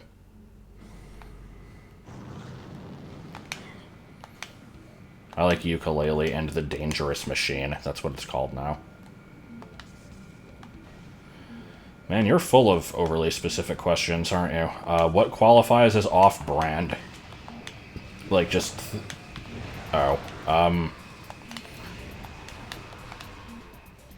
mean, I think Tomb Raider's pretty outside of my usual norm. But people know that I play those. Or the PS1 ones, at least. By that, I mean one of the PS1 games. There was really only one of the 5 that I like. Never played one of them. Let's see, what else?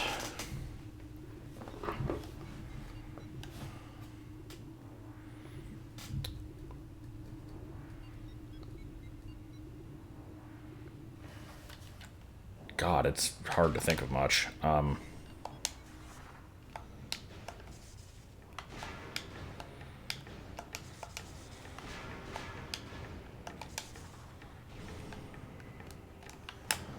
I'm drawing a blank.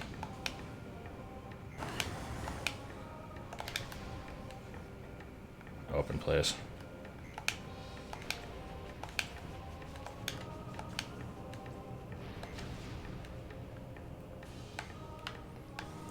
Never played really much of them. I played a small bit of the first one and never touched the second. I mean, I kind of have a brand. It's mostly just first-party Nintendo, leaning towards platformers and, like, non-RPG adventure games. That's usually what I tend to prefer.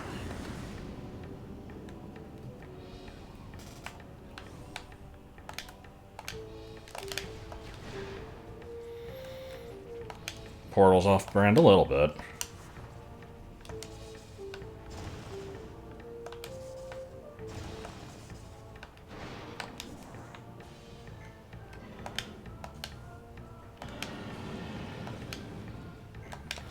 I vaguely liked Terraria when I played that with Joel.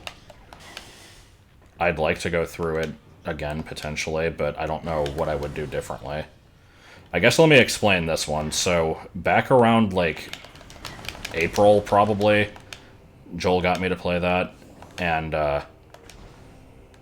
I did have fun with it, but I didn't have any agency of my own. Like, we were just playing together in a server, and he kind of took charge of everything and, like, knew what was going on and, like, what kind of things you had to do to progress and, like, how to build items and that sort of stuff. And I didn't know any of that and made no effort to look up any of it. But I still had fun with it. And then, after that, he's done a few other playthroughs with people on, like, increased difficulty. He's done some modding stuff. And, I've been vaguely interested in trying it again, but I know for a fact that I would not do well at it, because it's like Minecraft in the sense that you have to learn like 5 million things, and I don't know if I want to put in that effort, so I'm probably not going to play it again. Maybe sometime in like a few years it'll be like fresh again, I don't know.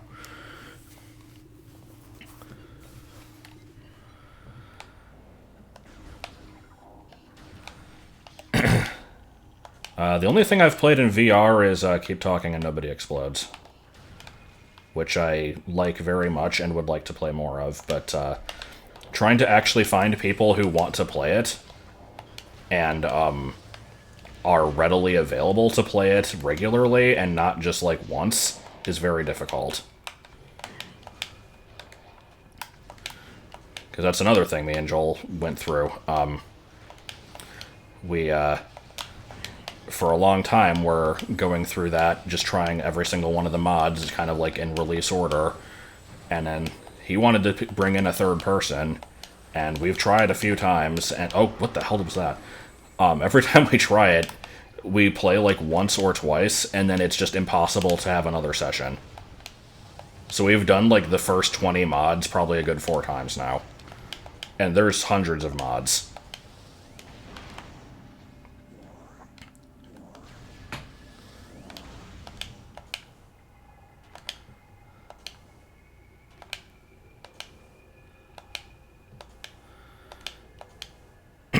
Alright, so time to go through half the mines again. Please don't. Why am I doing this in the morph ball?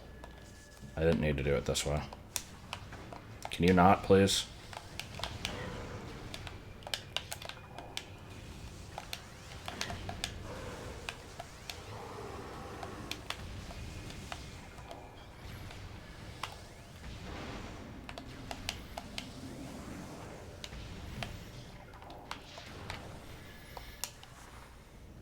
Mario Sunshine was right at the end of my era of gaming where I used strategy guides for everything. So the blue coins weren't a problem for me because I could just look them up. And so whenever people would be like, the blue coins are so bullshit, I'd be like, what's wrong with that? You just get them. What's so hard? And then I play through the game without a guide, and I'm like, oh yeah, the blue coins are kind of bullshit.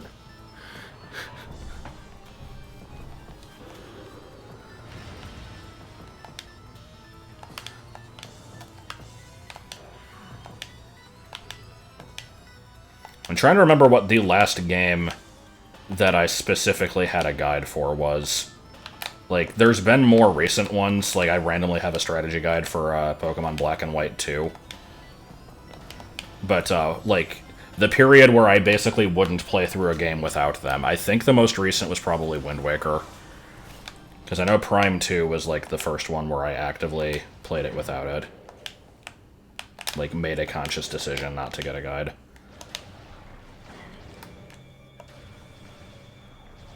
Can we please?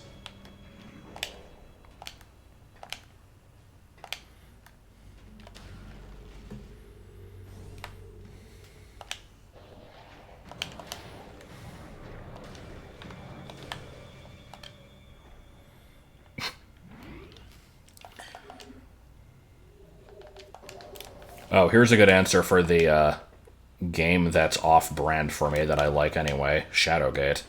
For the NES, specifically. The remake was... eh.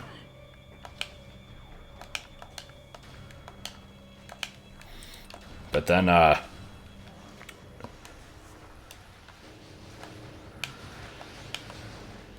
so yeah, I played through Shadowgate, enjoyed that, had Joel play through it. He thought it was, like, funny in a stupid way.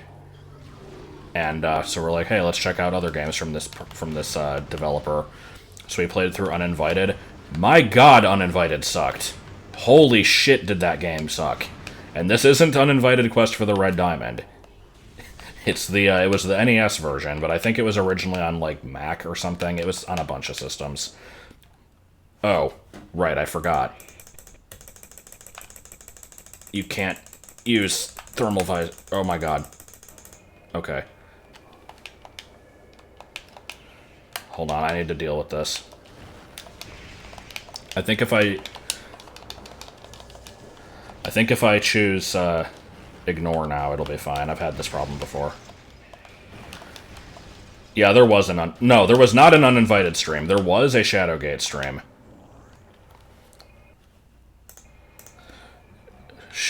Uninvited fucking blows. Like, so it's the same concept. It's like a point and click on the NES, and it's just like, you know, go the wrong way and you die in a bullshit manner, go around, collect items, use everything on everything else to find the solution. But it was just completely unenjoyable for me.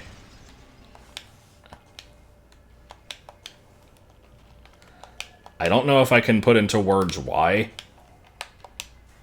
It just, there was no logic at all for most of the puzzles. You had to try stuff that nobody would ever think of trying.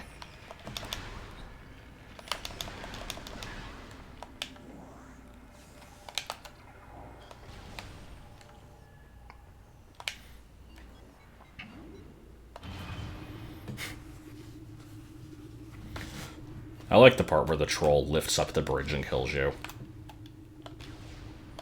Or the part at the beginning of the game where it's like, there's a book on the table.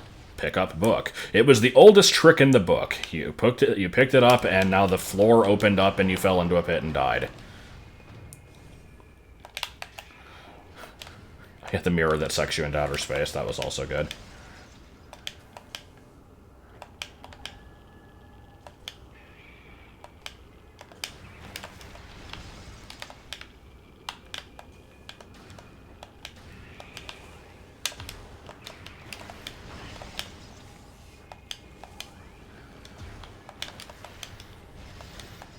Yeah, the only reason I liked Shadowgate was because I enjoyed the LP that Madame Luna did of it.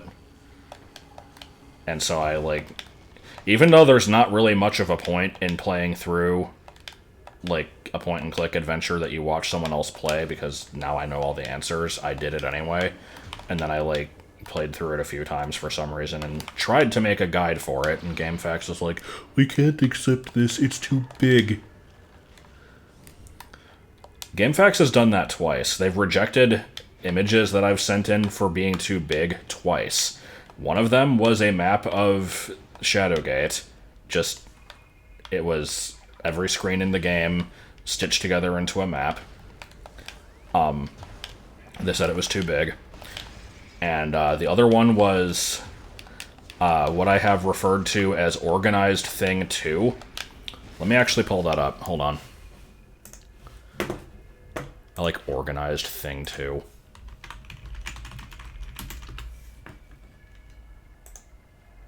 Where is it? Here we go. Gotta save it.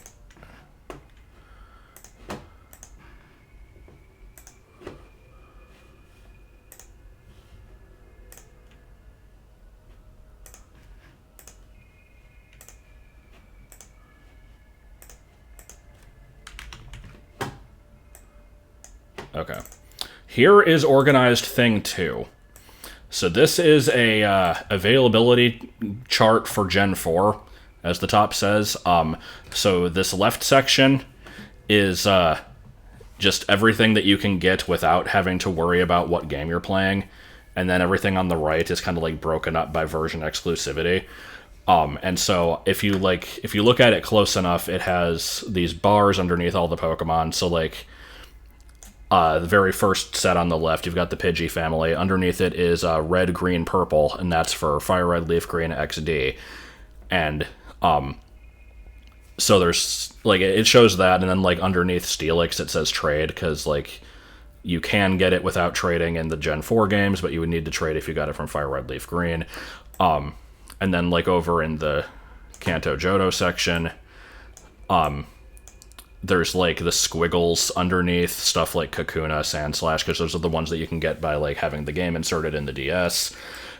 This whole thing. The thing is, I made this thing as small as I possibly could. This was me trying to condense as much information as possible into the smallest image I can. And then I have all the explanations at the top for where like further explanation is needed. And they rejected it because it was too big.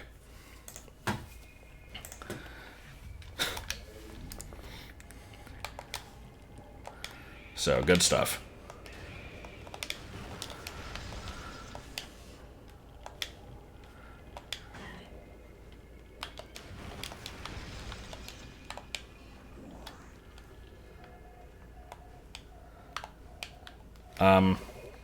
Yeah, I mean, I would just link to it here. I'd have to upload it somewhere. But yeah, I can post it in Discord or something.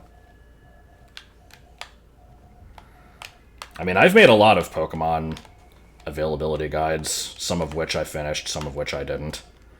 But, that was all. There was no more to that sentence. Did they define too big? I mean, this was back in, like, 2009. Or no, I guess after Heart Gold, Soul Silver. It would have been at least 2010. I don't remember what year it was exactly.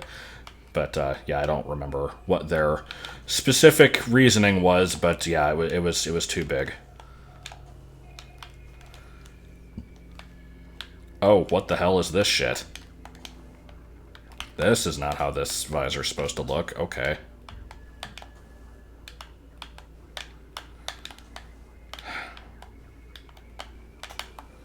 I mean, it's a frickin' PNG. How big could it be? Okay, fine. We'll do this the way I'm intended to.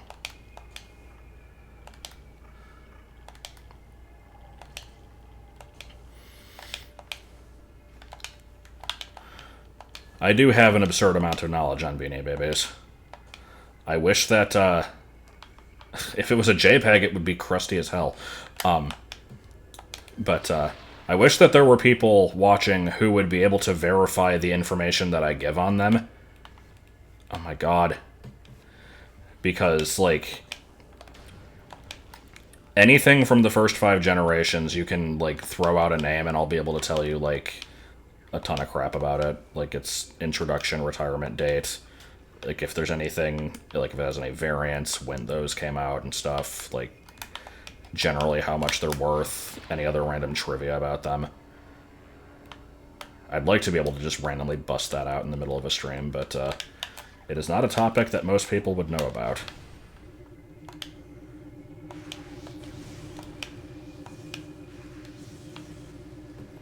Advanced encounter table for every place in Gen 1. Sounds vaguely helpful. Where can I catch Scyther outside of the Safari Zone? Let me see if I can answer that. So it is in red but not blue, and it's in yellow and Japanese blue, I think.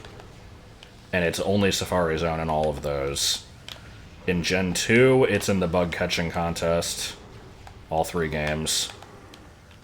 In Gen 3, it's a Fire Red exclusive in Safari Zone. It might be in the Berry Forest. I don't remember Sevii Islands very well. Then, same applies to, like, Heart Gold, Soul Silver, same as the Gen 2 games. Then, oh, right, it is in the Game Corner. Shit, I forgot about that. It's in Diamond but not Pearl, in one of the... It's the route above, like, resort area, whatever number that is. Platinum, I think it's in the same place. No, Platinum, it's added to the regional decks. I think it's the raining route to the right of... Salacion. Oh my god, I hate this. And I skipped XD. It is in that game. I couldn't tell you where. It's not in Coliseum. I think that's all the games. Also, I'm losing track of what I'm doing. I need to just progress.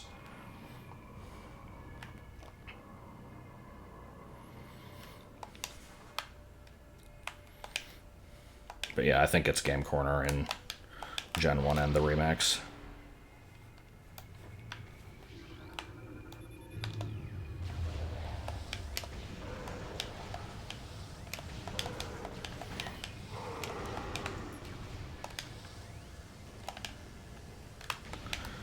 Nobody involved knows pies.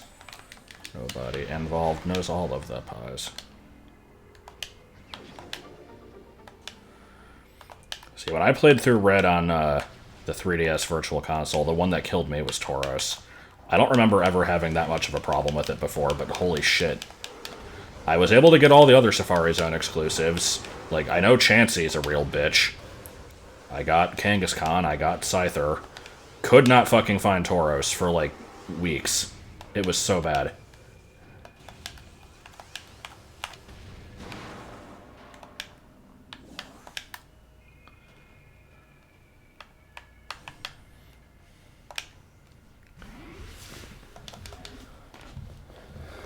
There should be a muffin in Gen 9. No, I don't know.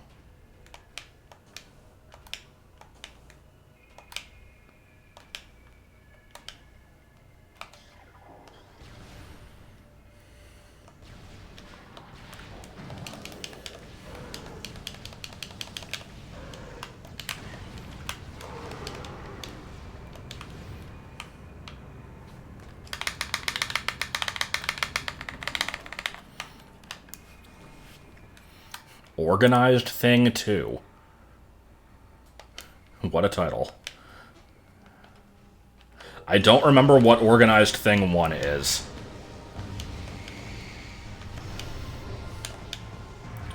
Oh yeah. I like my availability guide on Reddit, or Imgur, or whatever it is. It was, not updated when Ultra Sun and Moon came out, and then obviously nothing newer than that, but it was a fair amount of work.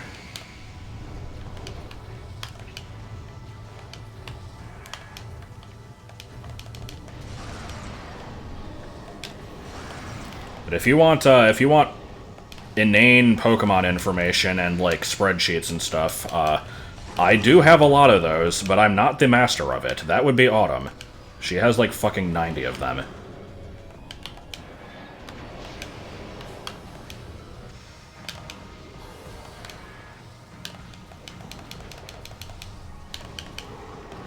And if you know that I'm the master of dropping pizza, you would also know that I would even eat a salad if it had a meat sauce.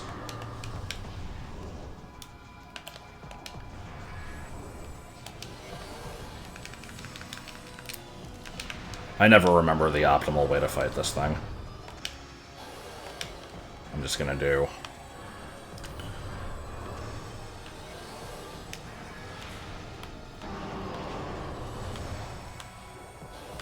Which game can you catch the most amount of baby Pokemon in the wild before the champion fight? I have no idea. It's probably one of the newer ones. I'm going to baselessly assume that it's Ultra Sun and Moon. Oh shit, did I have another shot at that? I might have actually been able to one-cycle him there, I just wasn't doing it right.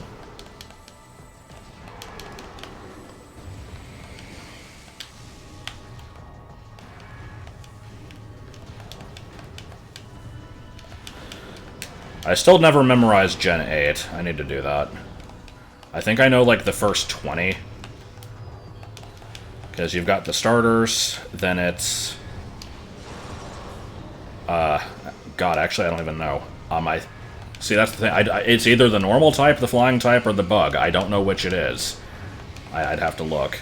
It's some combination of those. And then you have Nickit and Thievel. And then I think Wooloo and Dubwool, maybe? Yamper Boltund. And then I think for absolutely no reason it's Gossifleur, even though that's not available until later. I don't know. Like I said, I need to look at the list again.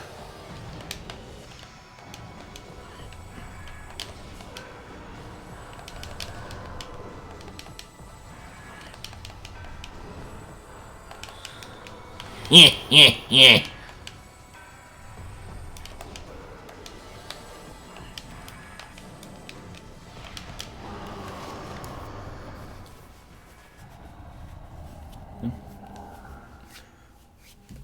Oh, you're welcome. Sorry, it's not up to date with the newer games, but it's hopefully helpful for the older ones. Was that the dishwasher witch? Yeah.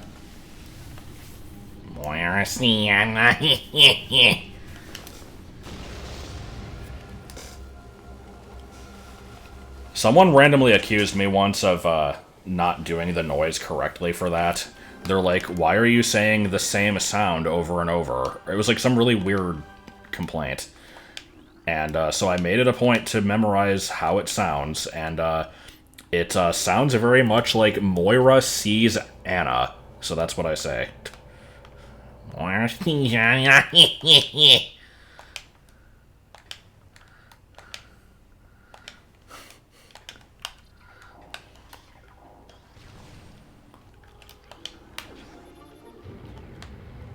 Yay, nothing. Alright, so, coming up at the very end. Oh, was it you? Good. So I guess the only things I'm missing are one E-Tank and one Power Bomb. Let's go find... No, we're not doing that. We'll be fine.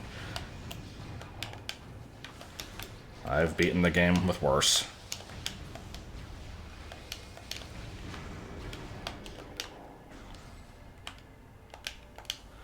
But yeah, if anyone has,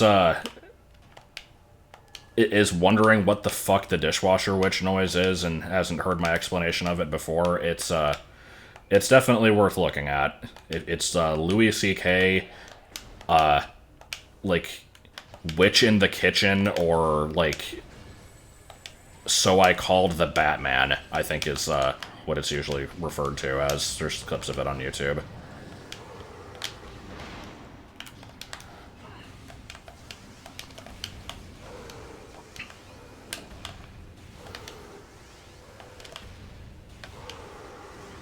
I mean, I beat Link's Awakening Remake because I had to, more or less, because it was an LP I agreed to do. And I had co-commentary for most of it, which made it easier. Because I didn't really like that game that much either. I'm just not a fan of 2D Zelda for some reason. I try to like those games, and they usually don't do much for me. There are some that I do like. Such as this list I'm not going to provide. But, no, I don't know. I just can't get into them as much as the 3D ones, usually.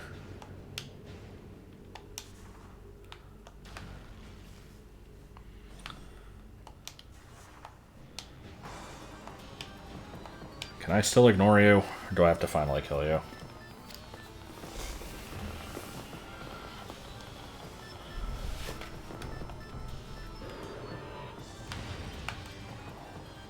Yeah, okay.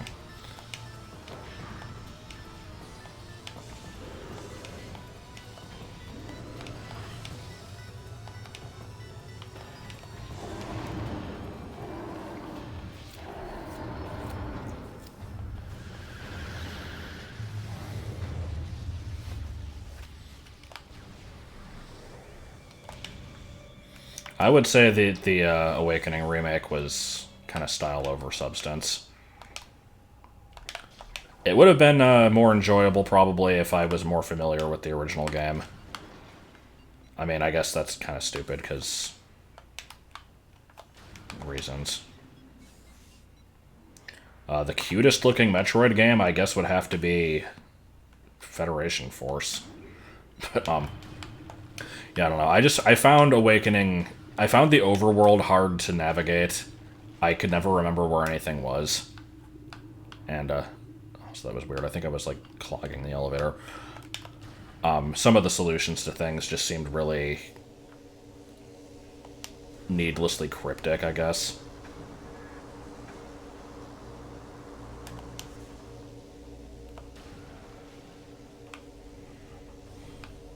Like, it's certainly no Zelda 2, but, yeah, I don't know. Okay, hi.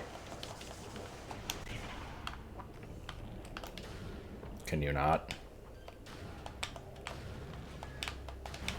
Yeah, I would say out of all the 2D Zeldas, I enjoyed Link Between Worlds the most. And after that, honestly, I've got to go with Zelda 1. I don't know why. I mean, I just have a soft spot for it. Obviously, building stuff in the engine helps, but there's just a charm to that game that I can't help but like, and I find the later ones just not as engaging.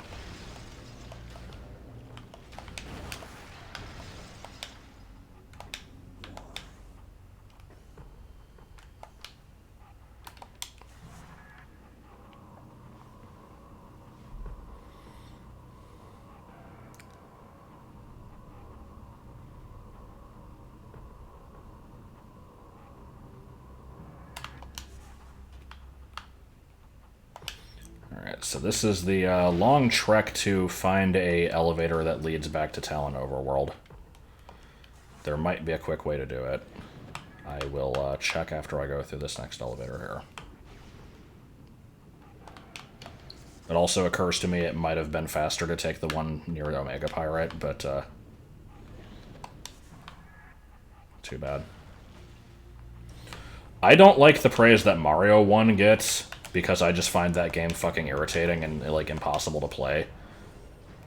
So it really, I guess it just really depends on how much you're willing to work with the, like, crust that is the 1985 gameplay. And if you can get over that, then it's, like, good for you. You like a game that's not nearly as good as its successors. But that's kind of how it is for me, I guess.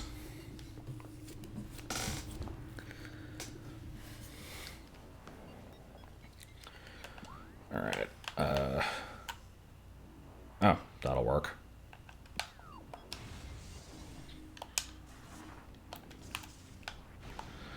It's weird. I like Zelda 1 and I like Metroid 1.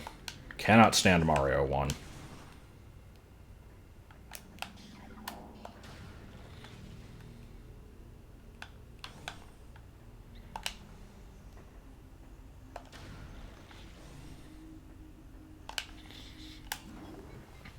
Minish Cap is probably the most, like, I played this and then immediately forgot that it existed game that I've ever played. I don't know what it is about that one. Like, it just... I can remember parts of it, but maybe, like, 2% of the entire game I actually remember. It was very okay. Graphics, really good. Everything else about it, instantly forgettable.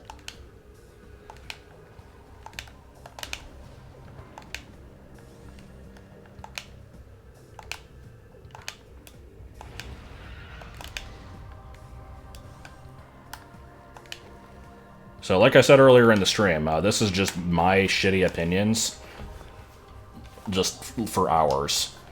It's just me bitching about games that other people like.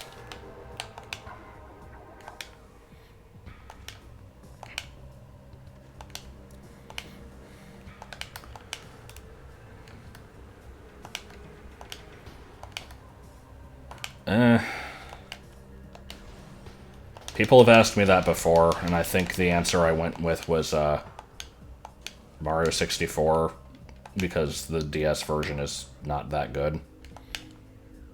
It could use a fresh coat of paint. But the problem is, if they did update it with, like, physics that actually work, that would take away most of the charm of that game, so I don't know.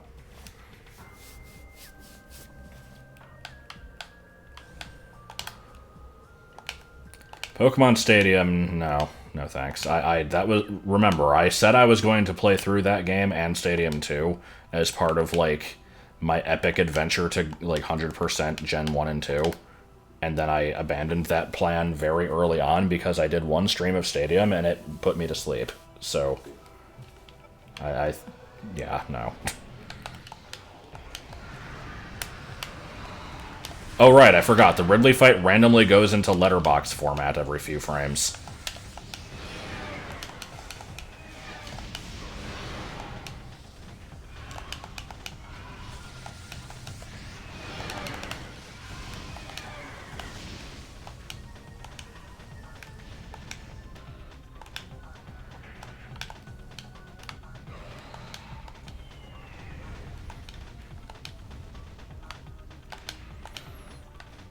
But is he a bastard, or is he a sticky bastage? Oh, good. Also, did I save at the ship? I don't actually remember. I hope I did.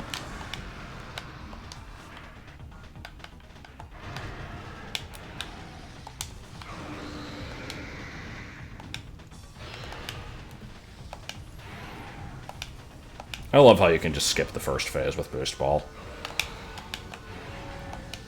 Kusatare Emerald.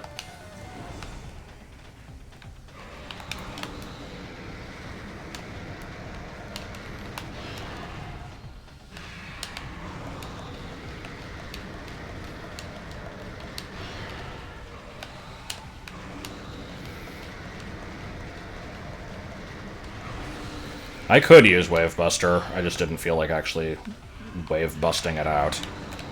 Here, let's try. I don't have that many missiles.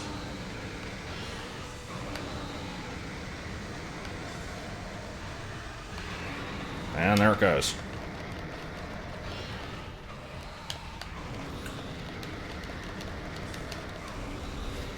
Oh, that was a fight.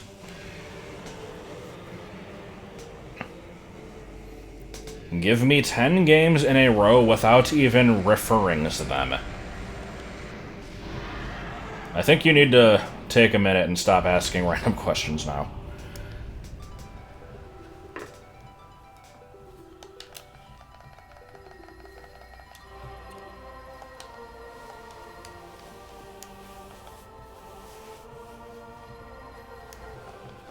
I don't know what you meant. Are you saying just list off 10 random games? Because I could just list the, like, first 10 games that I see over in this pile next to me. Let's see, we got Shadow of the Colossus, Sly 2, Ico. I think that's Sly 1. Star Wars Super Bombad Racing, The Golden Compass for PS2. All of these are PS2 games. Some shitty Frogger game, Fisherman's Bass Club. Let's see, 1, 2, 3, 4, 5, 6. And 2 Guitar Hero games. I guess one of them is a 1 and 2 combo, and one of them is 3. There's 10 games.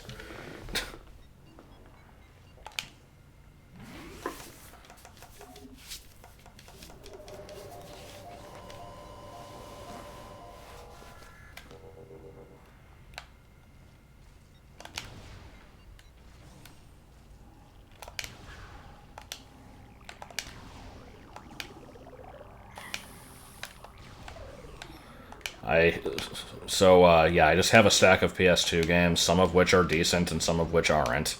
The ones that aren't are mostly ones that were sent to us back in the stuff from fans days. Then,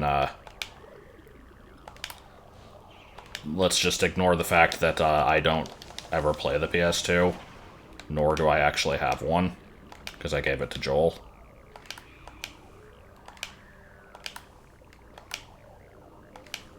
Okay, see, that was not at all what I got from that question.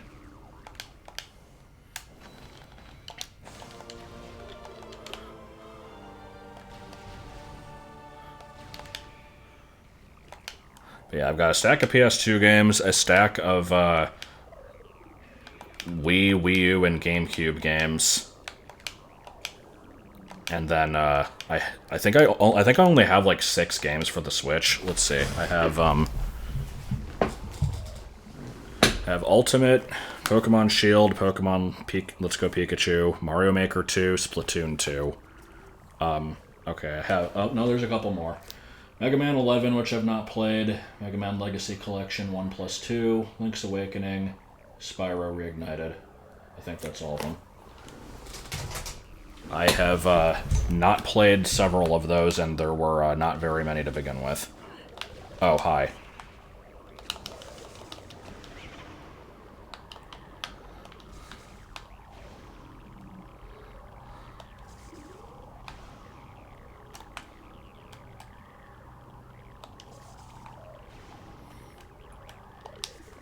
$32 Switch games, good God.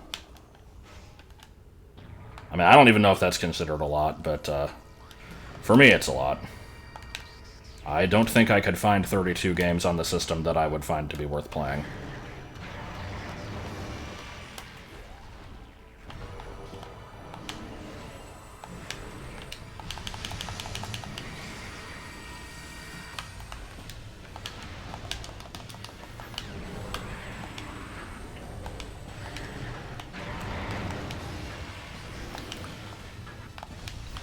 Nah, I looked at that game and, I mean, I watched a little bit of, like, Vinny playing through it. It didn't really seem like a thing I'd care about.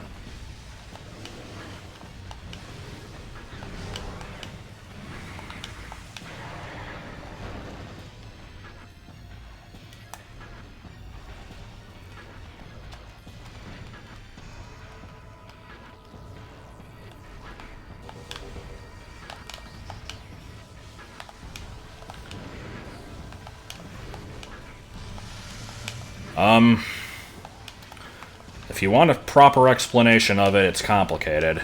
It's, why is it a spider? I couldn't tell you. But, Phazon is a radioactive compound that also has some amount of sentience to it somehow. And, it originated from an entire planet made of the shit, which, in an attempt to propagate, fired off chunks of itself at a bunch of planets to corrupt them. And every time it did that, the first creature it came into contact with got heavily mutated, and then started producing more Phazon. And that's what this thing is. And when you kill it, it steals your suit, and then basically inhabits that.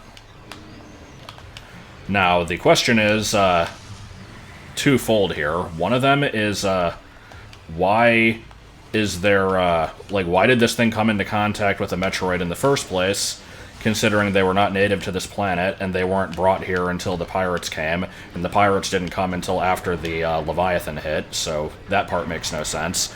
And the other question is, why are there more Metroid Prime husks on the planet Phase when there's no reason for them to be there? But I will just consider those plot holes and not worry about it.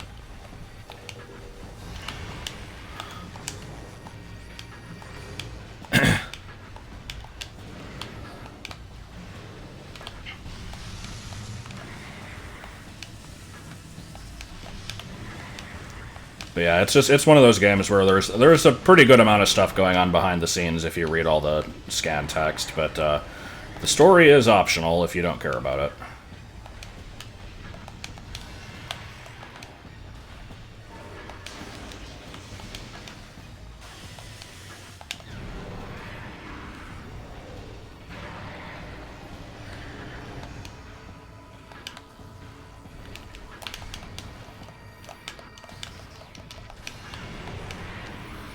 Yeah, the Chozo did adopt Samus. I think the ghosts are supposed to be, like, corrupted from the Phazon also, or something.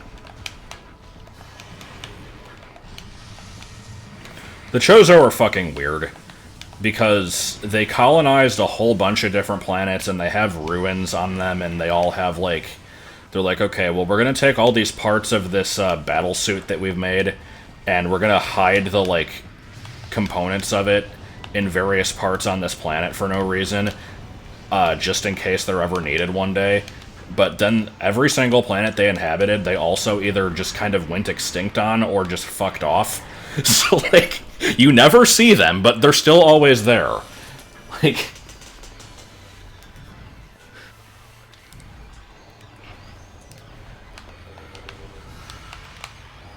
Least favorite decent Metroid game?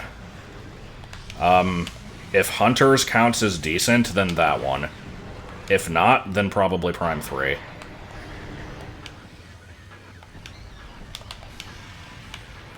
I'm assuming that we're considering Other M and Federation Force to not be decent.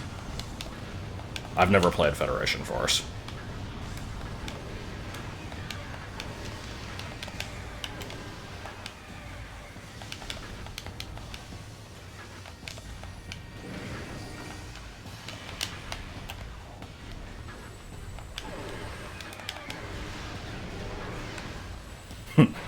Gonna bring Chozo into the studio. They'll be in the background doing Chozo things. You can't see them, but you know they're there. Big bopper in the morning.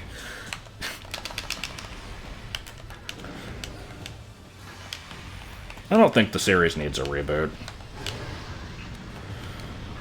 The problem is, like, it's just, if you ignore the Prime trilogy and Other M, the series makes perfect sense. Like, there's no plot holes. The Prime series just kind of did its own thing, and has a lot of plot holes, and is ignored entirely by Other M, and Other M in itself fucking sucks and makes no sense.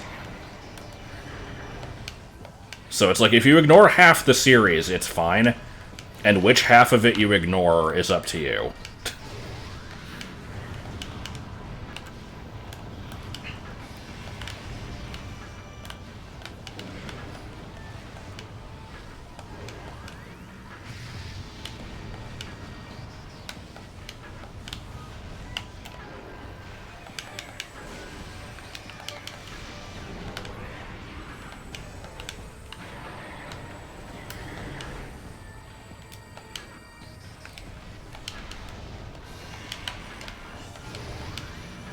Come on. I don't want to kill the dealy boppers. Alright, cool. Are the dealy boppers still alive? Am I gonna have to... No, okay, they're gone. Another M.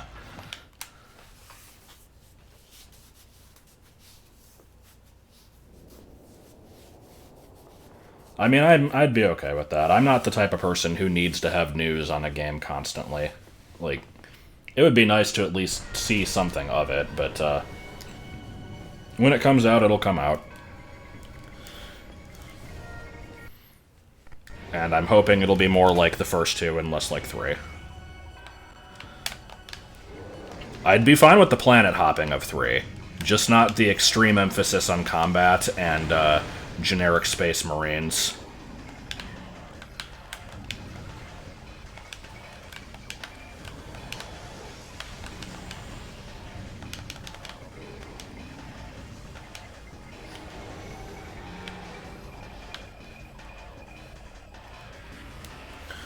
Behold, it has turned into pure heat. Or, no, X-ray, okay. I mean, the orange is also a detrimental factor, but it's, at the end of the day, it's a minor complaint. Alright, let me go find the twig.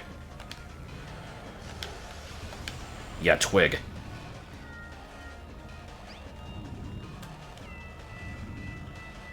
Hey, how's it going?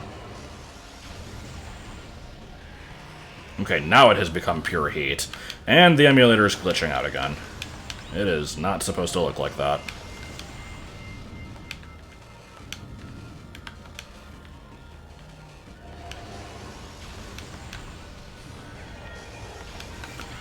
I never thought the backtracking in this game was that bad. It's obviously different when you have sequence breaking, like, in mind, or if you're doing a randomizer, but the, like, vanilla intended path doesn't have that much backtracking. I think the worst of it is, going back from Boost Ball to get Space Jump.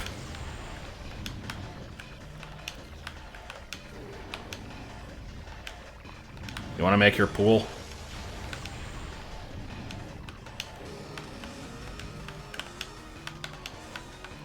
You gonna fucking do it?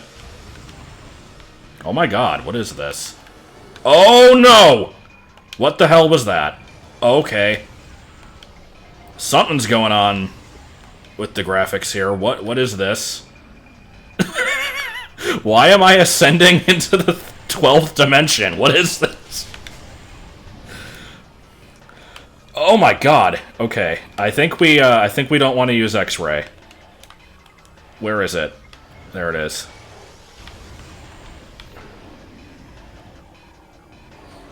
Make a fucking pool. Thank you. Okay, you thermal yet? There we go. Why are you white now?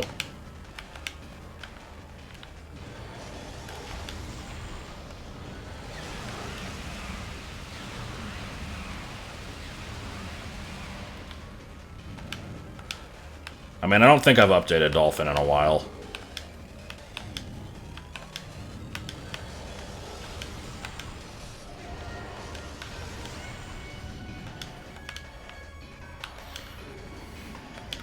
Yeah, it's something like that.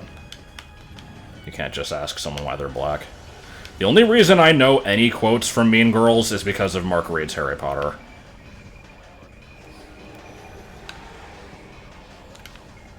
Are you... okay. Oh.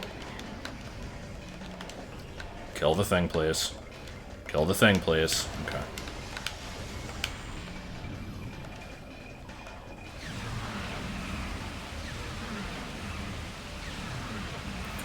I'm almost disappointed that I got the charge beam.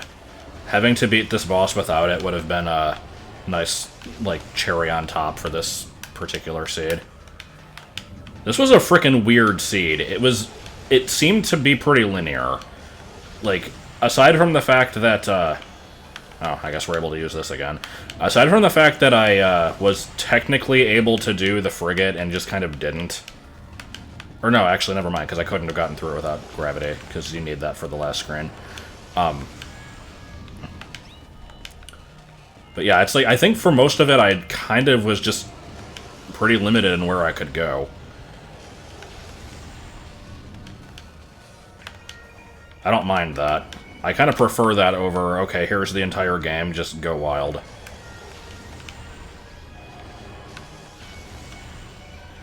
Stop it.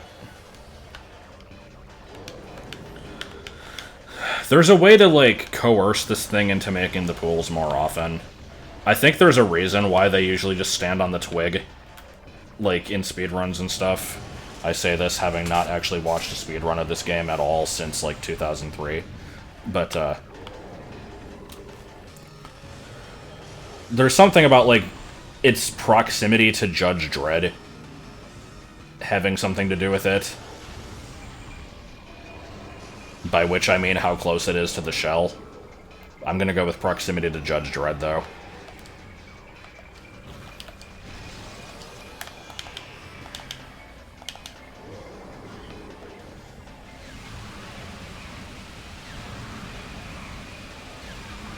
Alright, one more phase.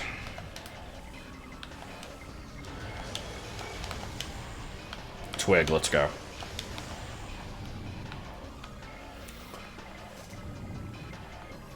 The problem with the twig is it can still headbutt you.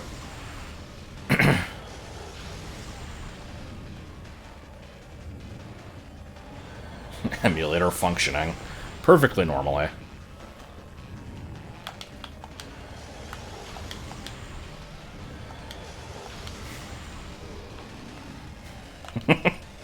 Here we go.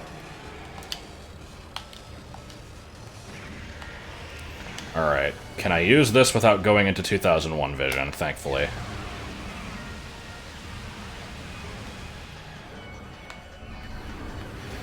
Yep, there we go. I'm gonna do a thing I couldn't do before. I'm gonna steal your shit. But first I'm gonna turn into a Korax from Metroid Fusion for some reason.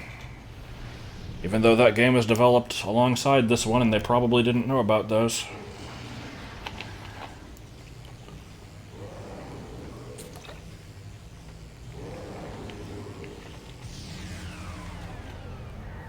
I mean, I think they could move the story forward from that if they tried hard enough. Okay, so I think our final total was we went through Root Cave 4 times. I was expecting a lot more than that. And, percentage-wise, there were only, I think, either two or... I think it was just 2 items. It was 1 E-Tank and 1 Power Bomb I didn't get. but also a bunch of dummy items. My guess is going to be 84. Actually, no, I think it's higher than that. I'm gonna say 89. I didn't skip that many areas. There's only 2 things on the underwater ship. There were like 4 things that needed supers. There was the Tower of Light. There's the tree. There's probably a couple others I'm forgetting.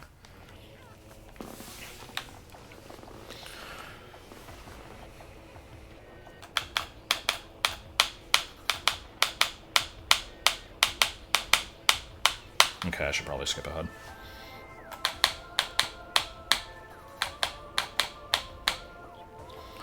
Yeah, giant pile of text, yeah.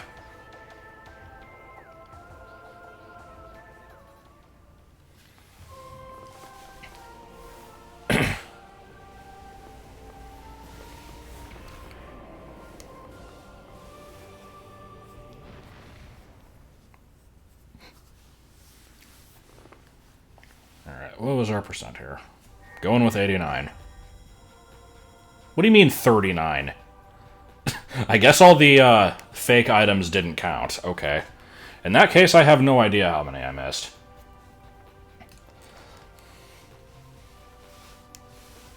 Also, that just seems like a weird number, because it would have been, I think, 43 total. Except one of those was Scan Visor, which it probably doesn't count. So 42, but I missed 2, so that doesn't come out to 39. Except one was Phazon Suit, so yeah, I guess that was it. Okay.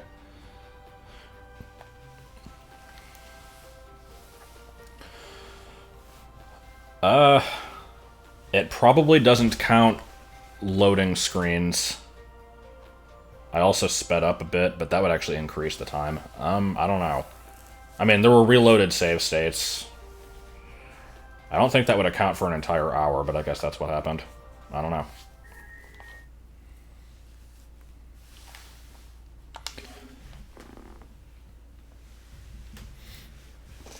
Well, I had fun.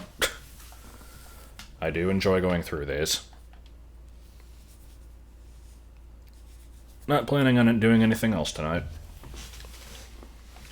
I will, however, do another one of these in 3 days. Okay, no, that's not true. I don't know why I'm going back to the file select. Yeah. Anyway, I guess we're ending. I might do Mario Galaxy sometime soon-ish. I don't know. You will know before I do.